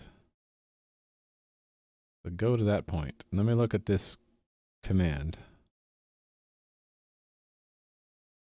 Hey, how did it get to be 0? Shoot, what happened? Oh, wait. It's not in the record, is it? It's in 2 places, that's the problem.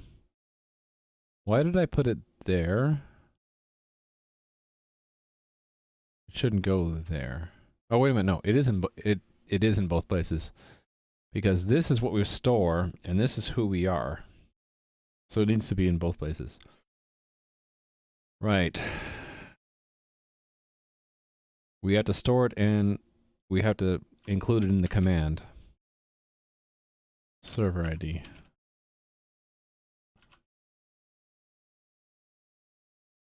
Actually, that means I should be checking it in both places, too. Client ID. Let me do the check in the test to make sure. Yeah, it should check it in both places.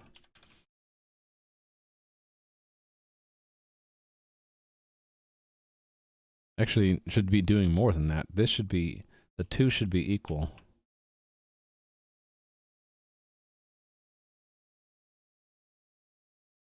So the server ID should match what's in the record, like that. It's still not going to pass because the client IDs are... Oh, no, it does pass. Hold on, it shouldn't have passed because it is 0. Let me try this again.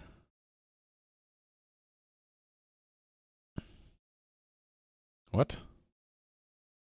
It never got there? Am I not running the right test? That's entirely possible. Which test am I running? Create new player. Okay, is that the one I ran? What? Okay. Why did it not fail? It should have failed. I don't get it.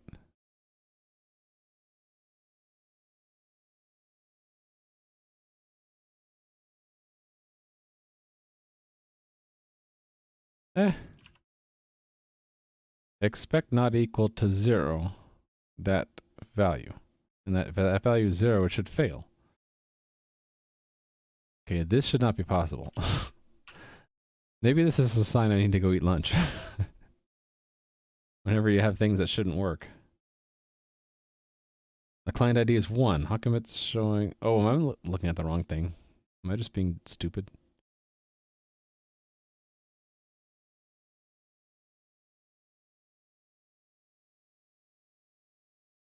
No, it's 0. What the heck?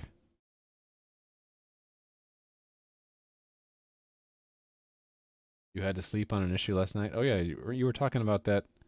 Actually, I get people confused. Someone in chat on someone's stream last night was running into a problem, and we just said, go to sleep. And, yeah, you approach the problem fresh the next day, and you get through it quick. I think maybe it was you. What was it you were working on? I forget. Yeah, see, I had a feeling. That happens to me a lot, too. You get stuck on a problem, it's like, I'll take a break, come back at it later, and you're like, yeah, why didn't I see this before? This is just really weird, though. I think the debugger is just... I think it's just the debugger is confused. That it is 1, like it says. But for some reason, the debugger thinks it's not 1.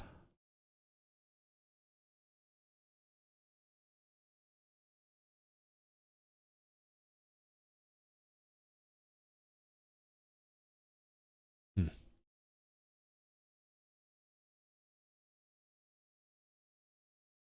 Okay, so let's just assume the debugger is wrong.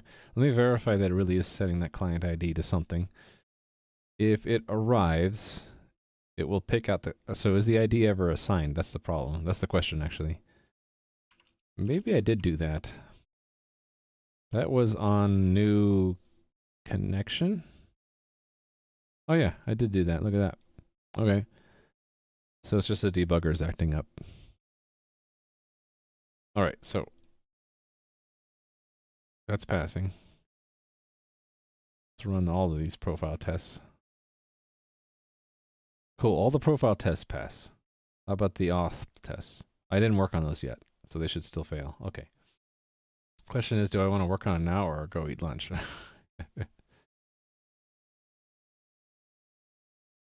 That one crashed. Right, it depends on... No, that shouldn't actually that shouldn't crash. Let's see where it's crashing.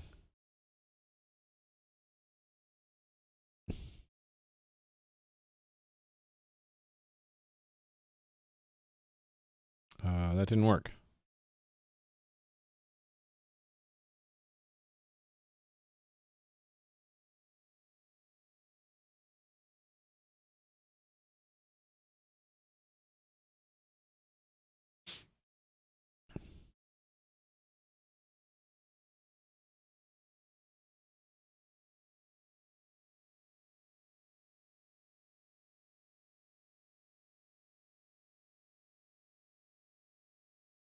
Okay, there's the structured exception handling. Actually, we don't. Okay, it already unwound the stack, so we don't actually know where it happened. I'm actually leaning towards eating lunch. So that means, what should I just check this in as saying it's work in progress? Tests are broken? Yeah, this is the back end. I'll give a little bit of a recap on like what I'm doing in a second after I check this in and before I end the stream, just to give you an idea of where in the big picture this stuff is. What was this? Oh, right. I forgot to include that. Thanks for the follow, returner 777. Okay, we're gonna call this work in progress, or WIP in short. Work in progress. Fixing. It's really fixing the login procedure. Fixing login. Normally you do imperative, like fix the login procedure, but this doesn't fix the login procedure. This is work in progress fixing it. I wonder if I should still do this that way. Well, thank you, Pablo. Not that you're calling my code half-assed. You don't commit it? Well, I figure it's okay if you say it's work in progress.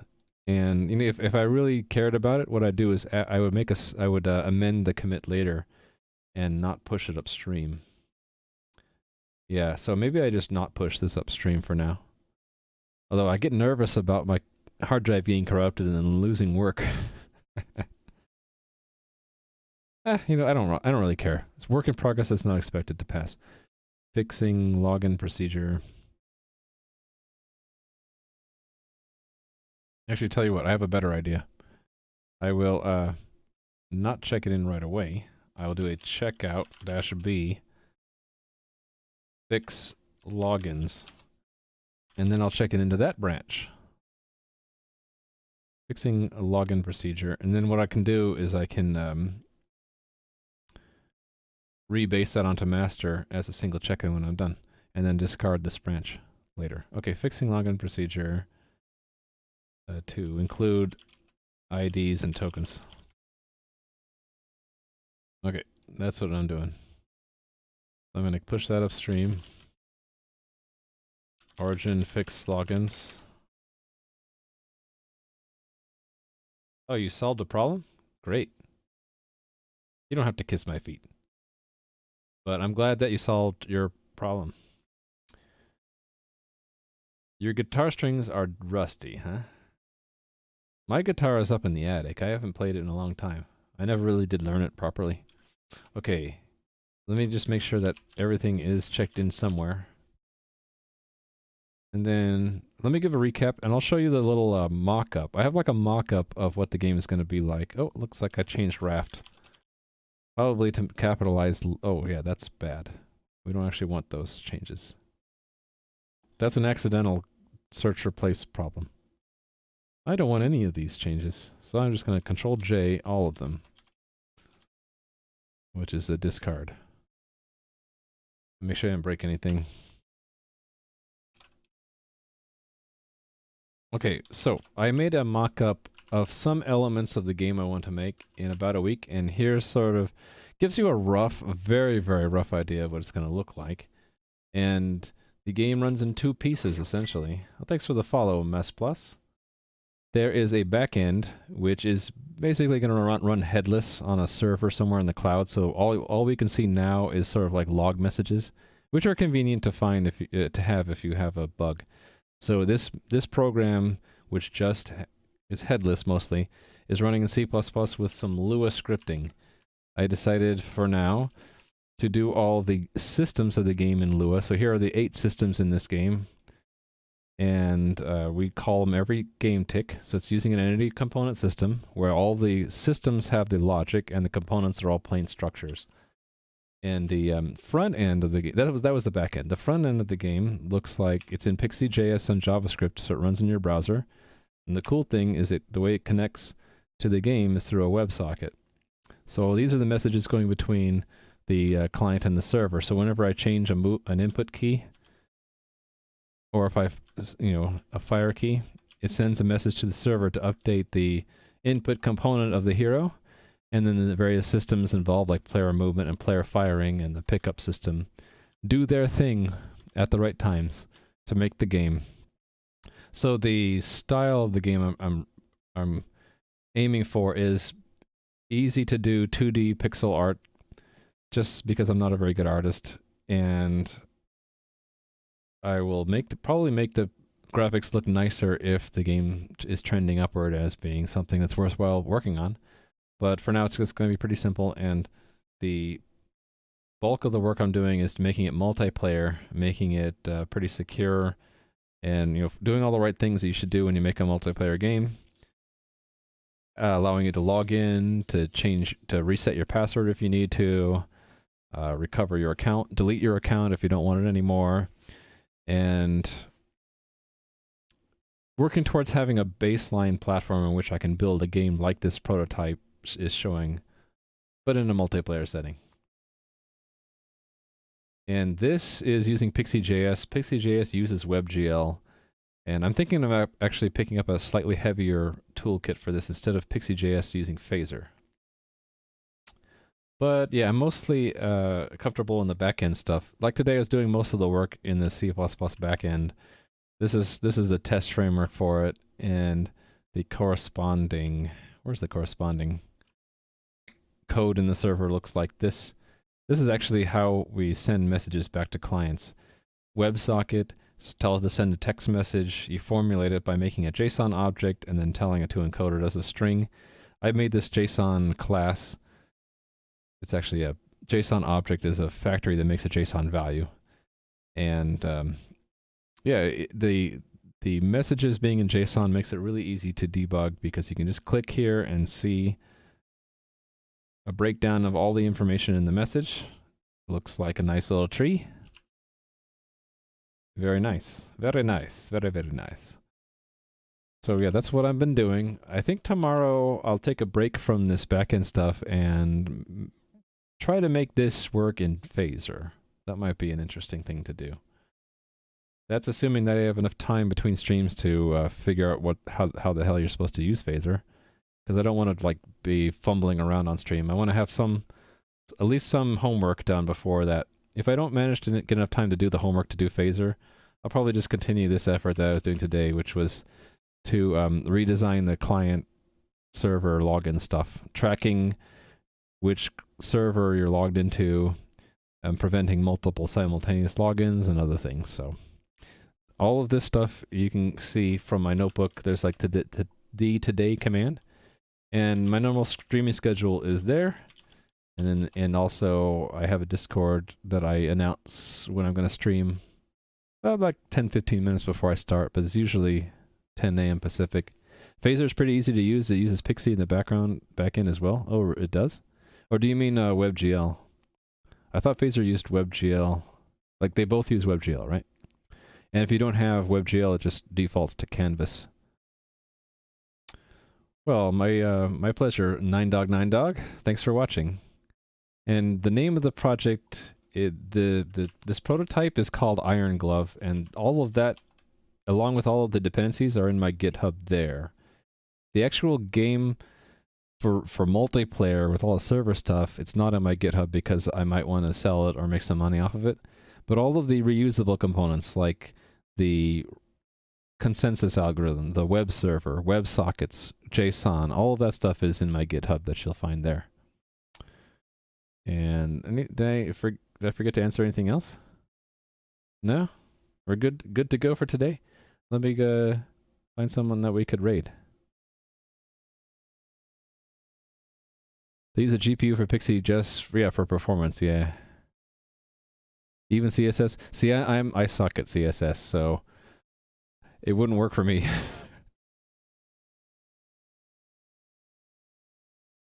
Yeah, thanks for watching, everybody. Who's streaming now that we'd like to go say hello to? There are a lot of people streaming, actually. Who haven't I rated in a while? Should we raid someone who doesn't have a whole lot of viewers? Or should we raid someone who has more? I don't know. I'm kind of undecided. Any ideas or suggestions? Oh, I was gonna check. Is anyone streaming Botland right now? Let's see. How do I find that? I gotta go to browse, right? And then type in Botland. How does this work? There we go. Anybody streaming Botland? No one's streaming Botland. Does anyone want to stream Botland? I will gladly raid you if you want to play Botland right now. Nobody is? I'll wait a few minutes. If someone wants to start up their stream and play Botland, I'll raid you right now. Because I'm trying to help Adam, who is the developer of Botland, try to market his game. And it's a pretty fun game. If you haven't seen it, check out Adam's channel sometime. Adam13531. You guys probably already know Adam.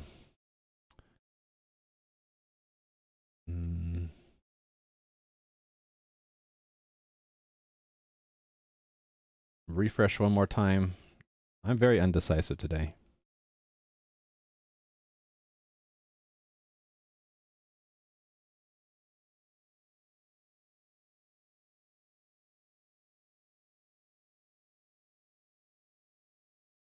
How about we raid Zorkenheimer? Just because someone mentioned 6502 assembly earlier today. So he is building an 8-bit NES assembly. So that's, I think it's 6502 based, right? And I'm watching an ad now, but when I get done with the ad, then I'll make sure that he's actually still gonna go. He's been streaming for... Oh, he just started streaming. This is perfect. We're gonna raid Zorkenheimer. And you get to see some 6502 assembly. This will be neat. Alright, here we go. So as always, thank you for watching. I'll be back tomorrow, 10 a.m. Pacific. And let's go say hi to Zorkenheimer, shall we? Let me hit the button. Okay. Bye-bye!